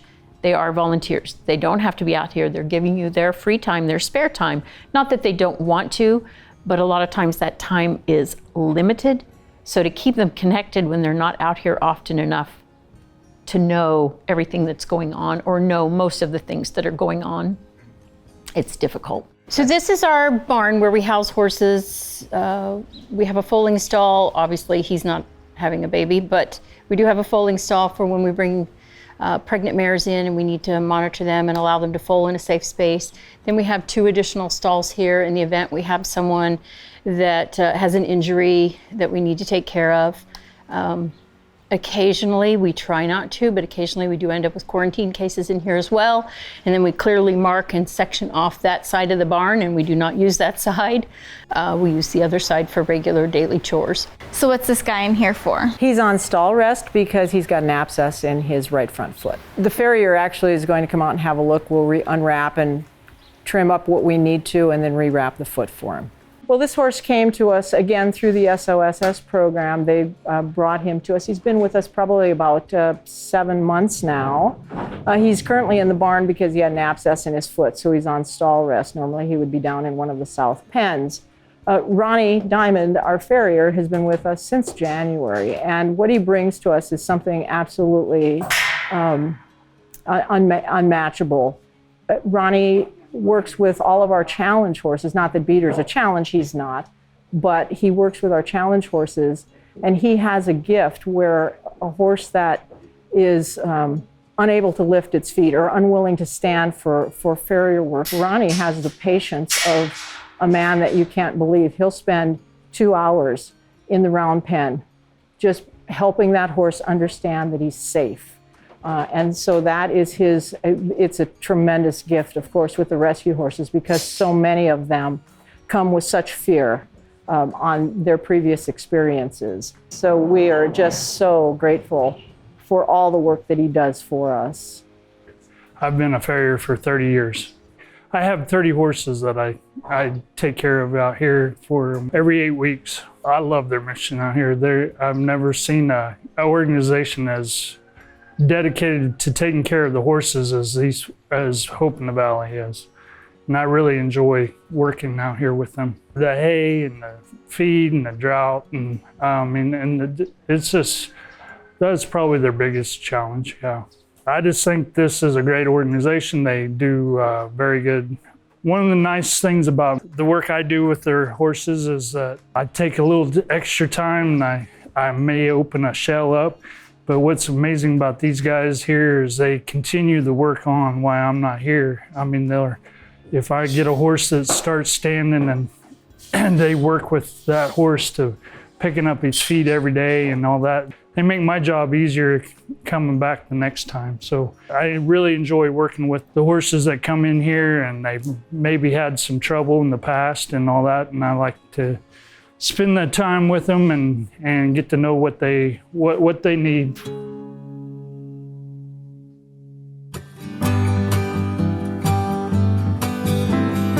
So we're going out to see the main pasture? So let's go out to the main pasture. So we house about half of the herd is in residence here. Most of our horses of late have come from owner relinquished. We have a lot of elderly folks that are struggling to take care of their horses, and they ask us to take them in. So in our mind, we have not only prevented them from ending up in the slaughter pipeline, but we've also saved them the stress of going through the auction process. And so you'll see that we've got a run-in shed down to the west here that we use for feeding. We've got 4 stalls down there for the bigger horses that perhaps don't fit into the feed stalls here, and we also have shelter that's original to the property. And our new feed stalls, which we're just so pleased about having, because it allows us to move 16 horses in for our feed. We haven't done that yet because of rain, but it allows us to bring 16 horses in where we can do health checks on them. We can clearly see how they're interacting in the herd, put our hands on them every day, which is just, it's been a godsend for us to have these. So how do they work? Because they're kind of really small, like you wouldn't leave them in there long term. No, we don't. And as it happens, right now we've got enough horses in the pasture that we actually do 2 seatings for breakfast. So we'll fill the first 16, we'll feed them, we'll do our checks and so forth, we'll back them out, and then we'll bring in the next set. So we try to get our feed work done, our care tech work done. It takes us about 2.5 to 3 hours, depending on how many horses are having injuries or where we need to go with vet care and so forth. The thing that's been really helpful about these is because they are narrow, the horses have all shown us much better behavior in loading into trailers. It was an unintended gain for them to understand that it's perfectly safe to step in next to another horse, it's perfectly safe to step under cover, it's perfectly safe to step over a steel rail, and we've taught them the word step so that when they come to the back of the trailer, they do have to step down. We don't always have ramps when people come to adopt for us and so forth. So it's been an unexpected win. Very nice. Wow. Well, I'll be interested to see how this whole system works. Well, we'll be happy to show you. Hopefully we can get them fed before the rain cuts loose. We'll hope so. We'll move quickly this morning. So we've got 27 in this main pasture. Hello, and they everybody. all want to eat, so here we go. Morning, fellas. Hey, Bella. Hi, Rusty boy.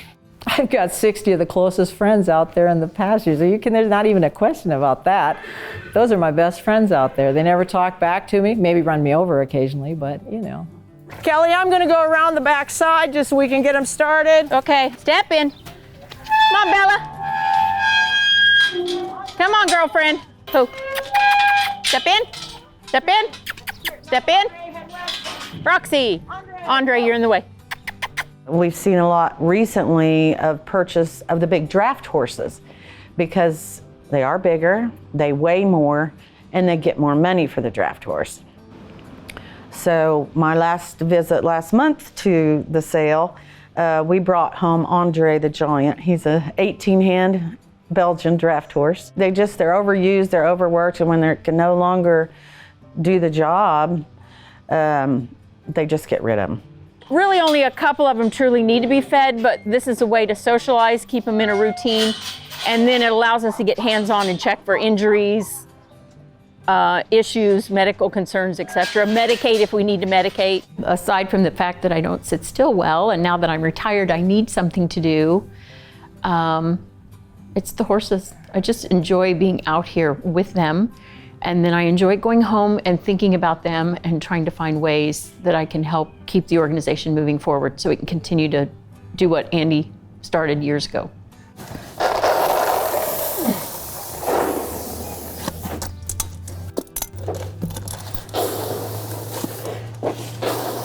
This horse is getting wormed. She was farriered yesterday, and she's particular about her mouth. It's an older injury. And so she's just getting her wormer dose for this particular period. Here you go, sweetheart. Eat it up. We use beet pulp as an additive for all of the horses to help with gut health, and it also helps these seniors keep some weight on.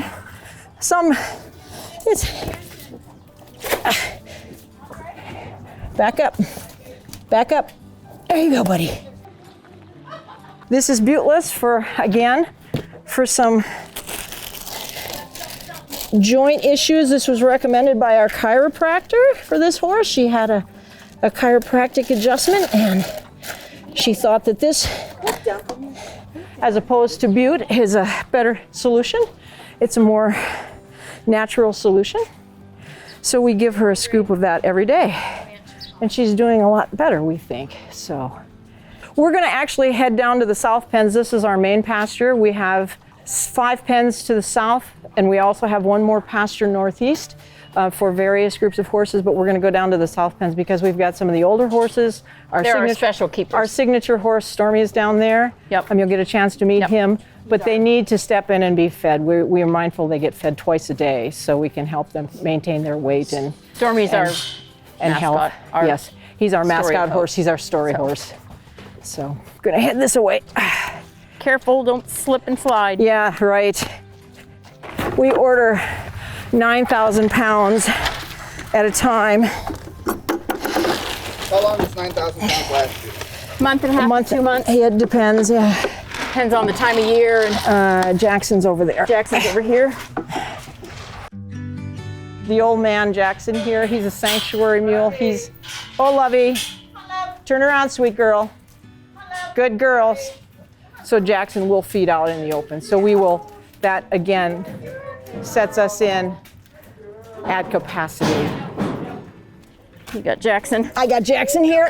I got Jackson if you want to catch one of the heavies. Okay. Oh, geez. Take one. Here we go, buddy. This is as dry as we can go today, okay? There you go, sweetheart. Here you go, Lovey. Come on, baby girl. This is our yearling. Bobo! Oh, you're a muddy mess. Oh, you should see this side. Oh. Oh, seriously? Oh. Bo! I know, Big sweetie. I taste goofball. like Look beef at pulp. you. I know. Hi, Oh, Bo. oh, yeah, it's the same. This is actually, it's a senior feed, but it's a little bit more moist that we use for a horse. A couple of the horses in this pen here have got breathing issues. And so I'm gonna put my head in there. And so we are really mindful. That's one of the reasons that we use so much water in the beet pulp, because we can wet the grain down so that they don't choke. And what we've discovered here in Kansas is that the dust from the grain is really bad for their breathing issues, the COPD and so forth. And this guy also is a hard keeper, so that's why he gets this a little more moist. You can see there's no dust in this whatsoever. Our bulk grain is formulated for us at one of the local co-ops. And sometimes, depending on how much molasses and soy oil they put into it, it gets a little bit dusty, just from the truck bringing it and transport and all of that. And frankly, it being in the bin. So this is a way that we can just ensure that this particular horse is getting the dry feed that he needs in a bulk amount that he can try to keep weight on him. We have those concerns with any number of them, so. Watch out. Tank, really? Here's Pokes. Who, bud? Here, Tank. There you go, big guy. Tank it in. All right, girls. Hi, Indy. Hello, Alma. That's my girl. Good girl. I know, right? Come around. Here, Kathy.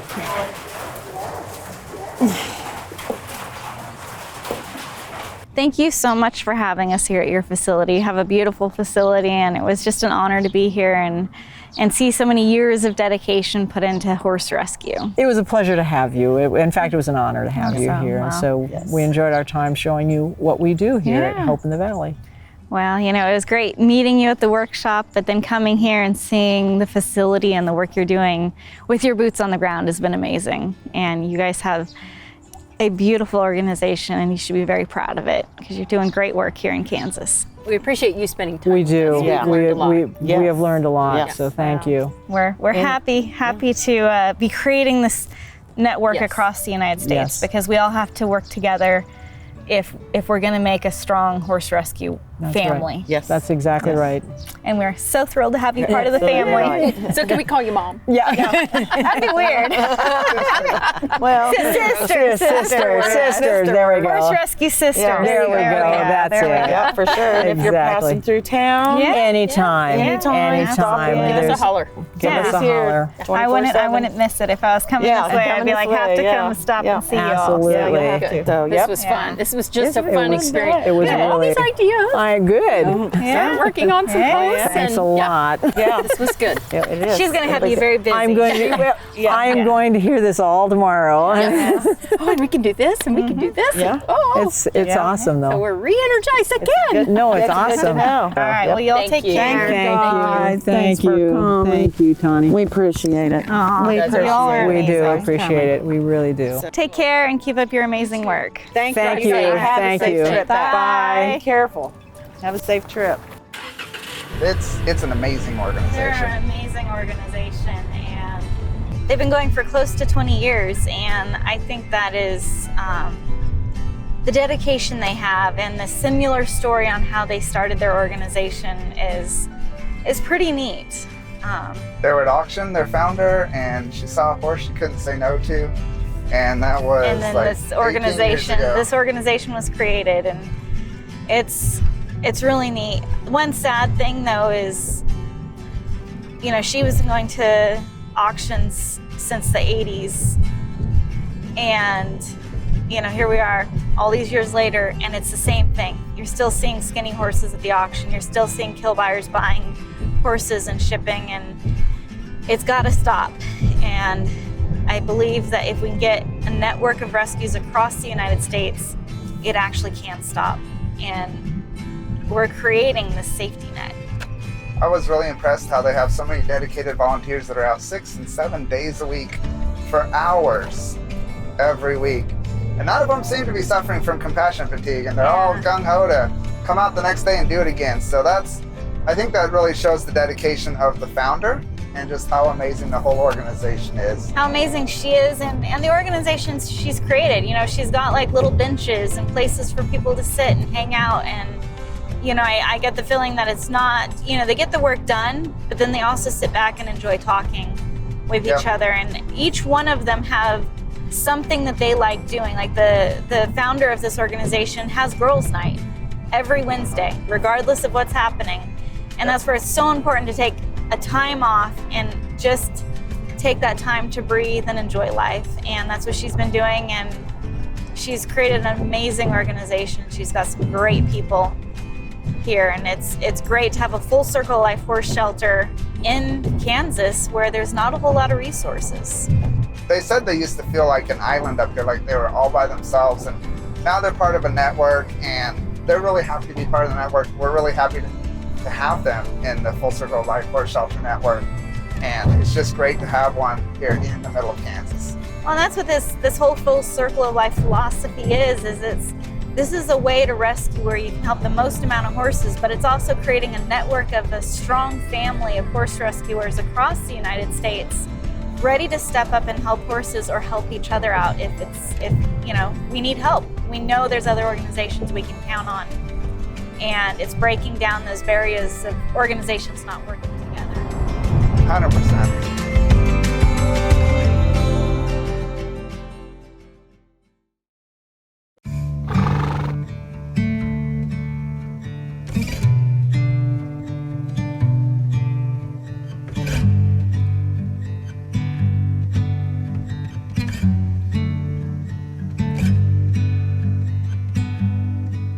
We're almost to Lazy Bee Equine Rescue and Sanctuary, and really looking forward to seeing their place, seeing what they're doing out here. According to social media, they're doing amazing things. Yeah, Kelsey and Gunnar are awesome people. When we were doing the workshop, you know, I was watching all the different organizations, and they were all very engaged in the workshop and learning, but she had her laptop out and was just typing it and was listening very intently. And from what we can see on social media, they're really implementing everything that they were able to learn and just running with it.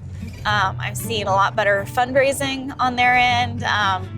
One of the horses they recently rescued had extremely long hooves.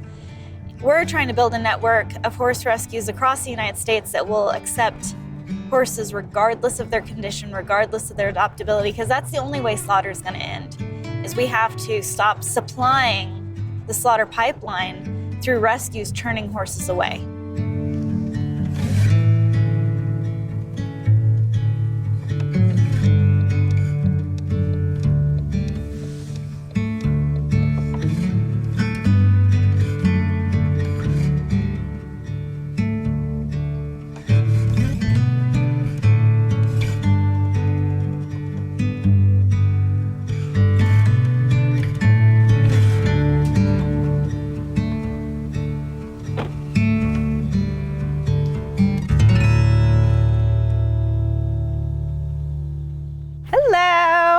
Hey, Tony. Good to see you. Wow, you got a beautiful place here. Thank you. Thank you. been doing a lot of work out here. Yeah, a lot of work, for sure. Y'all definitely been busy since the workshop. Yeah. Social media, from watching. I'm Yeah. like, shoot, Well, that's they're working good. their tails off. Yeah, we've been posting a lot more, which is actually, it's brought in a lot of views on our page, and also we have like 2,000 more followers than we did. So. More donations? A lot more donations. Awesome. Yes. Yeah. Awesome. Yep, it's been wonderful. My name is Kelsey Bjorklund, and I'm the Executive Director of Lazy Bee Equine Rescue and Sanctuary of Utah. I'd love to get a tour of your facility and see this amazing place you have here. Yeah, awesome. We can start in the barn. Lazy Bee Equine Rescue and Sanctuary was founded in 2017. We are an all full circle of life horse shelter where we rescue all horses and equines, donkeys, minis, ponies that come our way. We have 2 facilities. This is kind of more of our rehab and sanctuary facility, but we'll give you a tour of this one first, and then later on we'll head over to our Clinton location and give you a tour of that one. From what I can see, your facility's amazing already, so excited to see more. What sets us apart is that we are trying to prepare the public for long-term horse care. We have an education program that sets potential owners or current owners up for success. We take our rehabilitated horses and we make sure they're healthy, they're ready to be rehomed, and then within our education program we provide basic horsemanship, riding both English and Western. We teach about horse health and how to identify lameness. We teach about basically anything horses, as well as proper feeding. If the horses can and they're healthy enough to be out on the pasture, then we like to keep them out there since it's more natural for them.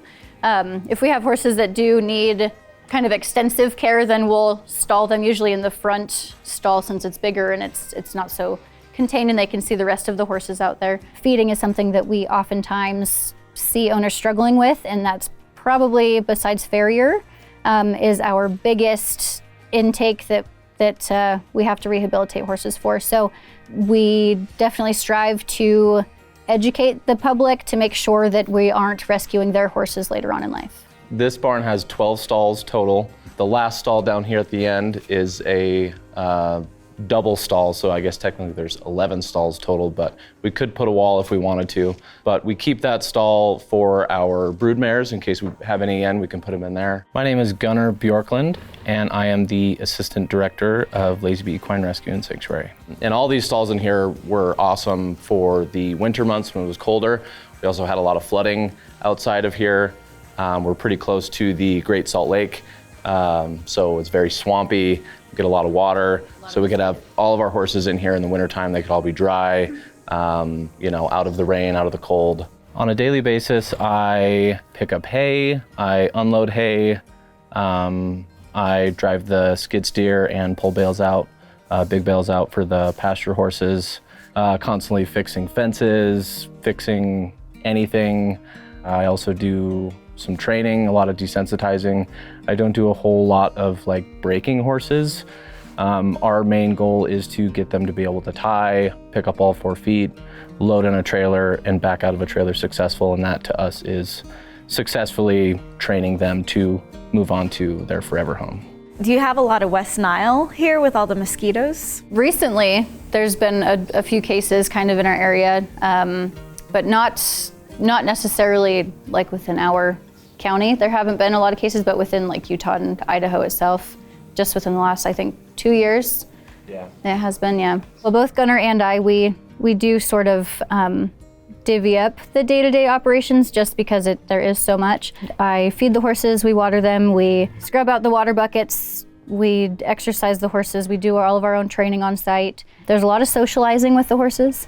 I also teach lessons 5 days a week from very early in the morning until about after the sun comes down. Gunnar works his own 9 to 5, so during the day, the majority of the operations is on me to kind of coordinate, but after Gunnar's off work of his own work, then he comes and helps me too. So I've always rescued horses and animals pretty much, and sometimes people, within my life. And so when we started in 2017, it was mostly from one of our local classifieds where there were just handfuls and handfuls and so many free or very cheap horses for $50 or $100. And I know what happens to those horses. They fall into the wrong hands or they fall into kill buyers' hands, and those kill buyers take them to kill lots or to the auction, and then the horses get put into the slaughter pipeline. If I can apply my knowledge base that I have to being able to assist the animals that are, are at risk, then that's what it kind of drives me every day.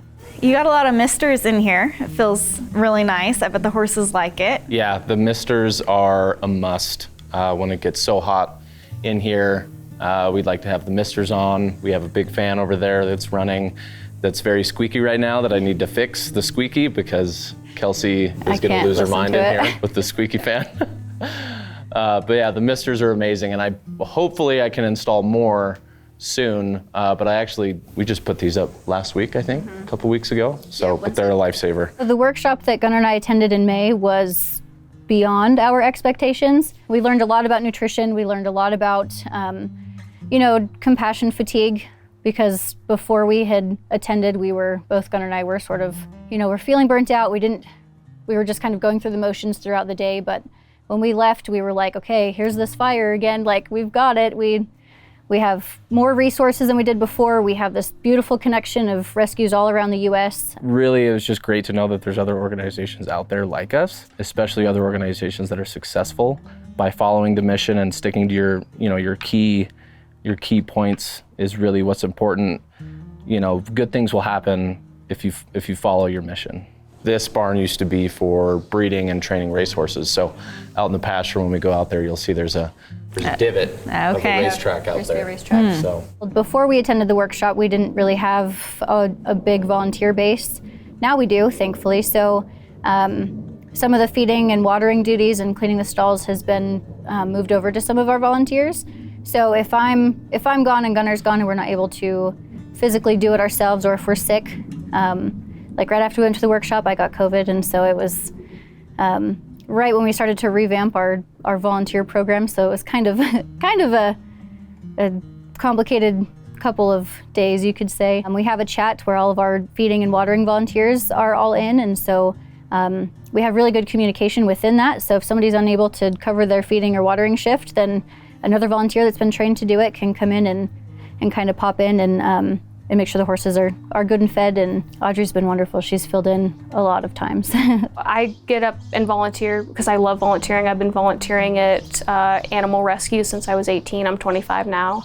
So I've mostly been volunteering at cat and dog rescues, but it's just something that I love volunteering. It gives me a really sense of fulfillment in my life. I'm Addie Cook and I volunteer, and I'm also one of the riders here. I just think it's a super great place. All the people are so nice here.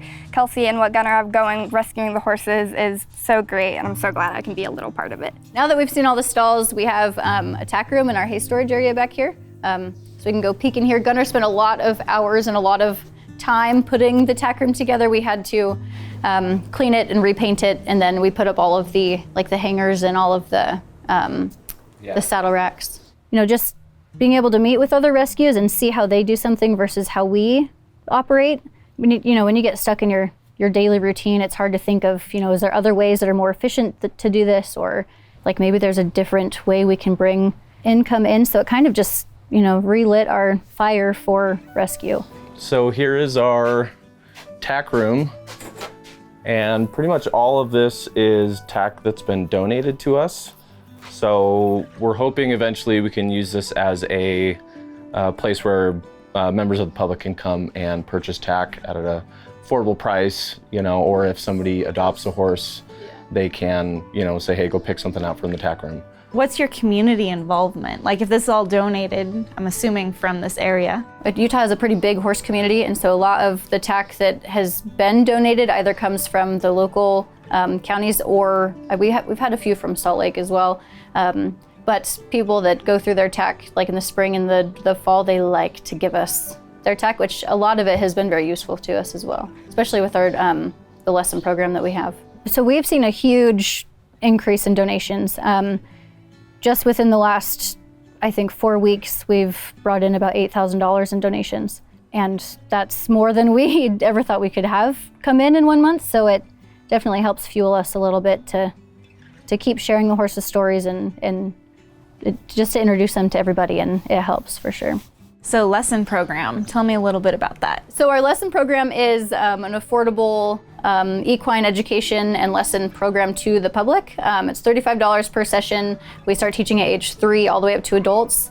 I teach it myself, which is fun because I get to make sure that everybody is given the information that I think horse owners need, which it helps prevent horses needing to be rescued in the future if they have the information and they're provided with the proper care and handling of horses.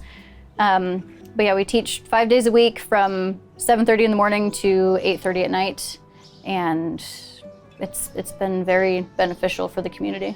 That's a really neat program and something I've been like wishing we could implement at our own organization, because if we're not training the public how to take care of horses and stuff, like it's just gonna, the cycle's just gonna repeat.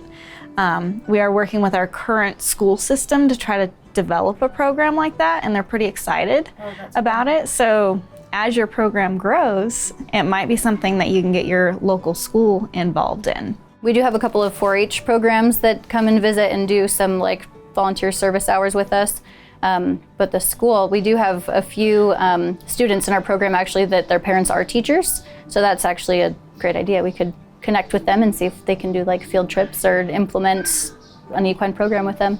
With the school that we're working with, I told them that we could even bring like a little miniature horse into the classroom, and they just ate that up. Like, they're like, wow, that would be amazing. Sometimes people bring dogs and cats into education, but like never a horse. Right.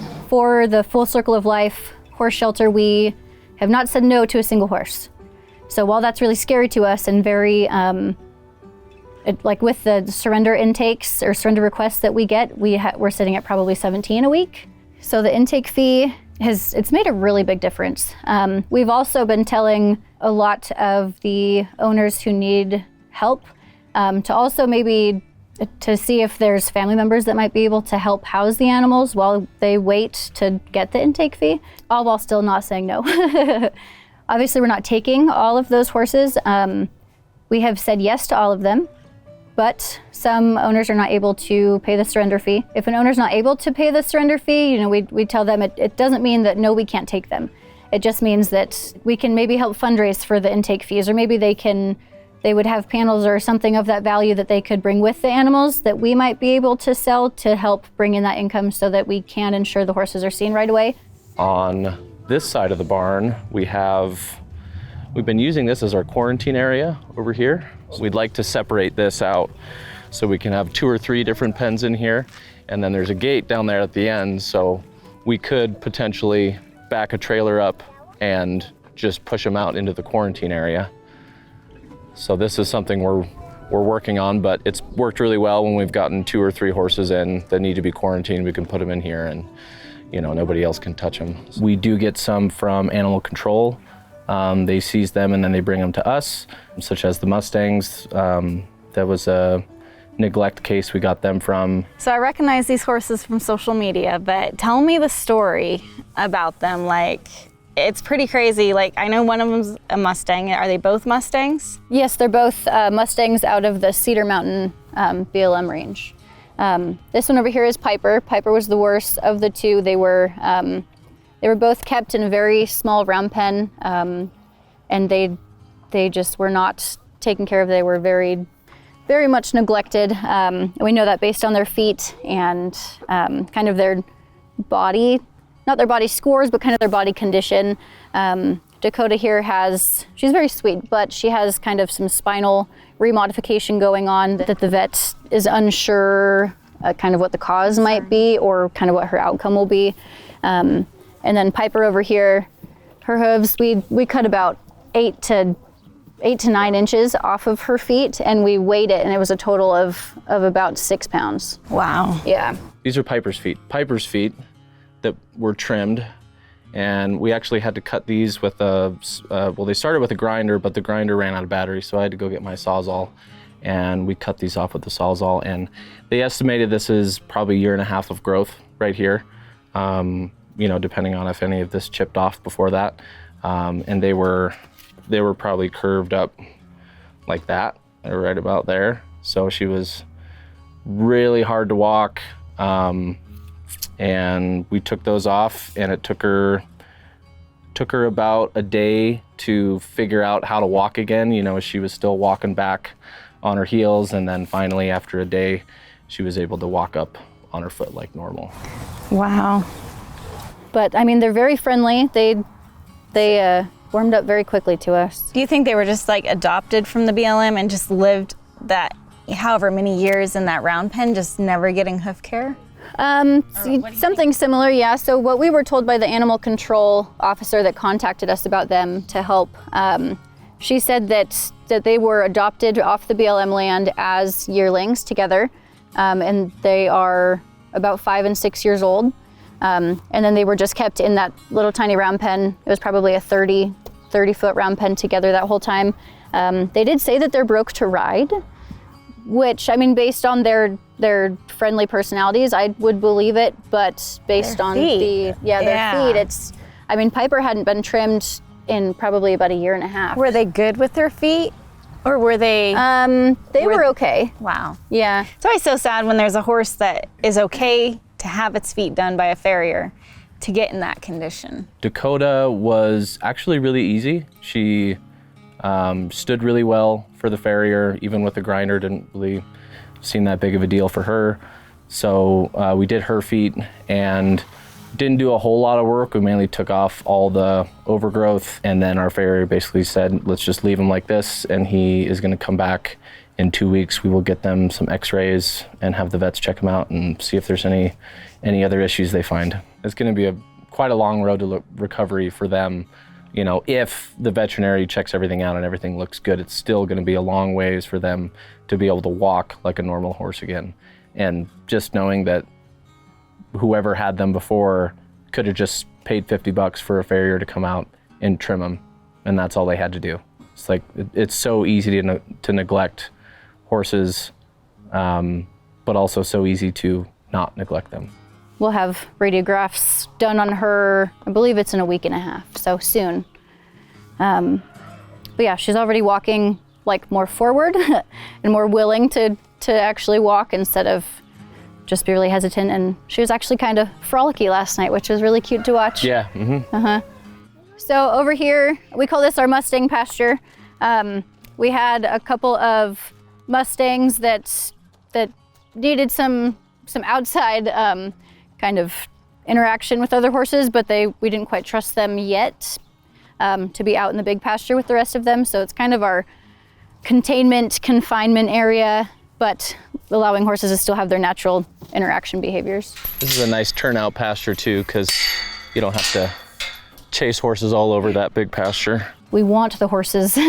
We want to help them. We want to be able to make a difference in their lives. And if the last act of kindness is in their future, then I mean, I want to be able to do that for that horse. It's acceptable, you know. We always thought it was like it's a horrible thing to do, and yes, it's horrible, but at the same time, it's good. There's worse things in life than death, and that's something that one of our veterinarians told us when we first started rescuing horses, and that's kind of stuck with us this whole time.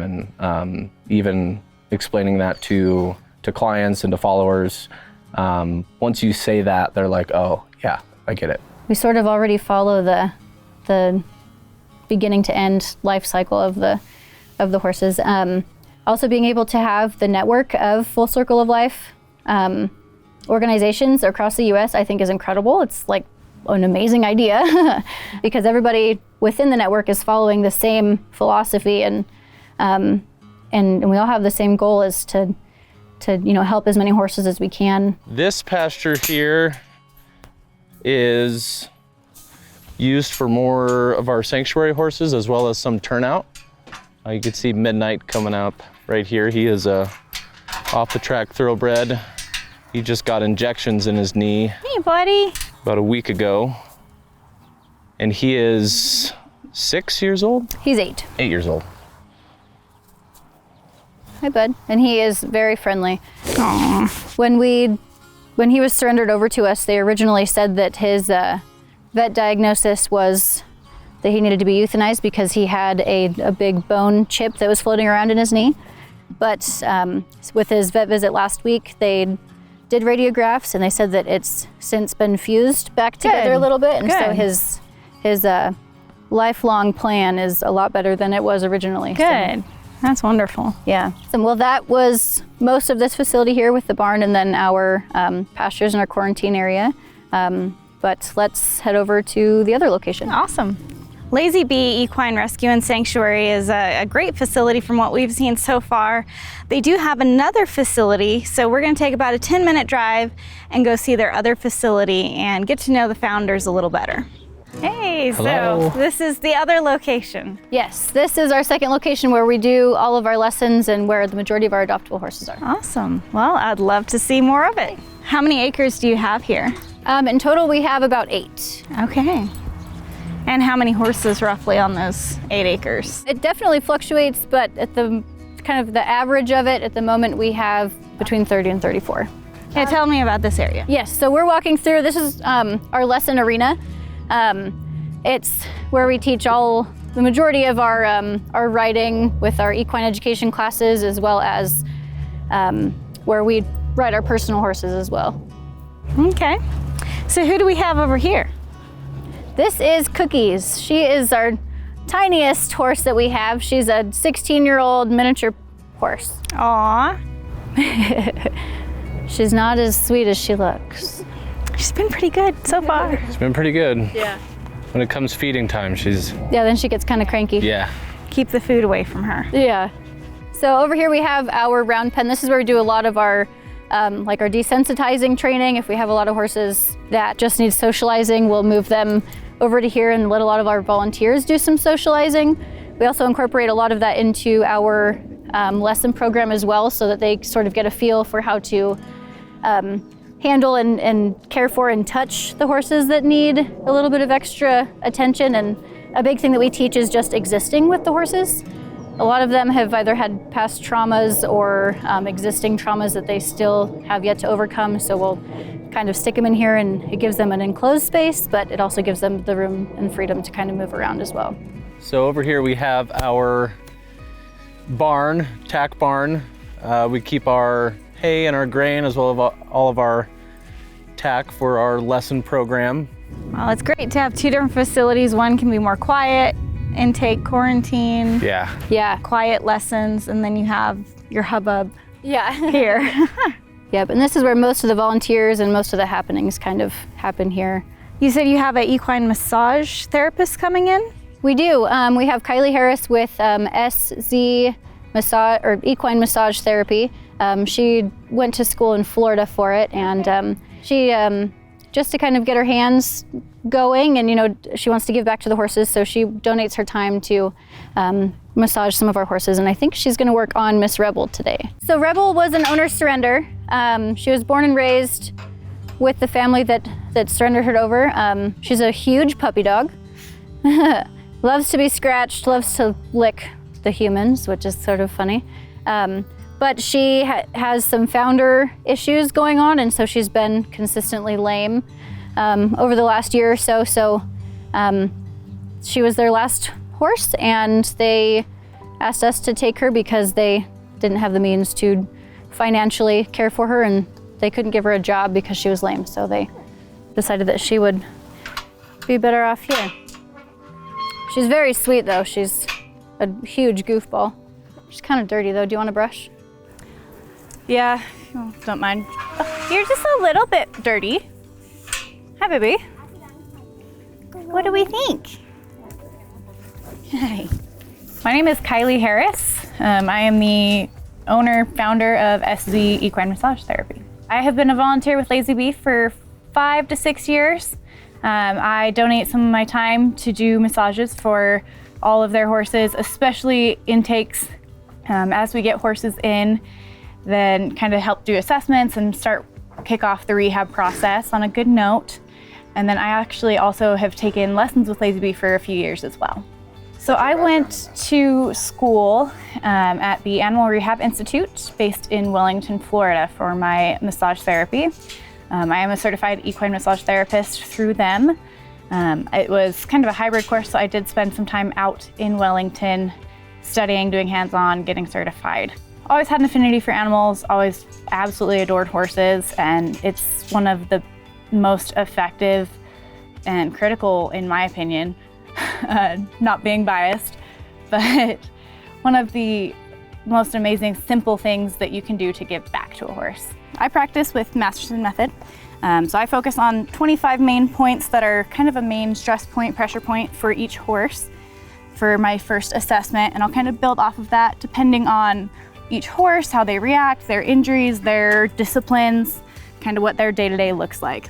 So we know she's got some founder issues, so she probably is gonna have some good issues in the front end here, just compensating, but you never know. Sometimes you find some weird thing that you didn't realize was the reason to start the whole thing. So it just kind of depends.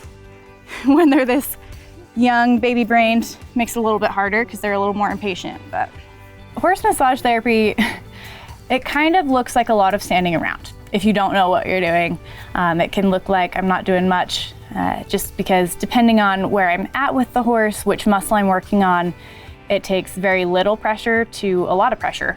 A lot of the reactions and releases that I look for and you get with massage are kind of the typical lick and chew, dropping their head, get a lot of like GI movements like bubble guts, a lot of gas release, a lot of like softening eyes. Sometimes they'll even fall asleep. I've had a couple clients that their horses have forgotten that they were standing up and their head starts to drop and they kind of lose balance and they're like, oh yeah, I'm awake. I have to be here. And it's pretty great. Oh yeah, does that feel good? Hi, oh thank you. It's kind of crazy to think about. I mean, their neck obviously is up here. Their vertebrae actually come down here. So I came down and I found their 5th vertebrae, because their vertebrae usually about the size of your palm. She doesn't have any particular knots, just tightness all through the length of this muscle though. I kind of switch up techniques, try to get that release where she's letting me hold on to that whole muscle body. Good girl. Yeah, we like the flop. One of my favorite points to hit is back behind the scapula. Have to get underneath that shoulder blade, right deep into that spine. I know. Yeah, that's tender, huh? I try to do a lot with the lesson horses. Unfortunately, they're a little bit harder to schedule just because with a massage, just like when humans get a massage, you might be a little sore the next day. Ideally, you give them 24 to 48 hours off of working after they get a full body massage, or even just treating a certain area if there's an injury. If I'm working a lot out of their system, you want to give them some time off. So kind of just scheduling around when we're able to work with it and get them some time off. And then rehabbing horses, I do as much as I can. Another thing you can always tell with massage is saddle fit. If they've been ridden consistently, you can tell based on how sensitive she is to the back. She hasn't had a saddle on since we've had her, but, well, since Lazy Bee has had her. But clearly she's all this muscle fasciculation, this twitching here. Something's bothering her. As we get to the back of the horse, you can tell kind of what their discipline is more, as far as if they're an English jumper, if they do barrels, based on where their tension is, where their stronger points are, where their weaker points are. You can tell which side they're more dominant on, because their dominant side is actually the weaker side, because they turn with the opposite side. Kylie's also broken at the moment. I do have a broken ankle. It's fine. Casual. It was not horse related though. It was other animal related. It's fine. Yeah, there it is. Huh.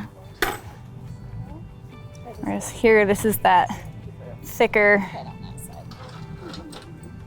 up to, usually in a healthy adult horse, about 8 inches thick. Back through here, kind of their push button, push muscles. She's got a pretty good knot here, so. Oh, good girl. Get that big release, that lick and chew. Yep, pushing into it. You want more pressure.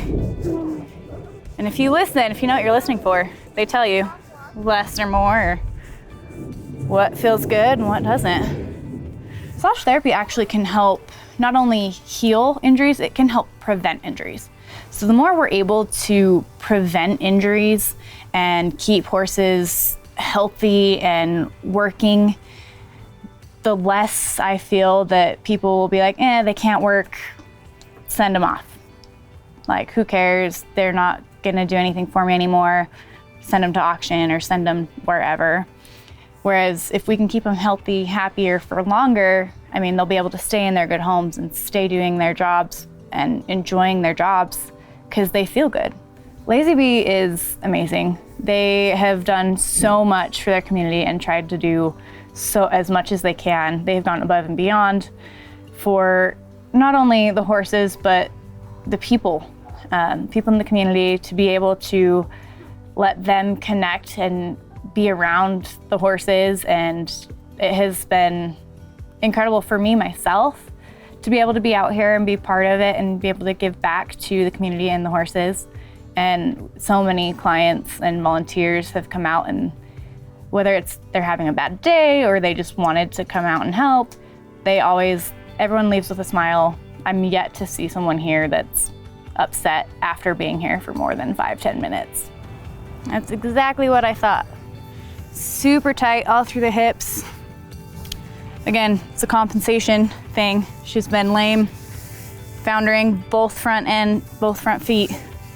So she's sore there, so she's offloading to the back, causing a lot of tension, a lot of soreness all through this back end. So there's nothing specifically as far as knots go that I'm finding today. She might probably find some next time once she's kind of relaxed and released that tension overall a little bit more, but overall not too bad for a first assessment.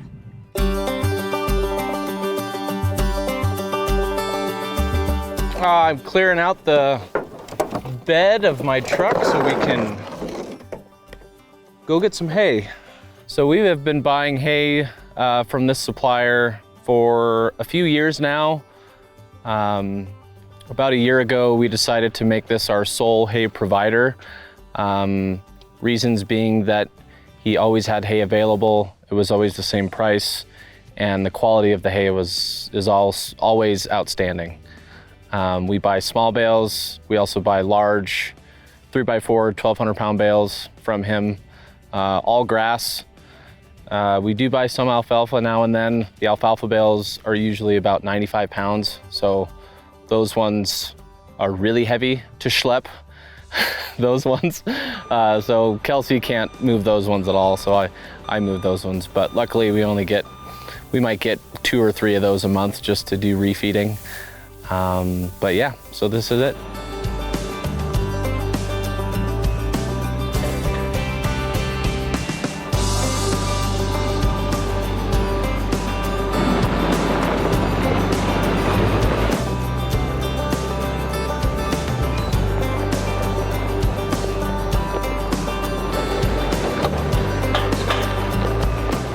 All right, so we got our hay and we're gonna go back to the rescue and unload it.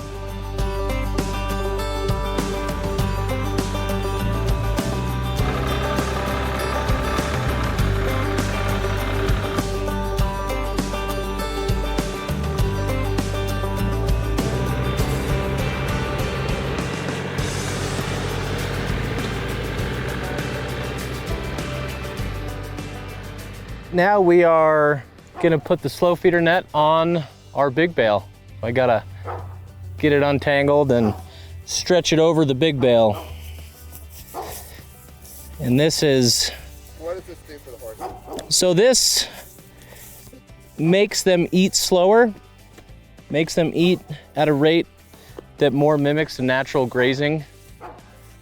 So we see it help a lot with horses with ulcers.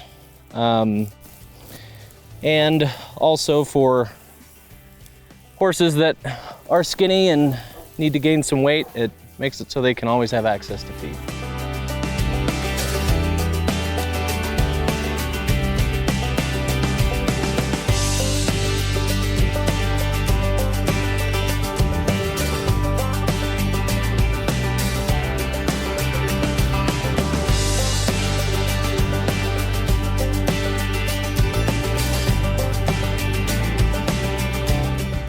Hay's done for another week.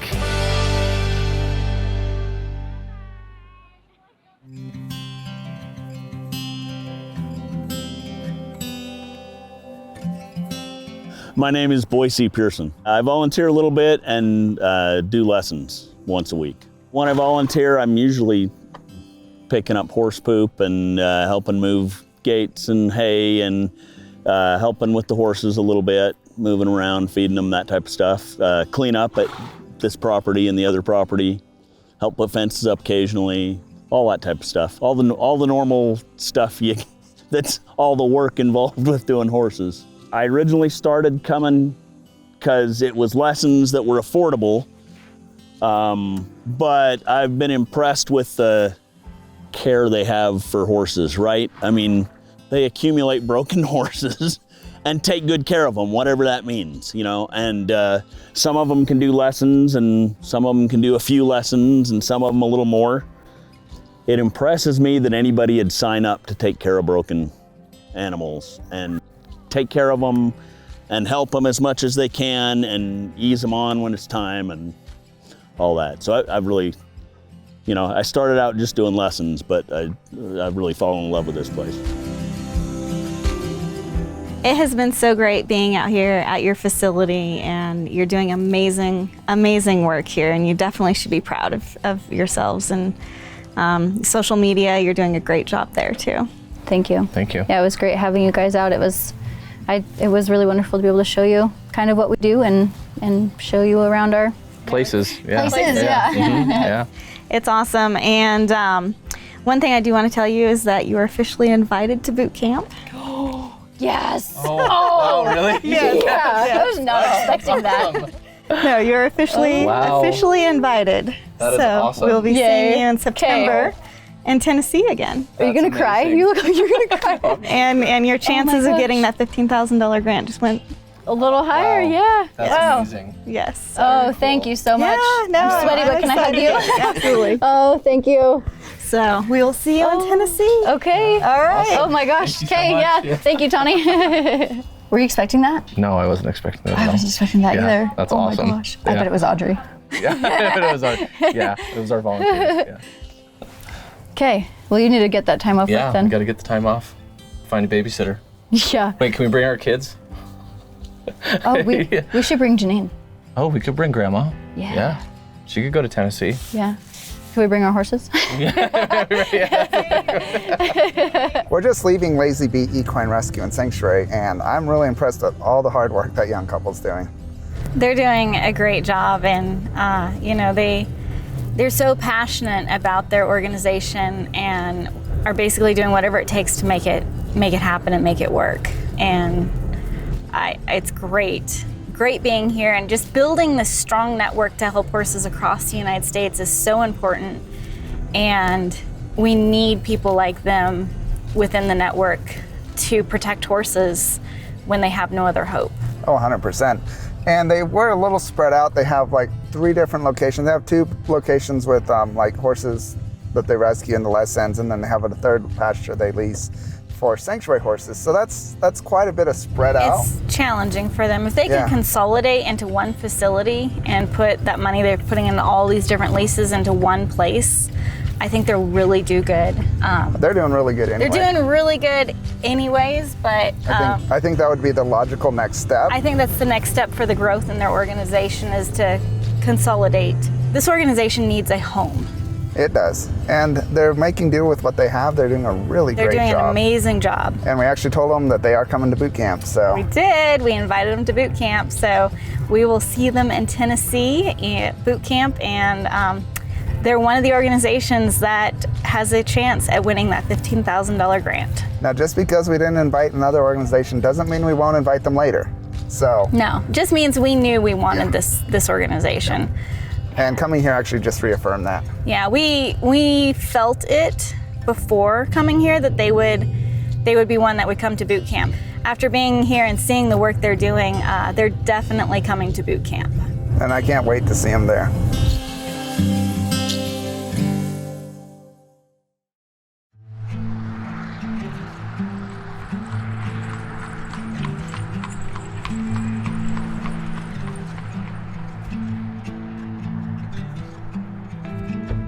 We're all the way up here in Pennsylvania. We're almost to Bonded by Strength Equine Rescue, and I can't wait to get there and see what kind of organization they're running. Getting to know them at the workshop was really neat. I know they have an amazing story. The founder was adopted in a really rough situation. She ended up getting into a home that had horses, and the horses literally saved her as a child. And now, here she is as an adult saving horses. So her story is amazing. She's very passionate about a lot of the programs that we've put into place and had for years, and she wants to implement them here. I think they're an amazing organization from what I've seen on social media. I know that she's had some kind of rough things at auctions and stuff right from the get-go, but she's very passionate about rescuing horses and saving them from horrific situations. Well, I believe this is your turn right up here, so. They have a beautiful place. Yeah, they do. That barn is huge. Wow. And it's been a long drive. Like, we're in my Jeep, and it's a long drive About up 12 and a here. half hours from Hohenwald. Yes. Yep. We didn't fly to this one. That is an absolutely gorgeous barn. Wow. What a great facility.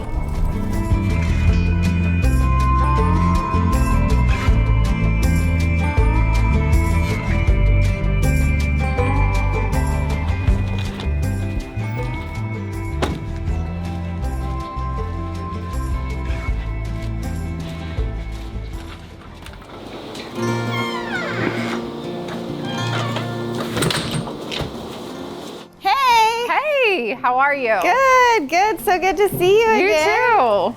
Aw, it's been a little while. It has been a little while. But Facebook has kept us in touch, which is nice. Yes, you've been so busy. Busy, very busy.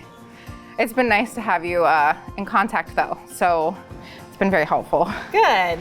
So life has been hectic and we have been learning. My name is Laura Rupert. I am the president and founder of Bonded by Strength Equine Rescue.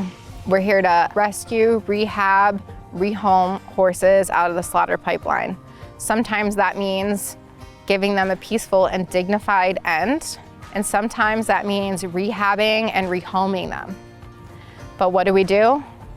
We give the ones that need the most help the help that they need.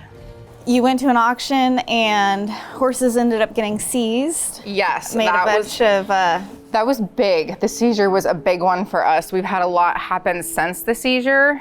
We went to auction once a month and we had gotten so much hate afterwards and I was not prepared. So I contacted you because I was like, I don't know what to do with this. How do I handle this? The next sale, we got it again. So I'm like, what do I do? But the next day I was much more prepared and I just went with it. I'm like, okay, I can handle this. No problem. I was adopted when I was 14. I was abused as a child in multiple different ways. One of the biggest was my biological mother had Munchausen by proxy, which at the time that it was diagnosed was a very rare thing. When I was even younger yet, when I was in kindergarten, my biological father abused me worse yet. We'll just say that for right now. And when I was 9, I went into foster care. I was in the foster system till I was 14, but I came here to this facility when I was 12. The nice thing about Pennsylvania is there's actually laws to back up horse abuse. There's actually laws for these auctions too, but the unfortunate part is they're not necessarily held accountable. And I did find out that a lot of the reason they're not held accountable is due to funding and that they don't have the funding to be going to all the auctions.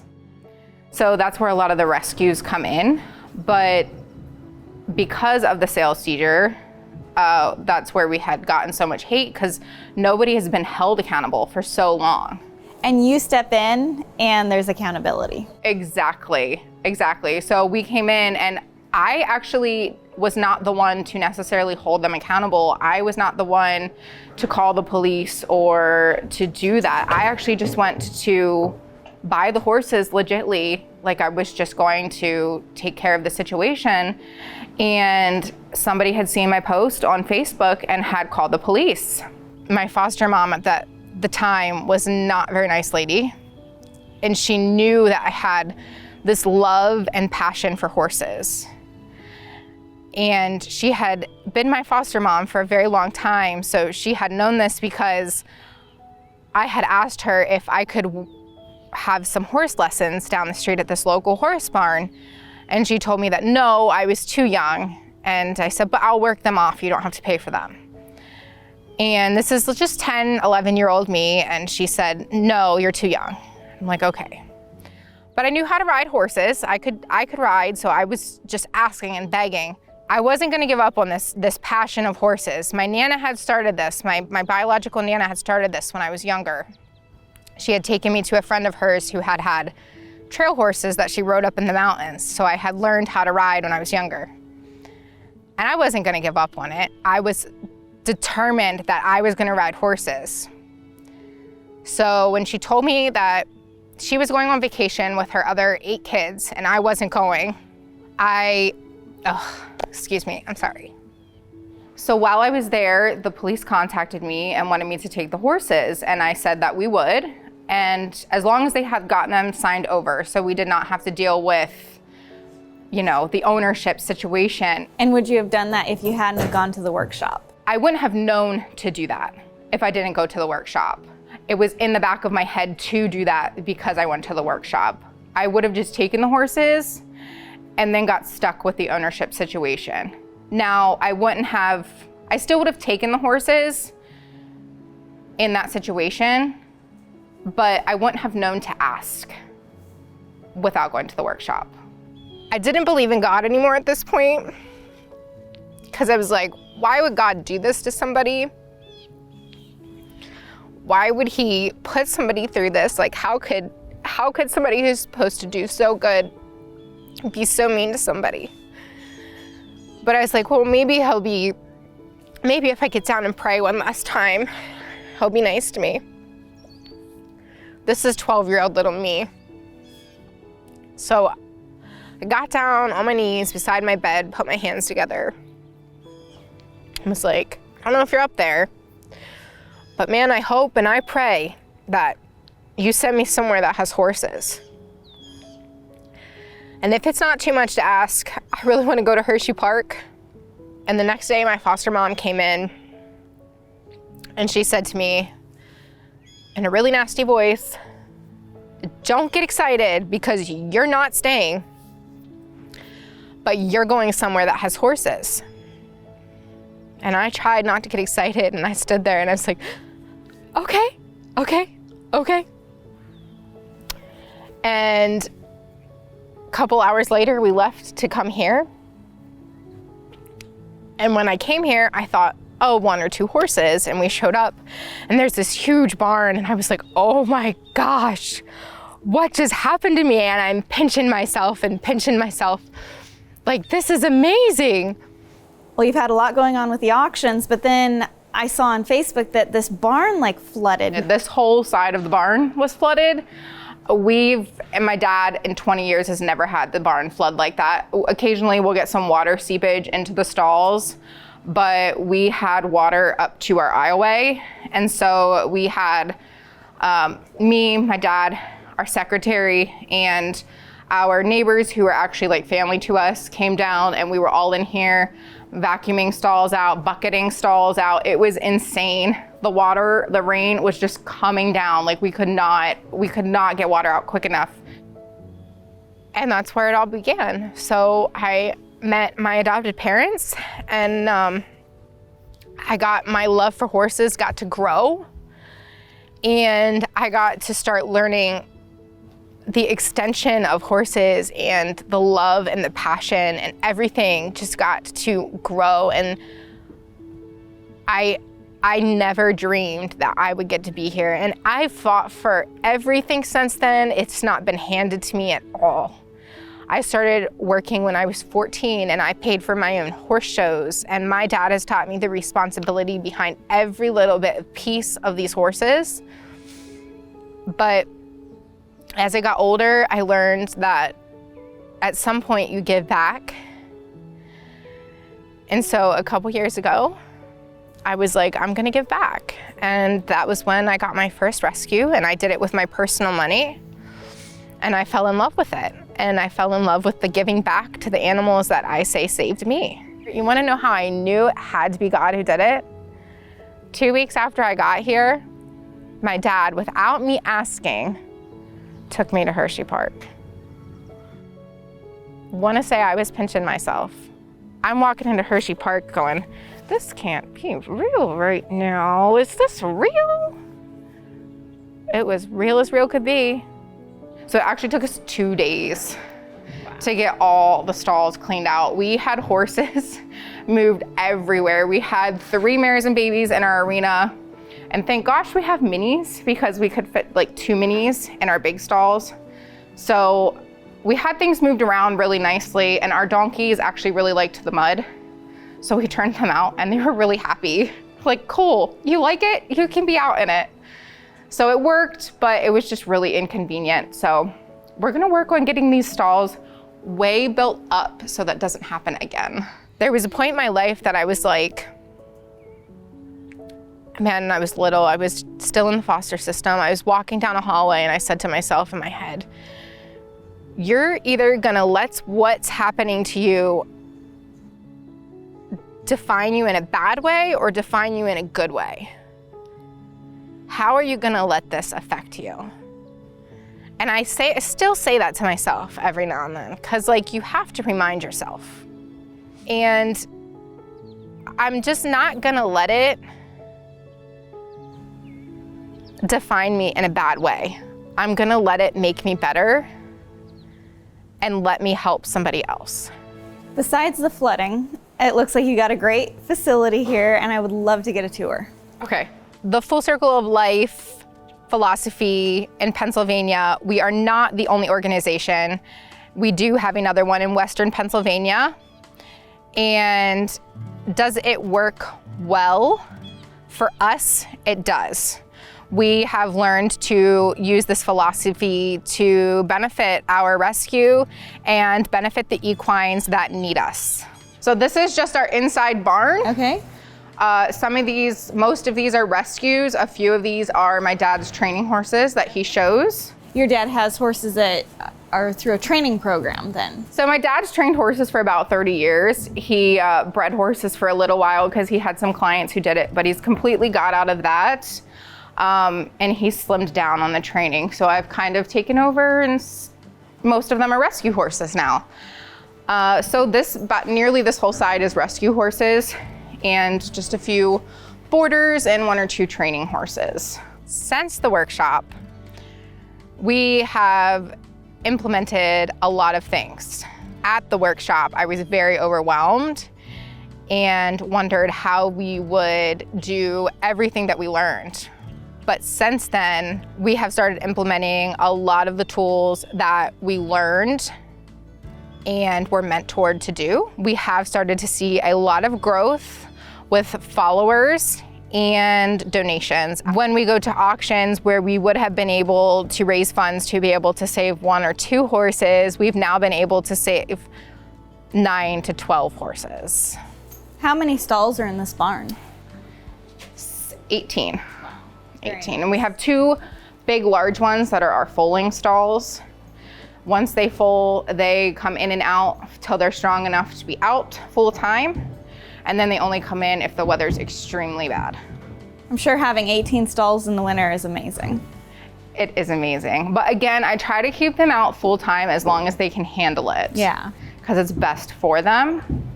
So as long as they can stay out, they're good out. My older folks, they come in, they seem to have a harder time out with their weight and things. And my babies, they'll come in during the nighttime when it's super cold. We have seen an increase in the number of horses we have been able to help, not only per auction, but in general. We have had more people contacting us about owner surrenders and how they can help their horses as far as educational purposes. So we've definitely been able to increase our numbers overall instead of just at auction. The nice thing about the barn is that we have an indoor. We also have an outdoor, but the perk of the indoor is that we're able to do adoptions, rain or shine. So Very yesterday, nice. I had a adopter contact me about rescheduling a adoption, and I said no problem, and she's like, but we'll have to play it by ear due to the weather. And I said, it's not a problem either way. I said, we have an indoor and we can make it work. And she's like, oh, that's great. And I'm like, it is. It's super fortunate. Not everybody has it, and we are absolutely grateful for it. So it's not huge, but it's just what we need to make things work. And in the rescue world, I think a lot of people are like, oh, I need an arena, and they're thinking some huge arena. But when you're just getting horses to learn the basics of how to be a good horse, you don't need a huge arena. Nor do you want a huge arena. It's a lot because of- if a horse takes off, you can't hold on to it. Even in this one, sometimes if a horse takes off, they just drag you. So this is a very, very great size for us and for things to get started and for us to show horses. We've hired some employees to start being able to do stalls and clean water troughs and clean water buckets. So that takes a lot of hours out of my day. So I'm able to work with horses and do more adoptions and deal with the people a little bit more. I've probably been volunteering out here for about 2 years. This would probably be like my second, maybe third summer here. What I do on a daily basis is I either put the horses in the arena if they need to, or put them in the tying area, do their stalls, empty their waters, feed them, and sometimes I'll go and like clean the water troughs if they need cleaned and refill them. I've been volunteering here since the rescue started, but I've been riding with Alora since I was 3. On a daily basis, I help Alora do stalls, I work the horses, I ride some of the horses, and I just work here and help her around. And I love that you got a chute set up there. Yeah, so that's how my big drafts come in. They'll come into the arena and I actually feed them in here. Okay. So you'll actually see them come in a little bit. I have therapy people coming in a little bit who do like Beamer, massage, PEMF, and they're giving us the month of July free to work on our rescue horses. So this is their second visit. So they're gonna be here at 10 to work on some horses. Nice. Yeah, they're really cool. They're really nice ladies. Is the Full Circle of Life program something I wanna continue? Absolutely, it's something I want to continue and grow. I would love to help other organizations get into it, and I want to make our program bigger and better than what it is today. So this is the other side of the barn. This is my very first rescue horse. His name's Bond. I love him. Sometimes he can be a jerk. He likes to nip, but he has my heart. So is he what inspired you to start the rescue? He is. So when I got him, he was a stud, and not very many people like to rescue studs because studs are hard to handle, but studs and broodmares are what I kind of grew up around and show horses. And he was actually 3rd at the World Show as a 3-year-old, and he was a stud. So I was like, oh, like he's what I know.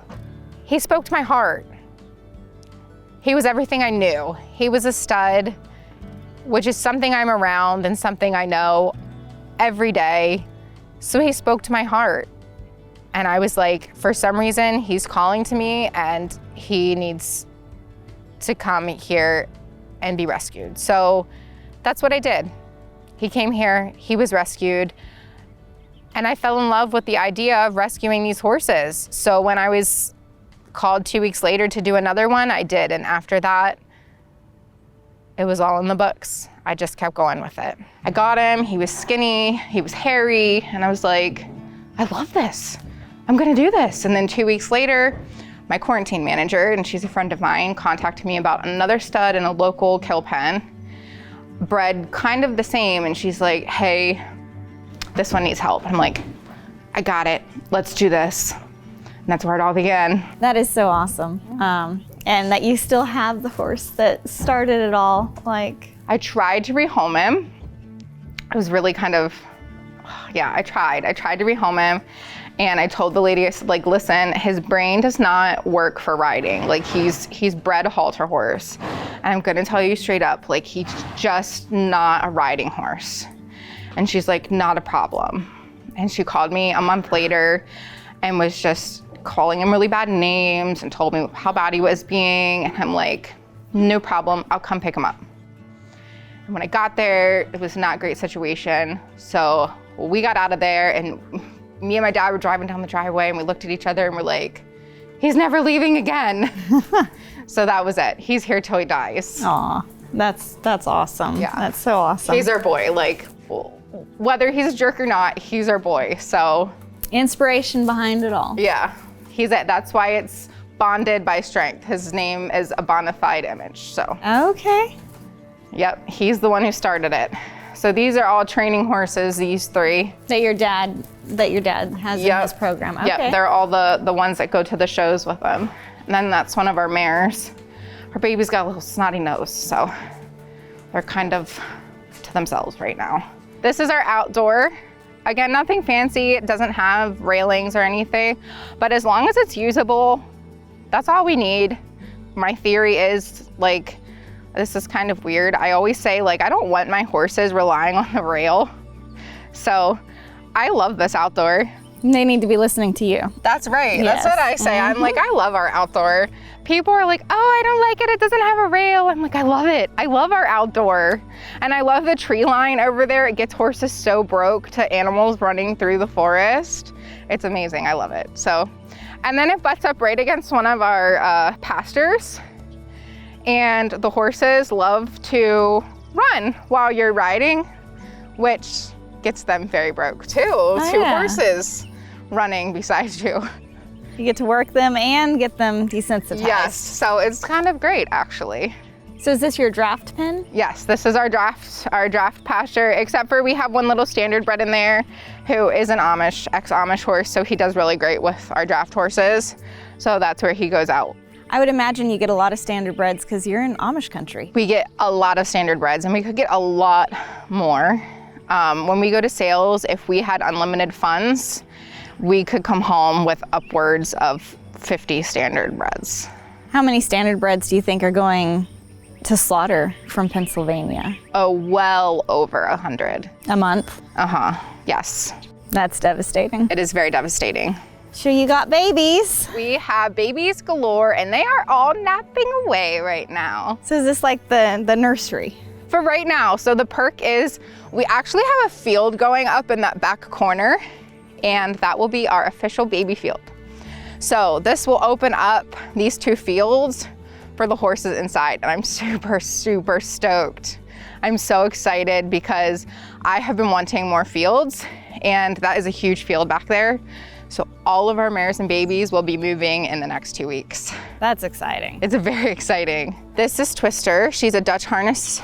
She's a Dutch harness. He is a Dutch harness standard bred cross. Okay. So he's what they call a Amish sport horse. Yes. His name is Will. This is Rosie. So she has harness scars on her side, and she has some white marks on her withers and things from harness. And we got her from sale. After we got her, 2 weeks after we got her, she foaled. She was waxed up and very heavily in foal. And we are pretty sure she was driven to auction that way and dropped off, as she had the sweat marks from the harness and everything still at auction.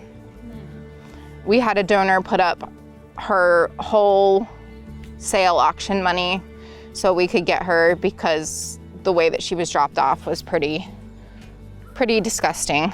We have Amish in our area too. There's a really large Amish community about 45 minutes from Horse Plus. And I go to an auction there and bought horses with their harnesses on. They drove them there, they sold them with their harnesses, and it's crazy. But she's got some pretty significant scars on her sides from the harness. Yes.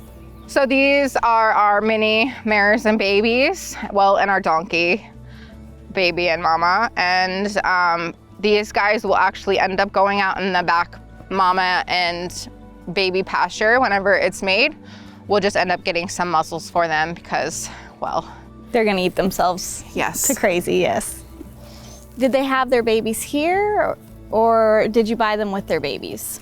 The donkey came with her baby. The black mare came with her baby. The bay came from an exotic auction, pregnant, and had her baby here. And that's the little guy over there. Actually, it's the mini mule. She had a mini mule. I bet that was a surprise. It was a big surprise. Super cute. All right, who's loving up on Allura? Because, listen, I'll get dirty. Come here, Ariel. Come here, little baby. Queenie. So he sits in your lap, huh? Oh, she will come up and lay in your lap. I have pictures of our volunteers in here. They'll come here like to do work, and then they'll come in here and she'll just come up and lay in their laps. And I'm like, really? Jade's like, what is going on? Hi, this babies. is not okay. Oh, hey you. Hello. Years ago when we rescued from feedlots, which we stopped doing, but it just got too crazy politically. It would be better to go to the auctions and rescue them, but they were just letting the babies die at the feedlot. They were shipping off the mares.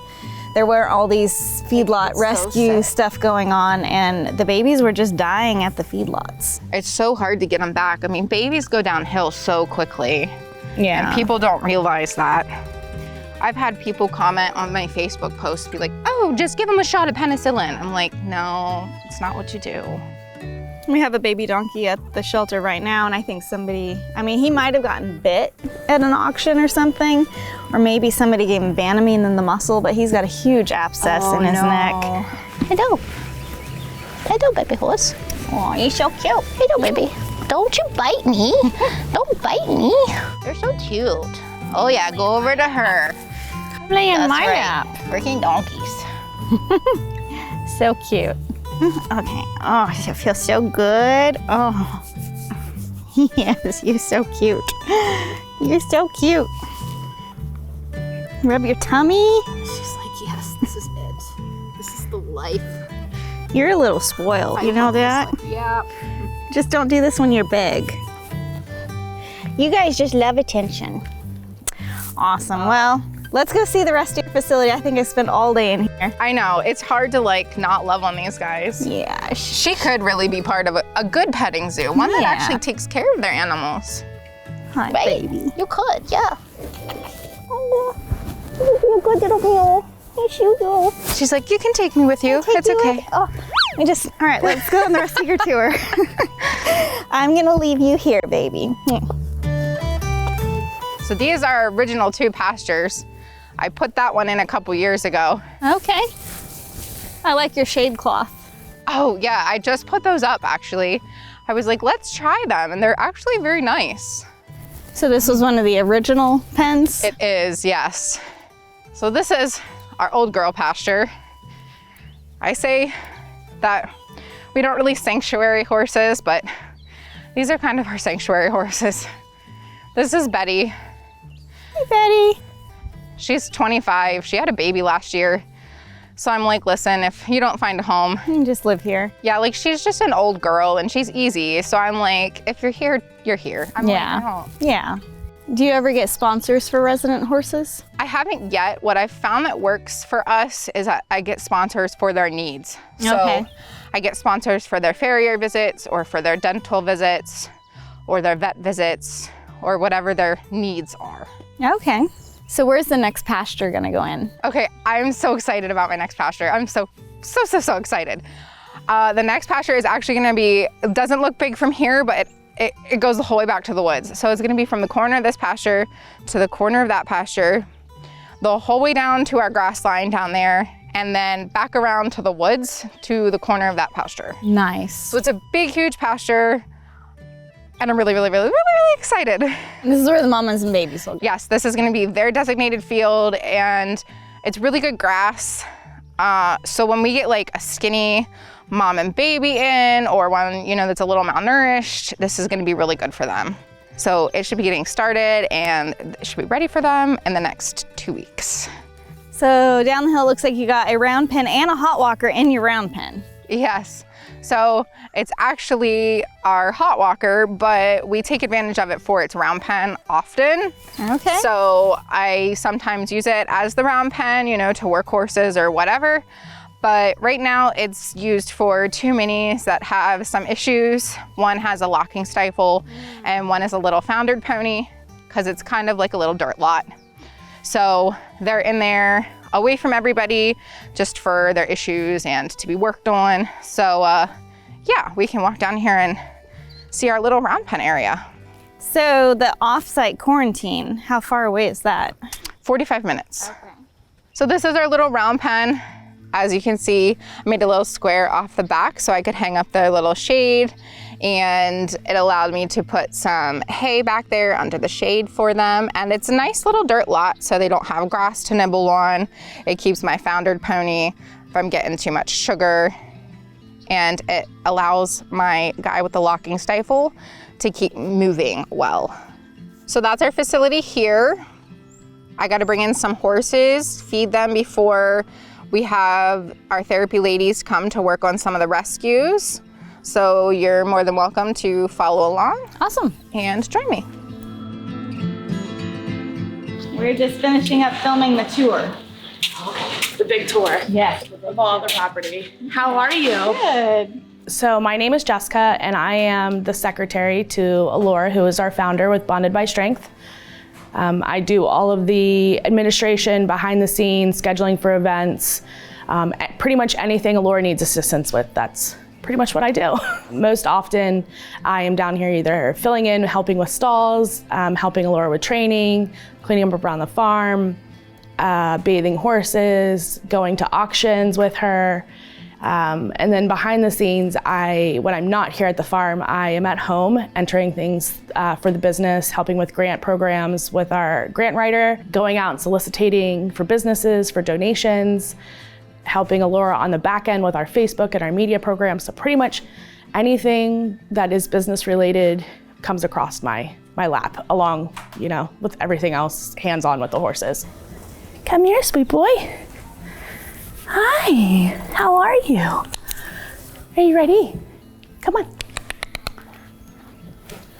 Good boy. KB Equine is a mobile equine therapy company.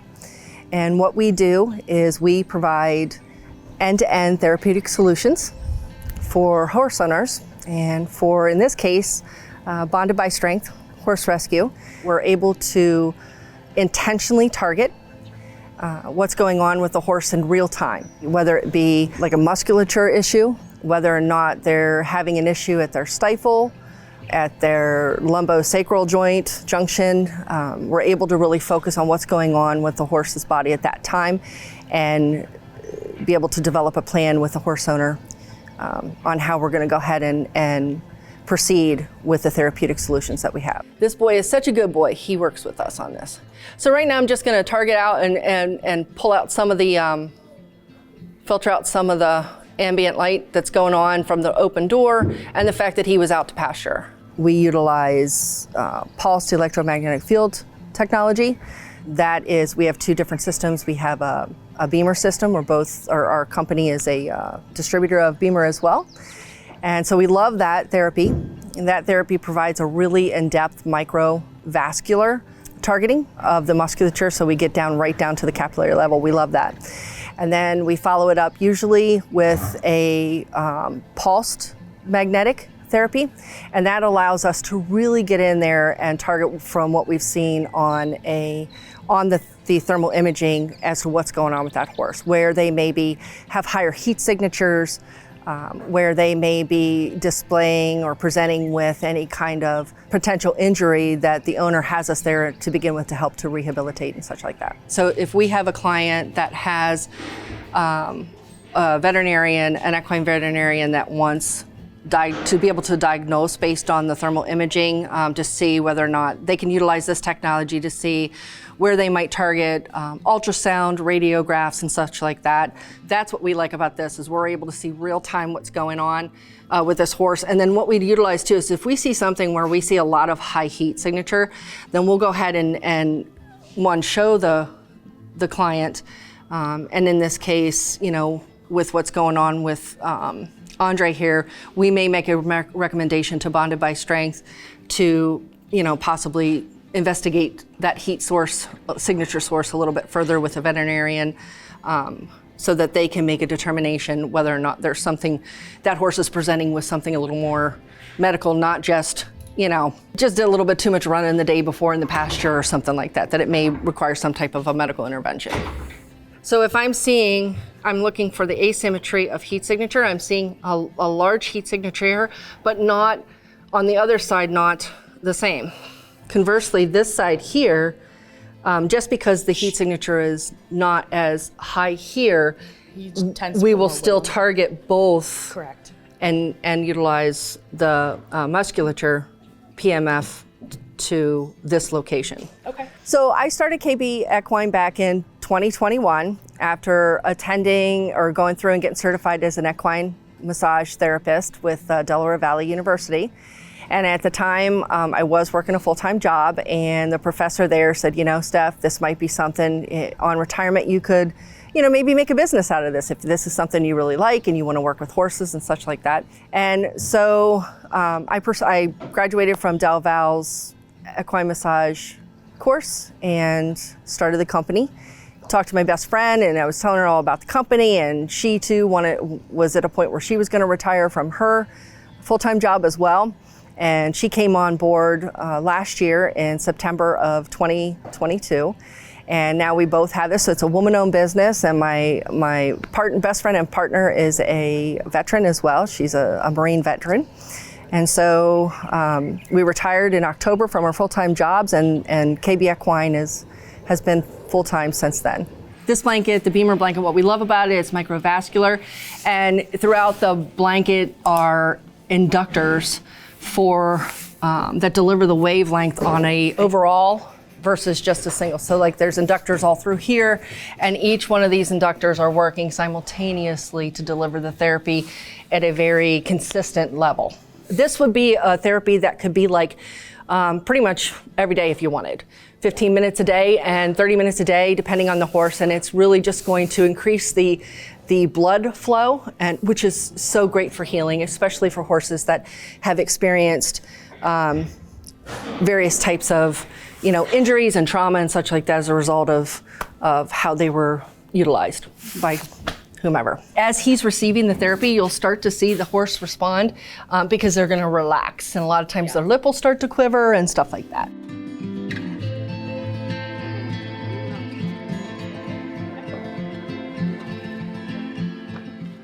Andre is actually very familiar with these tubes.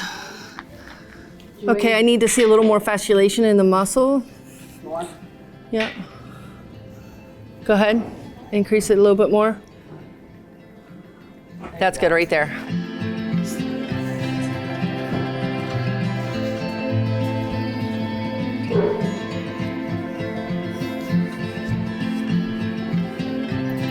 Okay. Down just a little bit. The fasciculations are a little intense. There we go. Give it to me. You gonna give me a yawn? You might. There we go. Just relax. Just relax. Oh, there it is. And that's a wrap. Oh, Mama, yes. Oh. Okay, now we're just going to release the fascia a little bit, if that's okay. And this is just for lactic acid that may build up because, you know, it's an anaerobic workout, that kind of thing. So we're just going to kind of come through and just... We saw a lot of release. That licking and chewing was a great sign. We saw him falling asleep. His eyes were drooping. He was definitely checking us out. You know, this was his second treatment by us. And He's still licking and chewing. Yeah, he was very relaxed and he responded so well for it just being a second treatment. And I gotta say, the first time I was around him, he was like, meh.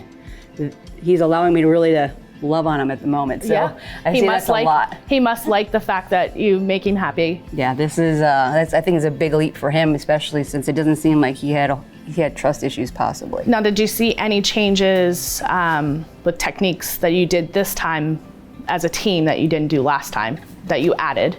Oh, that's true, we did add the cuffs, yeah. Yep, and I noticed, did you guys do it twice on the cuffs? Yes. This time? Yep. Yeah. Now next time we'll add cuffs to the back. Okay. But horses are really, how They're that really is. finicky. They're They go from time to time. So we want this to constantly be a building of a positive. Right. Yeah, positive setting, a rewarding setting for him, and something that's he's not afraid of. Right. Which is great because.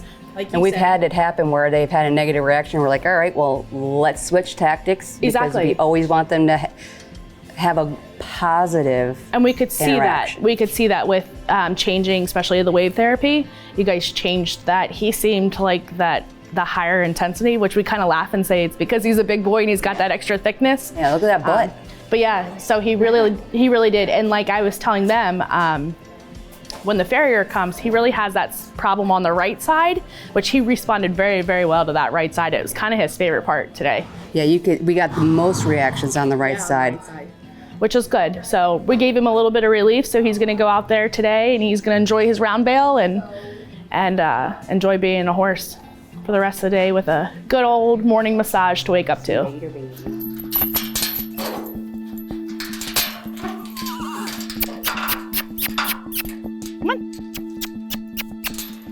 Come on. Good boy. Easy, easy. Good boy. There you go, good boy. Watching on Facebook since boot camp, it seems like you've had a little bit of a rocky road.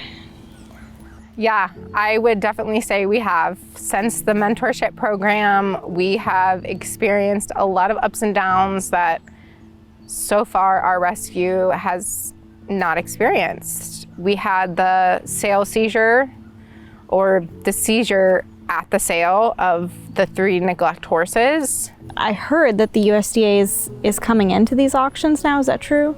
I've not heard the USDA is coming into these auctions. I know that the Center Hall auction just had somebody called on them because of the condition that some of the horses were left in.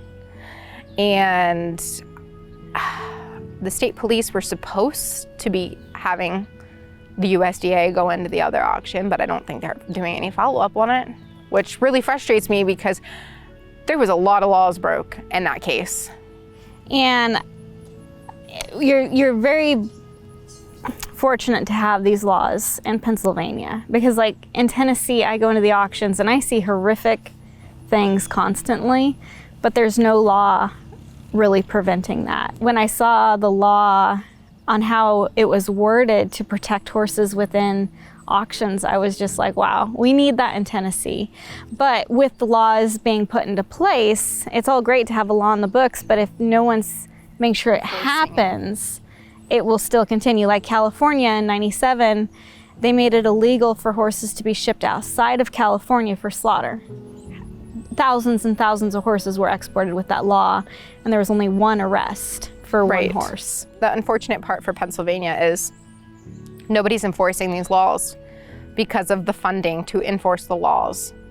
They used to have the USDA or the ASPCA going in to New Holland every Monday to walk through and make sure the condition of the horses was upkept, which helped get New Holland on the right foot. And now, generally, there's not very many there that are in incredibly awful condition. You have that law there to protect it. Correct. The law stated like it has to go to a veterinarian, has to receive medical care.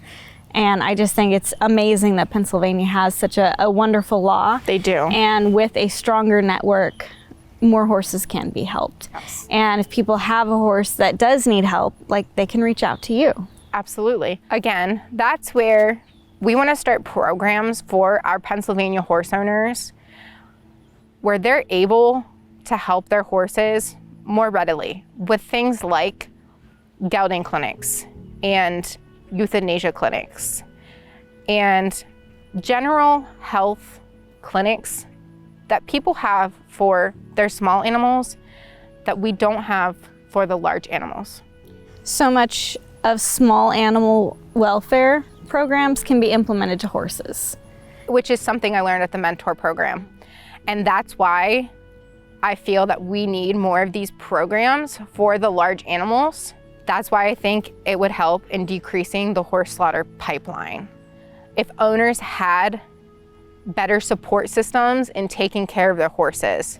Nothing we do would be possible if we didn't have donors helping us. Correct. You know, we might have the guts to walk into an auction and have people yelling and screaming in our face. Yep. But if it wasn't for the donors making that a possibility to go rescue those horses, we can't be there. Right. So, you know, they might see us as the heroes and going and doing this, but they're the true heroes because we couldn't do it without them. Absolutely. I would definitely like to try to get some of our longer term equines, you know, monthly sponsors or virtual adopters. So it would definitely be something I want to work on, you know, over the next couple weeks. Yeah. And then, you know, sometimes we get really busy and the wintertime things do slow down in the rescue world for us. It gets busier, but there are longer evenings. Right. So we can preoccupy ourselves with some of these projects on those long evenings. Right. And get some of these things knocked out. But having somebody like Jess as part of your team, I mean, she's amazing. You're very blessed to have her. It's very convenient because I do everything here. So while I'm out here sweating my butt off, she's on a computer working her butt off, and we can kind of even each other out very nicely. Yeah. So it's very convenient. No, I think that's great. Yeah, I'm already thinking like I'm gonna go up to the barn and be like, okay, I want you to work on the monthly subscription thing, and I'm gonna work on which horses to get sponsored. So since the workshop, I've really seen that you've been going through a lot with the auction rescues and flooding, and I mean it's kind of crazy. But sitting back, I can definitely see that you are working really hard trying to get this philosophy here, and what you've been doing is amazing. So I'd like to officially invite you to boot camp as one of the organizations. We would like to officially agree to come to boot camp. Totally. Super exciting. Yes, we are so excited. We just enjoy being able to work with you guys, this whole program. I mean, as nice as it is to be in the running, for you guys to offer this whole program is amazing.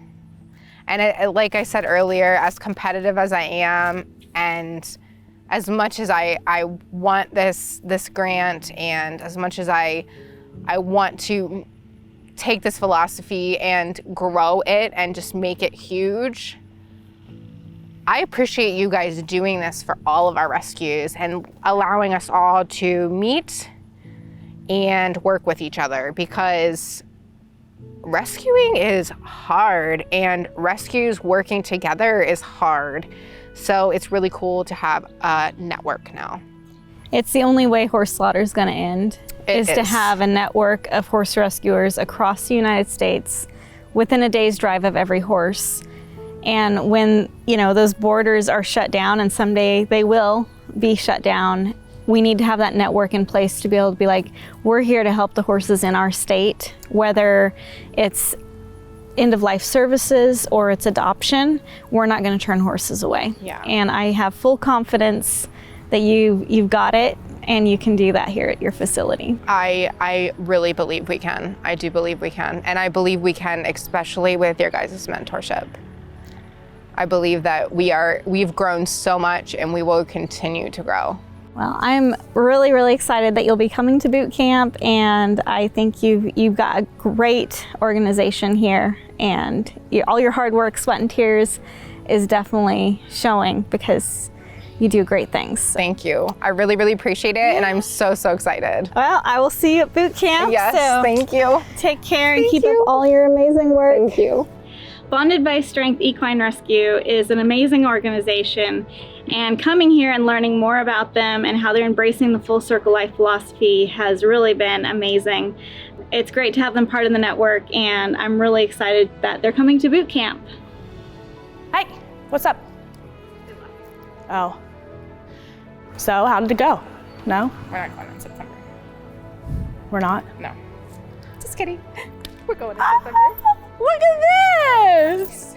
We get to go in September! Isn't that so exciting? We're gonna be gone, so you better hustle up with that training of yours, huh? Yeah.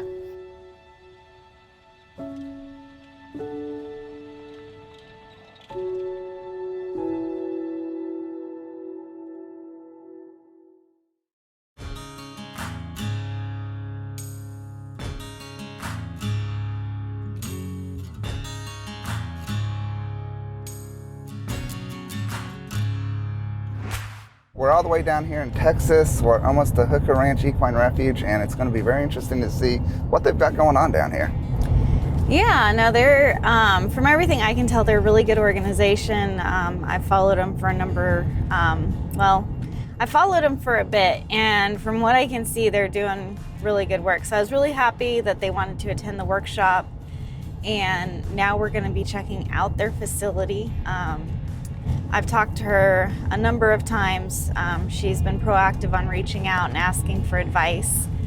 And one of the things they did is they changed their name since the workshop. Yeah, it used to be really long. It used to be really long and complicated, so they shortened it up, so that's good. And then I know that a storm came through and did some damage to their property since the workshop. So it'll be really, really nice to catch up. And you know, always at the workshop, there's so many people and it's so busy that we really can't connect with everything of how the organization got started and what's behind the organization. I know the name Hooker has something to do with helicopters. She was in the Army. She was in the military or Army or something. So it'll be nice to find out more about the organization's name. You know, kudos to every veteran. We appreciate each and every person who's willing to serve to keep us free. And she went from keeping people free to now she's keeping horses free. So I think that's really awesome. Yeah, and like, I think she's like a helicopter mechanic. Like, she's got a ton of talent.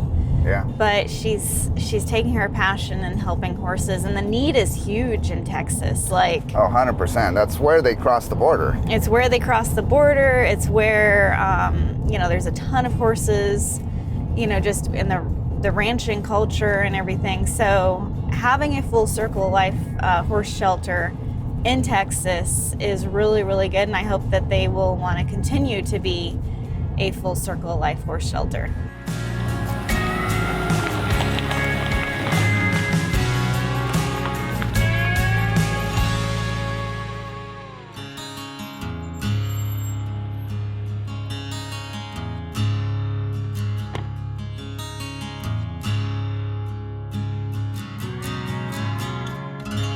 Hey! Hi! It's been a little bit. Good to see you again. You too. And this must be your husband? Ken. Ken, nice to meet you. You too. Well, you all have a beautiful place here. Thank you. Yeah, I can't wait Welcome to our home. Thank you, thank you. Can't wait to see it all. My name and position at Hooker Ranch Equine Refuge is Lisa Smith, and I am the founder and president of the organization. My name is Kenneth Smith. I'm the vice president here at Hooker Ranch Equine Refuge. And how many acres do you have? We have 20, well, 19.99. Well, that's close enough 20. to 20, yes, yes. We are a veteran-owned nonprofit in Northeast Texas that saves equines from possibly entering the slaughter pipeline. We assist our community in helping owner surrender cases. We take horses from the slaughter pipeline, we rehabilitate them, we rehome them, some we do therapy work with. And there's so many horses and so many equines that need our help, and we are well on our way to helping them. All right, so this is just a map. Obviously, it's not to scale of our home and our property. and the rescue, and everything here in black is existing. Okay.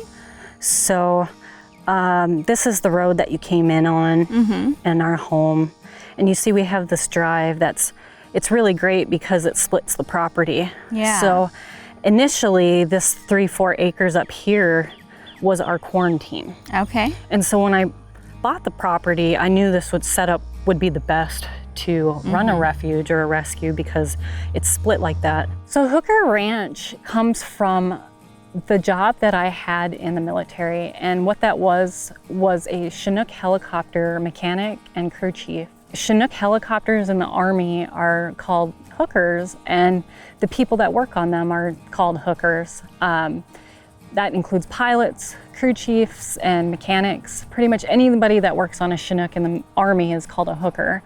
And when we bought our land, we named it Hooker Ranch. We didn't want to call it anything else but that.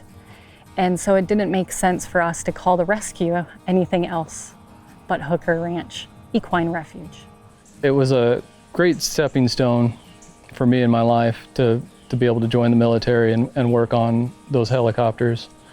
And it's also where I got the chance to meet my wife. I wouldn't have met her if we both didn't happen to have the same job. I would like to build a pole barn off of the paddocks that we currently have.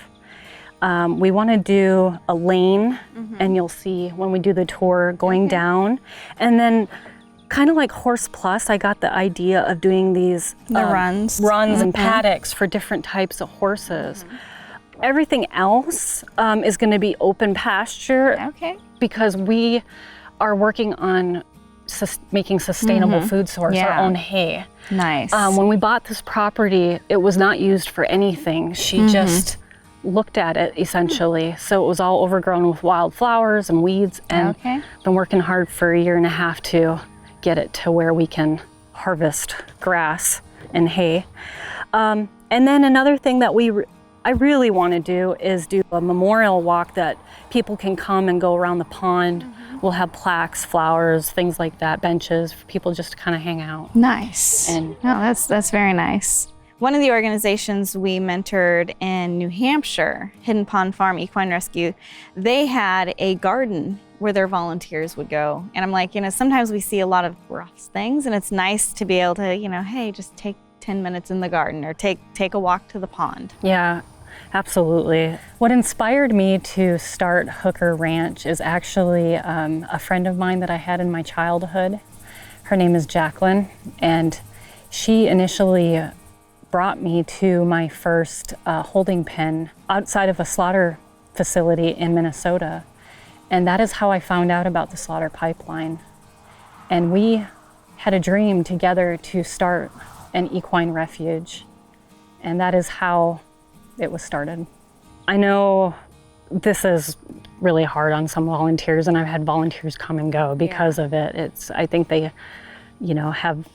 The reality of what horses are facing in the United States is hard to stomach for a lot of people. It really is. And seeing the results of that cruelty. We can turn a blind eye to them and pretend they don't exist, or we can actually be there helping them and telling their story, and that's hard. What I saw at the slaughterhouse were deplorable conditions, things I've never thought I would see as far as horses' living conditions would go.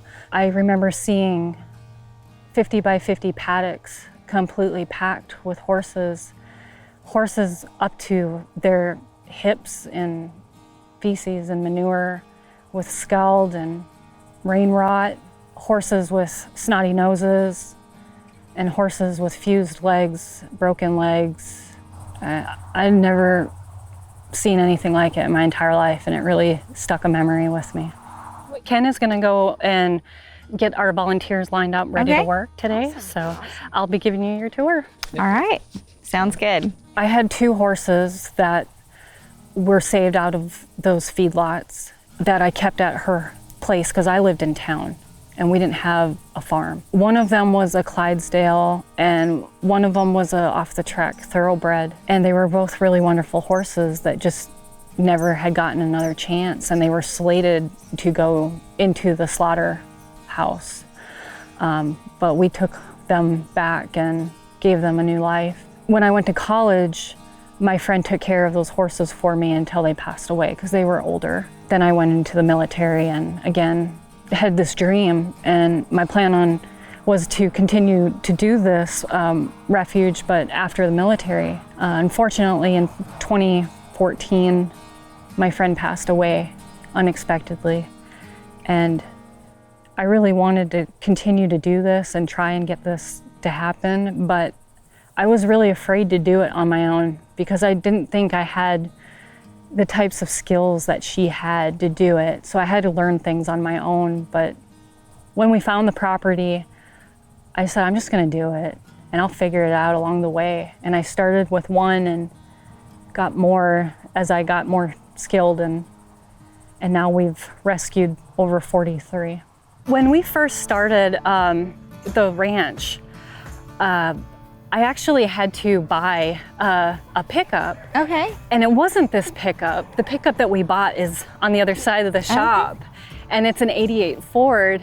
And me and one of the volunteers were going to the vet one day, and she's like, wow, your truck's really running great. And boom, a rod blew.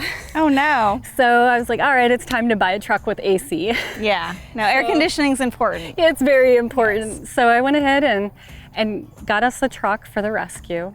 And this is our original trailer. It's not a whole lot, but it's functional.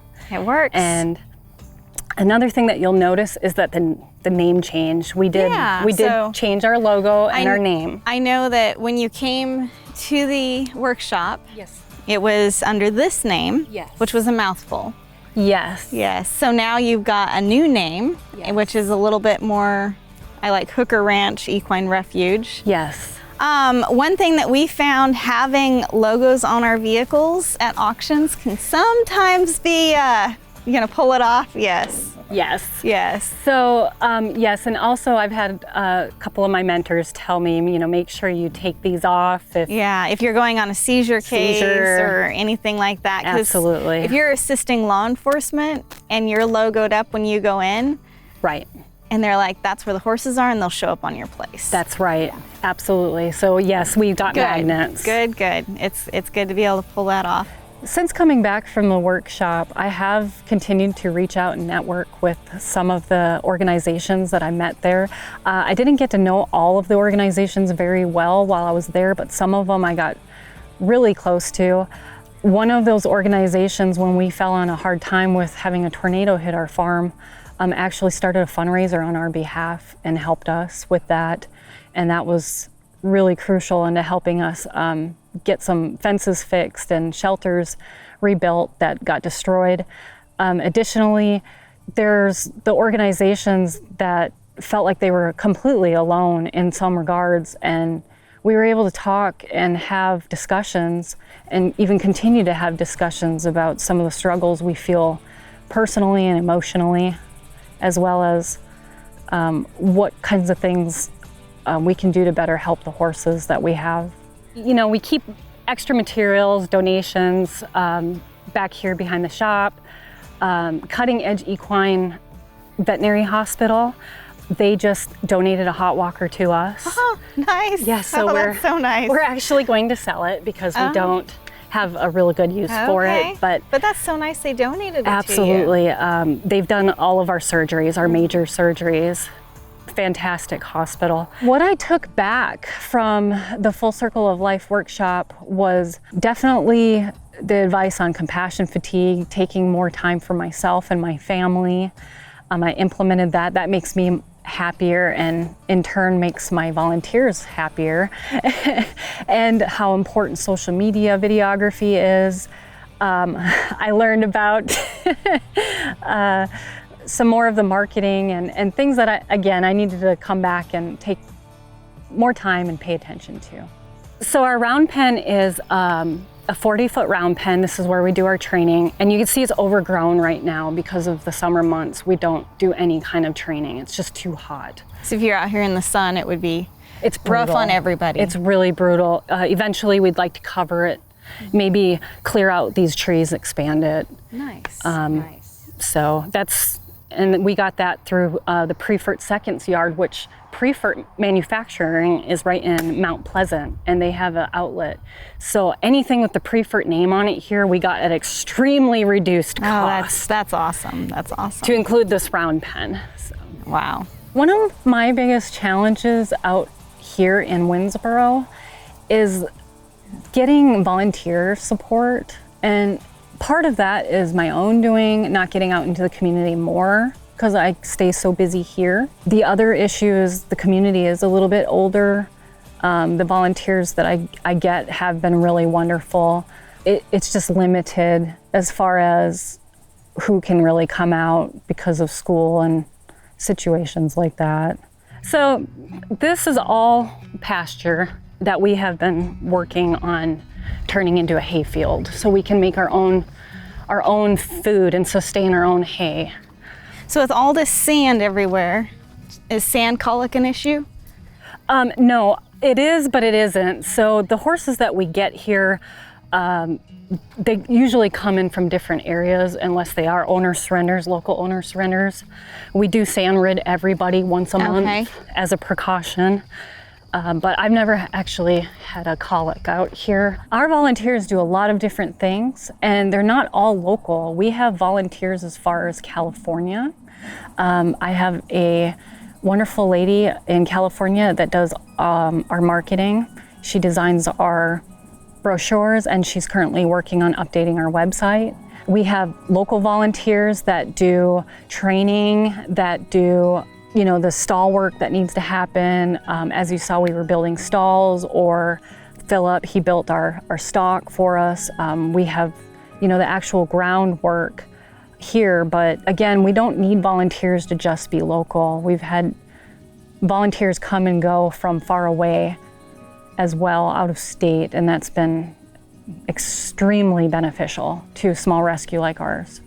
My name is Philip Connor, and I've volunteered with Lisa out here for about a year now. And of course, there's not as much as I can do anymore, but I do most of the mowing and stuff on the tractors and keeping the pastures in shape and fertilizing and that sort of thing. My name is Rebecca Teamy, and I am a volunteer at the Hooker Ranch. I come out to Hooker Ranch as Lisa needs me, but most of my work I do at my facility. I live only about 3-4 miles away. My name is Summer Green. I am a volunteer here at Hooker Ranch Equine.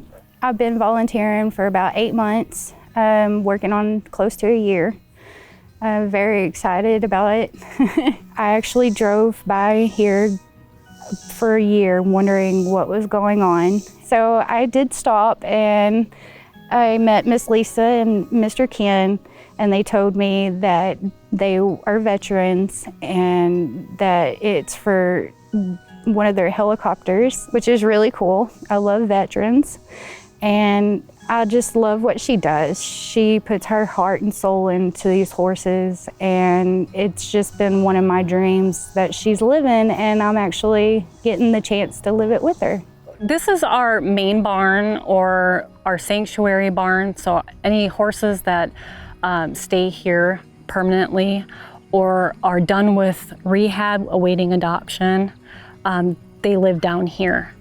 And the only thing that existed when we moved here was this shed, and it was like a vehicle shed or an equipment shed. It was completely full of garbage. Oh, that's fun. Spent 3 weeks cleaning it out. I rented a Bobcat and got it all leveled, and then we started building stalls and a feed room. And so it has 3 12-by-12 stalls, and it has a feed room where we keep all of our feed. And then we did 2 50-by-50 paddocks here. There's so much to do in an operation like this because it's a 24/7 type thing. You don't just, shut it down and it happens every day. I just appreciate the opportunity to come out here and help and try to do things that I couldn't do on my own anymore. I think, in her logo, it takes a village, and it really does. And I don't think people understand that till, you've been really involved in organizations. I wish them the best of luck, and I am so happy that she's able to network with Horse Plus and other organizations in the area, and I hope that they can make it from here on out. I am the shelter manager also. When she's not here, I try to do my best on keeping up with the horses and maintaining the facility. So far, I'm fairly new at this, but I've been taught a lot, and I love what Lisa does, and I love the horses. They're wonderful. These paddocks, the purpose of them is so everybody has their own place to eat without being bothered by somebody else. And then we decided that we needed to split one of the paddocks for runs. We have a pony, and he lives here permanently. He's our mascot. And so he needed his own run to keep him from overeating. And then we have a place for the other horses to eat by themselves. So in addition to the volunteers, we also need funding and grant assistance as well. We do pay for any kind of capital gains as far as fencing, buildings and structures like that as we can on our own. We try and make sure every donation goes to the horses, whether it be food or veterinary care.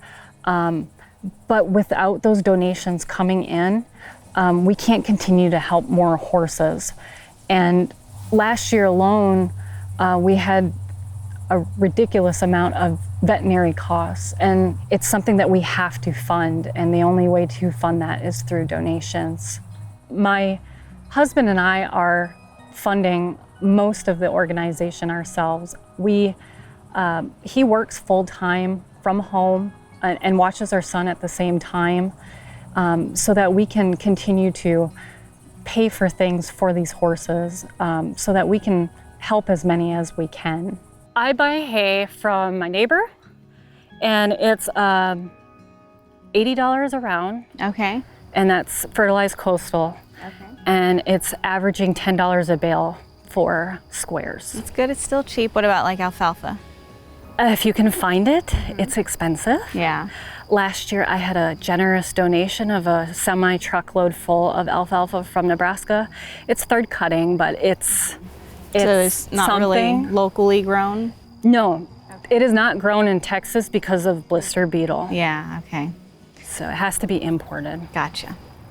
So this is Shirley. She's Hi, blind. Shirley. It's okay, girl. We're here. Hey. Hi. Hi, girl. Aw. So with her, you just have to be very deliberate about Yeah. touching her. Where she knows where you're at. Miss Lisa is just a wonderful person. She's great. Like I said earlier, she puts her heart and her soul into this, and it's just unbelievable of what she does for these horses. I've seen the blonde Belgian go from a wild, not knowing anything, from not being able to see and being scared, to now she's calm, she accepts us, and she's doing a lot better than what she was when she first started, well, I first started. So we have 3 12 by 12 stalls in here that we've built. And again, it just serves the purpose for feeding. Yeah. The horses aren't stalled up all day. We keep them in a pasture type environment and in a herd environment so that they can socialize. So what we've done here is we've made little shelters. These are just temporary shelters, and they work really good for a couple of years until the sun cooks them. That way each horse, if I have to pen them for some reason overnight, they have a little shelter. Nice. And then our plans are to put some shade cloths up here as well. And this is where, again, we can feed individually, is pretty much the only purpose. Yeah. We don't keep them in their long term. In their long term. Well, and it works great. There was one point, you know, we didn't have all the facilities that we have now, and we had almost the same setup, little copper. And it's like, well, you know, they're not that expensive, and they provide good shelter, and you can put panels up to them. So. And Ken and I are, you know, both prior aircraft mechanics. So our plan was, after the canvas goes bad, we can actually take our donated sheet metal and pop rivet to the frames. Nice. And make better temporary shelters. There you go. There you go. When it comes to horses that we have to make end-of-life decisions for, it can be really hard on our volunteers. No matter how hard I try to prepare them mentally, we always have volunteers that it affects harder than others. Some of those volunteers, they have to step away and they don't come back. And it's not something I fault them personally for. Each person deals with things in their own way. And as hard as we try for every horse, some of them, the nicest and kindest thing that we can do for them is give them the last act of kindness. So this is Jewel, and she is 36 years old, and she was rescued from the slaughter pipeline, and she was extremely emaciated. I mean, the most emaciated horse I've ever seen in my entire life. I spent 5 hours getting her stable enough to transport, and we got her here, and we picked her up every day with the tractor for 2 months. And it was exhausting. And I told her, I said, if you make it through this, you can live here forever. And she did. And she's extremely vibrant, and she's extremely sweet, and she's one of the most well-mannered horses I've ever had the pleasure of working with. And she's an absolute jewel. A lot of people say, oh, the horse is skinny because it's old. And it's really so irritating to me, because usually they're skinny because they have teeth problems, they're not getting enough nutrition, or there's some type of organ failure going on. And it's so sad, because clearly here she was the old skinny horse, and with proper care, she looks amazing. And people like to use old age as an excuse for not caring for their horse properly and upping that level of care that an older horse needs. Yeah, she is an Arabian, so she's smaller framed.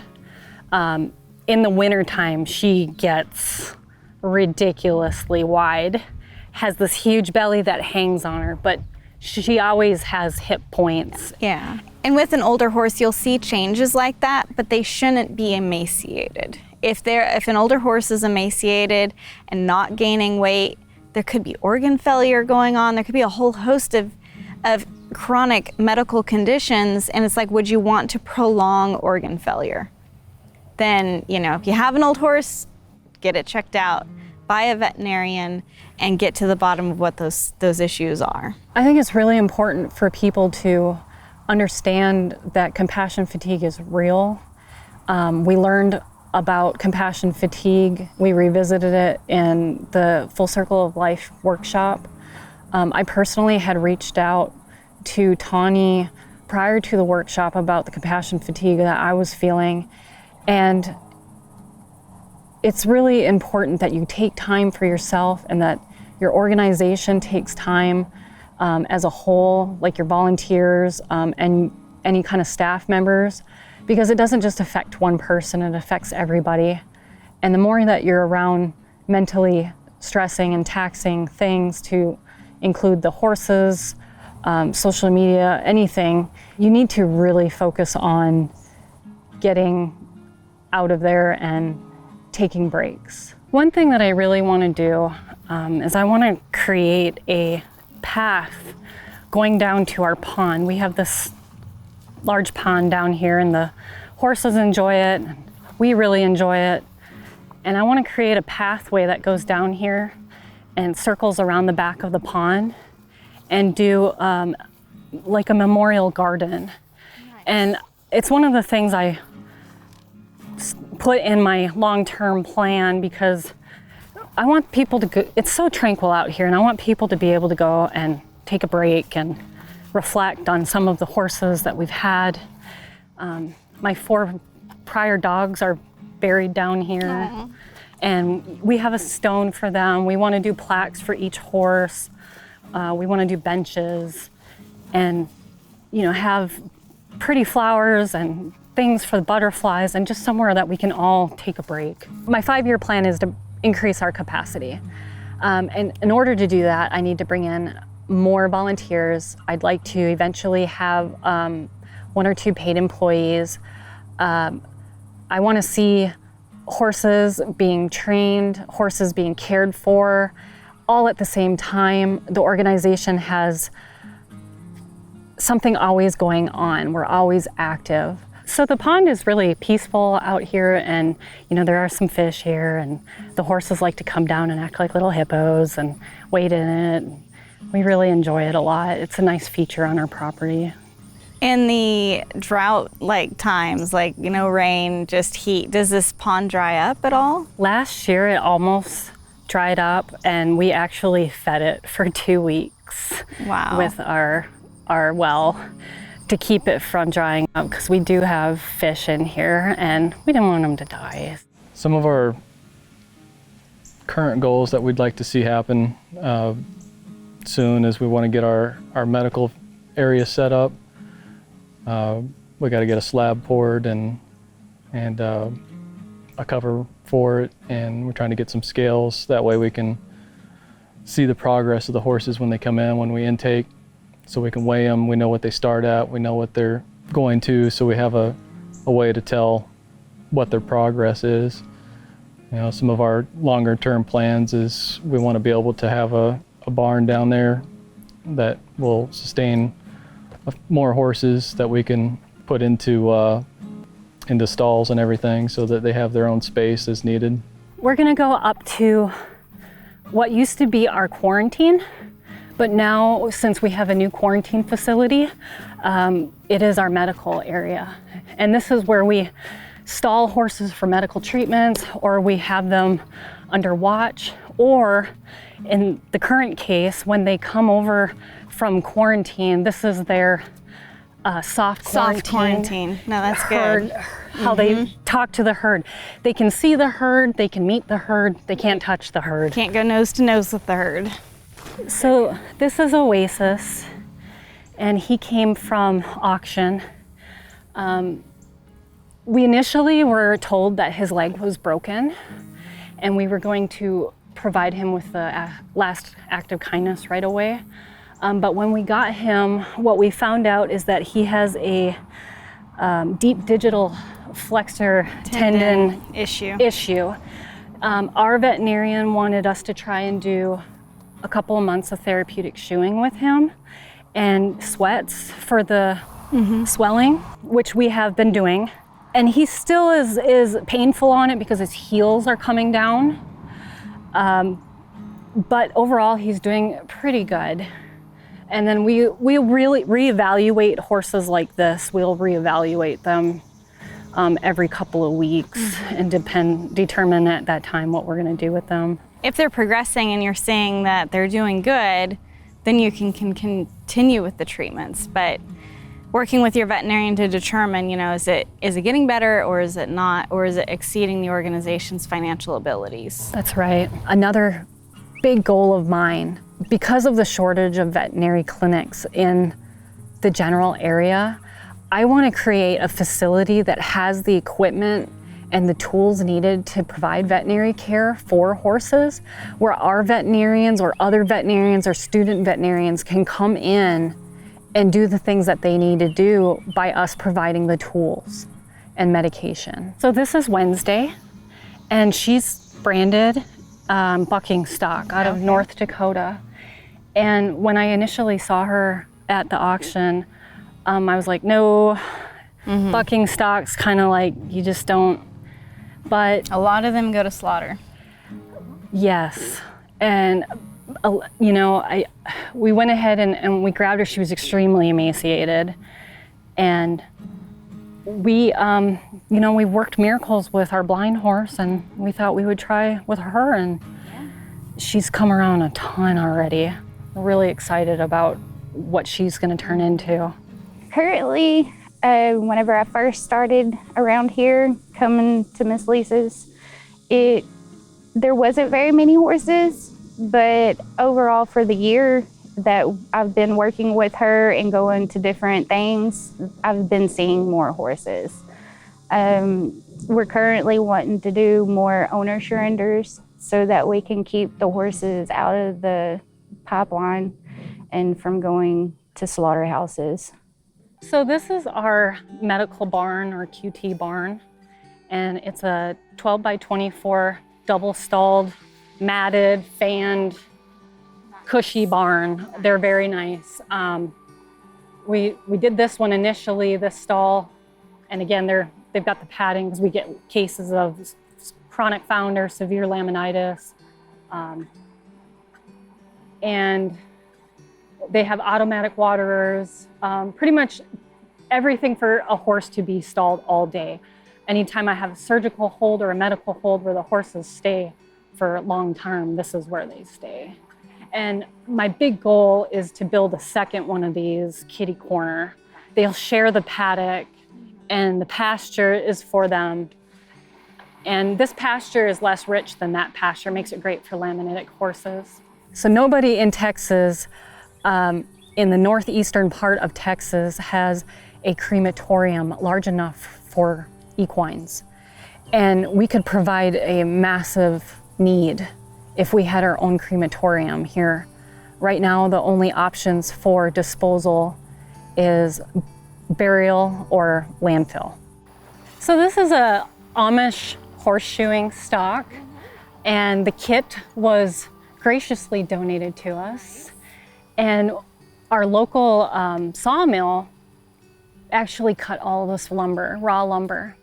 So that you had the pattern donated, basically, or the metal brackets. Metal, okay. We have one at our facility, and we ended up getting the whole package, so all the wood and everything. Yeah. But yeah, it looks extremely similar.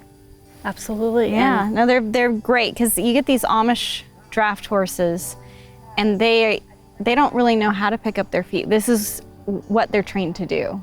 Absolutely. Some of them will just put their feet on it like they've done it all their lives. Some of them it takes a little more convincing, but for the most part it keeps our farrier and us a lot safer, as well as the horses. Horseshoe stock that we have down there for the big draft horses, I built that, and I built it here. We had people that funded that thing as a parts kit from an Amish producer up there that had them, and we got the lumber sourced locally and just assembled it from there. And I did it here at the thing, and it's so big and heavy. Of course, I had to have help from time to time handling the pieces on it, but we got it all together and it works great. So this is our 2-horse trailer, and we got this as a donation a few weeks ago. All we had to do was put new tires on it and pull it out, and we use it to bring our pony to events. He's our mascot, and makes it a lot easier on everybody, not having to have a gooseneck. And we can also use it as a backup trailer. Oh, that's great. And these little trailers can be so useful, especially training a horse to get in a little trailer. Because when adopters show up with the little trailer, yes, and you've worked the horse and the horse knows to get into the little trailer on site, you save a lot of time. Absolutely. Being here has changed my life in multiple ways. It has brought back my personal bubbly self. I've been able to open up to Miss Lisa in ways that I couldn't with others. I've gained new friends that are just wonderful, and it has made it to where I can actually deal with the public better. The horses help me a lot mentally. I do have some mental disabilities, but they help me a lot with that. And being able to go and see other facilities too and learn. It's all about learning, and I love it. Okay, so this is where we quarantine all of our horses, and we have this beautiful paddock to use. On the back side of this garage is a 2-stall little mini barn. Nice. And then obviously she's got these buildings here, and she said we can use all of them as storage. We have no hay storage on site. Okay. If we were to win the $15,000, one of our plans is to get a storage container, like a shipping crate, to put behind our barn for hay and feed, and that way we can utilize more of the space in the barn. But until then, our hay donations go in the hay barn, our square bales go in here. Okay. And all of our other storage is out here. This little shelter right here is a great 2-stall shelter, loafing shed that they can come lay in or relax. Or if we need to start an IV or anything like that, we can put the horse in here and take one of our cattle panels and gate it. Those tent panels are so helpful, and we can do so much with them, and then we'll just hang the fluids and get them going. When we got Wednesday, the bronc, a month and a half ago, she was in here and we were giving her fluids because of her dehydration. And it's just really fantastic to have this and a neighbor to help us like they do. Yeah, that's amazing. And it's so nice to have a completely off-site quarantine facility. Because if you bring in a horse with strangles or anything, like you can come over, care for the horse, totally disinfect before you go back to your main facility. Absolutely. So this is really, really ideal. I know that one of the other organizations within the network, they have off-site, and they were like, should we bring it on-site? I'm like, no. If at all possible, have off-site, keep your off-site quarantine. Well, thanks so much for the tour. I would love to sit down with you and really hear more about why you started this organization and the name behind it all, and you know, what's the passion behind this organization? Absolutely.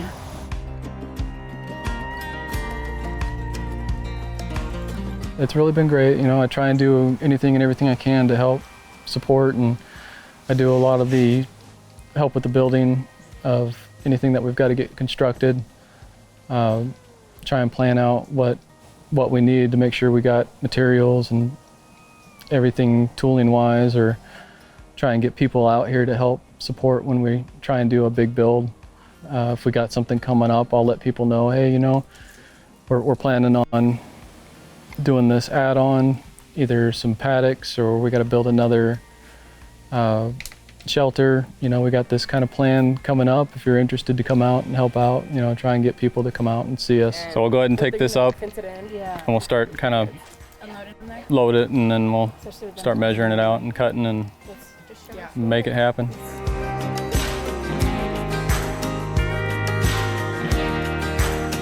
So we're gonna line the stall with wood, just like this other stall. That way it helps protect the horses. So if they're in here, they get spooked and they kick, they're not gonna kick through the metal, hurt their legs or anything. We want them to be safe as possible. So we're gonna line the back and this side wall about the same height as the rest of it. That way everybody's protected and safe when they're in here. Well, we're gonna cut one board that'll go just vertical right here. That way, and we'll screw it to here. That way when these boards go in, we have something to screw into. And we're gonna go about this tall, yeah. We just need the one there, and we'll do one here too. That way we can screw into it. And then when we do this side, we'll just screw into the 2x4.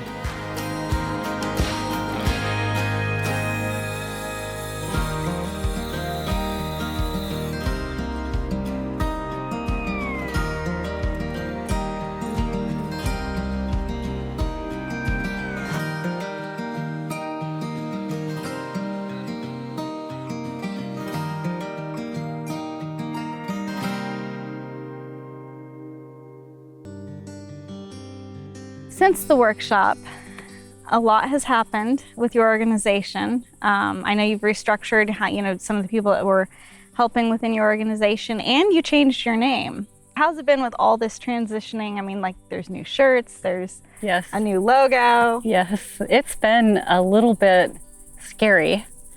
I was really afraid to change our name because we went to the workshop as Hooker Ranch Slaughter Horse Rescue. But it wasn't what we were doing exclusively, and it really needed to change. Not only that, but the personnel changes were really scary because we had personnel that had been working with us from the very beginning that are no longer with us, and we had to work through that. I know that sometimes when organizations rely on a single donor, that person can end up controlling the organization. And I've seen a lot of organizations really suffer because their organization is built off of their support, years later that person steps away and leaves you hanging. Right. And so I think, definitely focusing on what your organization is and the mission, and focusing on that is really going to help your organization go a long ways. So I've downloaded MailChimp, and I have not been able to make the time to learn it, and that's what I really struggle with. We have all these wonderful tools that we got from you and Jason, but for me to sit down and find the time to learn each and everything, it's been really difficult for me to do that. So something you said earlier today is that you have this great volunteer that takes care of all the animals, and she's even told you, take the time to go in. You're not needed out here. I've got this. I got to take her advice and then take the time to step away. When you have somebody, that's there as a volunteer, a lot of times you feel like you need to be there too. And when it's a volunteer, like they're in charge of, these different duties, you don't need to be there holding their hand during those duties. And then that will give you free time to develop into like, hey, we need to get our email marketing going and stuff. So sometimes it is just taking that time to step away. Part of that is the military. It's really hard to follow a leader that doesn't show by example. Mm-hmm. And it's 106 degrees out here, and with me not out here being in the sweat and the pain with them, it's really hard on me because I don't want to watch anybody else work and sacrifice. Yeah. She's a volunteer, but this is her job. It is. And you got to give her the space just like you would an employee to, give you time so you can go. And not everybody in the military is out there doing everything. That's true. Compassion fatigue, it can be a real killer of horse rescues and organizations. And I know prior to the workshop, you were confronted with it and were suffering from it. How do you see yourself avoiding compassion fatigue? Because I know you mentioned you like to sew, and those things are great. So what do you do outside of horses so you don't get compassion fatigue and where it just shuts your organization down? My favorite thing to do is spend time with my family. And we'll go on a little weekend trip to different parts of Texas or around other states and just go explore and hang out together. One of my favorite things to do is take my 3-year-old to toy stores and spoil him. I also, as you said, I sew. I love to quilt, and I love to make toys out of sewing materials, so like dolls and teddy bears and things like that. That's awesome. And it's so important. The first time I learned about compassion fatigue, I remember that the instructor was saying, even if you knit, you just do something that takes your brain off of horses, or animals constantly. And, obviously we love horses and we love animals, and that's why we get into this, but we see horrible things. And if we're not taking our mind and distracting it with something positive, it's ultimately can destroy your organization.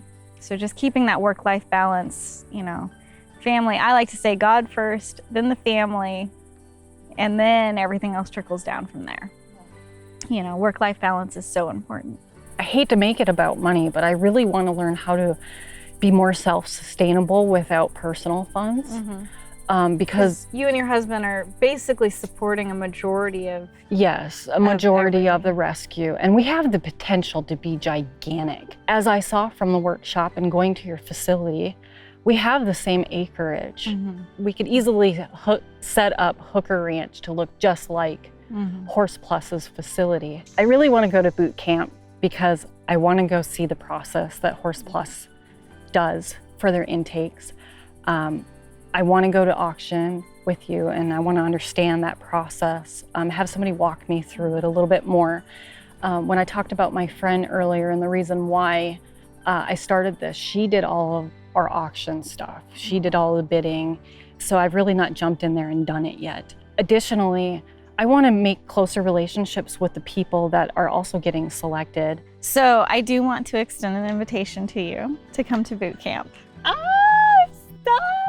Yes, you'll be coming to boot camp. You'll get to bid on horses at the auction, and you'll get to see the whole thing. Stop yes. it. No, you are coming. I saw it in your face. You were like, do I tell her now? Do I tell her now? Do I tell her now? So, yes, I don't hide a secret very well when I start thinking about it. But, yeah, no, so you're coming to boot camp.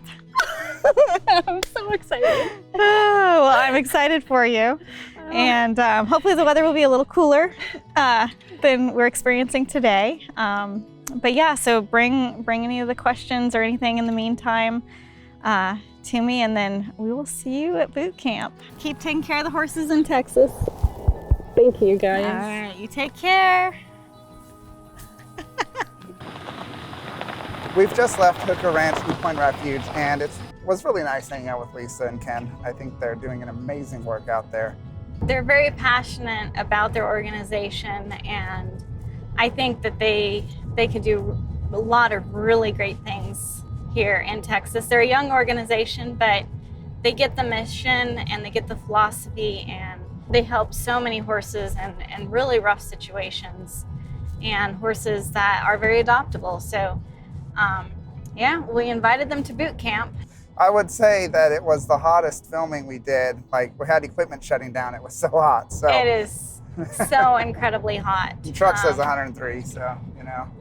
And, you know, I think that, you know, these organizations that we're going and we're visiting to, like, we know these organizations. We know, like, we feel comfortable having them within our network. And there's a lot of organizations that we didn't get to go visit. Just because there's only so much time that we have. But, you know, for the organizations that we're able to go visit and film and feature, like, we know these organizations are good organizations. And for the organizations that we weren't able to go to, you know, that are actively within the network, you know, they're still part of the network, but I wish we could go to every organization. But boot camp's going to be pretty amazing, I think.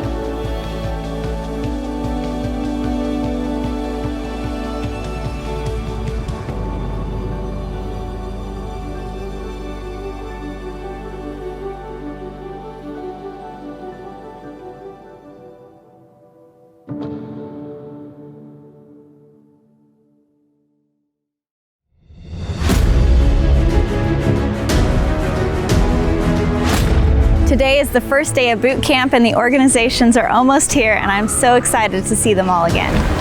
Are you excited? I'm really excited. You think we're gonna dig in a hay pile? That'd be fun. Welcome to Boot Camp 2023. We are so happy you guys are here. We'll be doing a lot of different activities. Some will be fun, some won't be. So what is your experience with horses? You know, we've had some lessons here and there. All right, we're gonna go ahead and stop the appointment.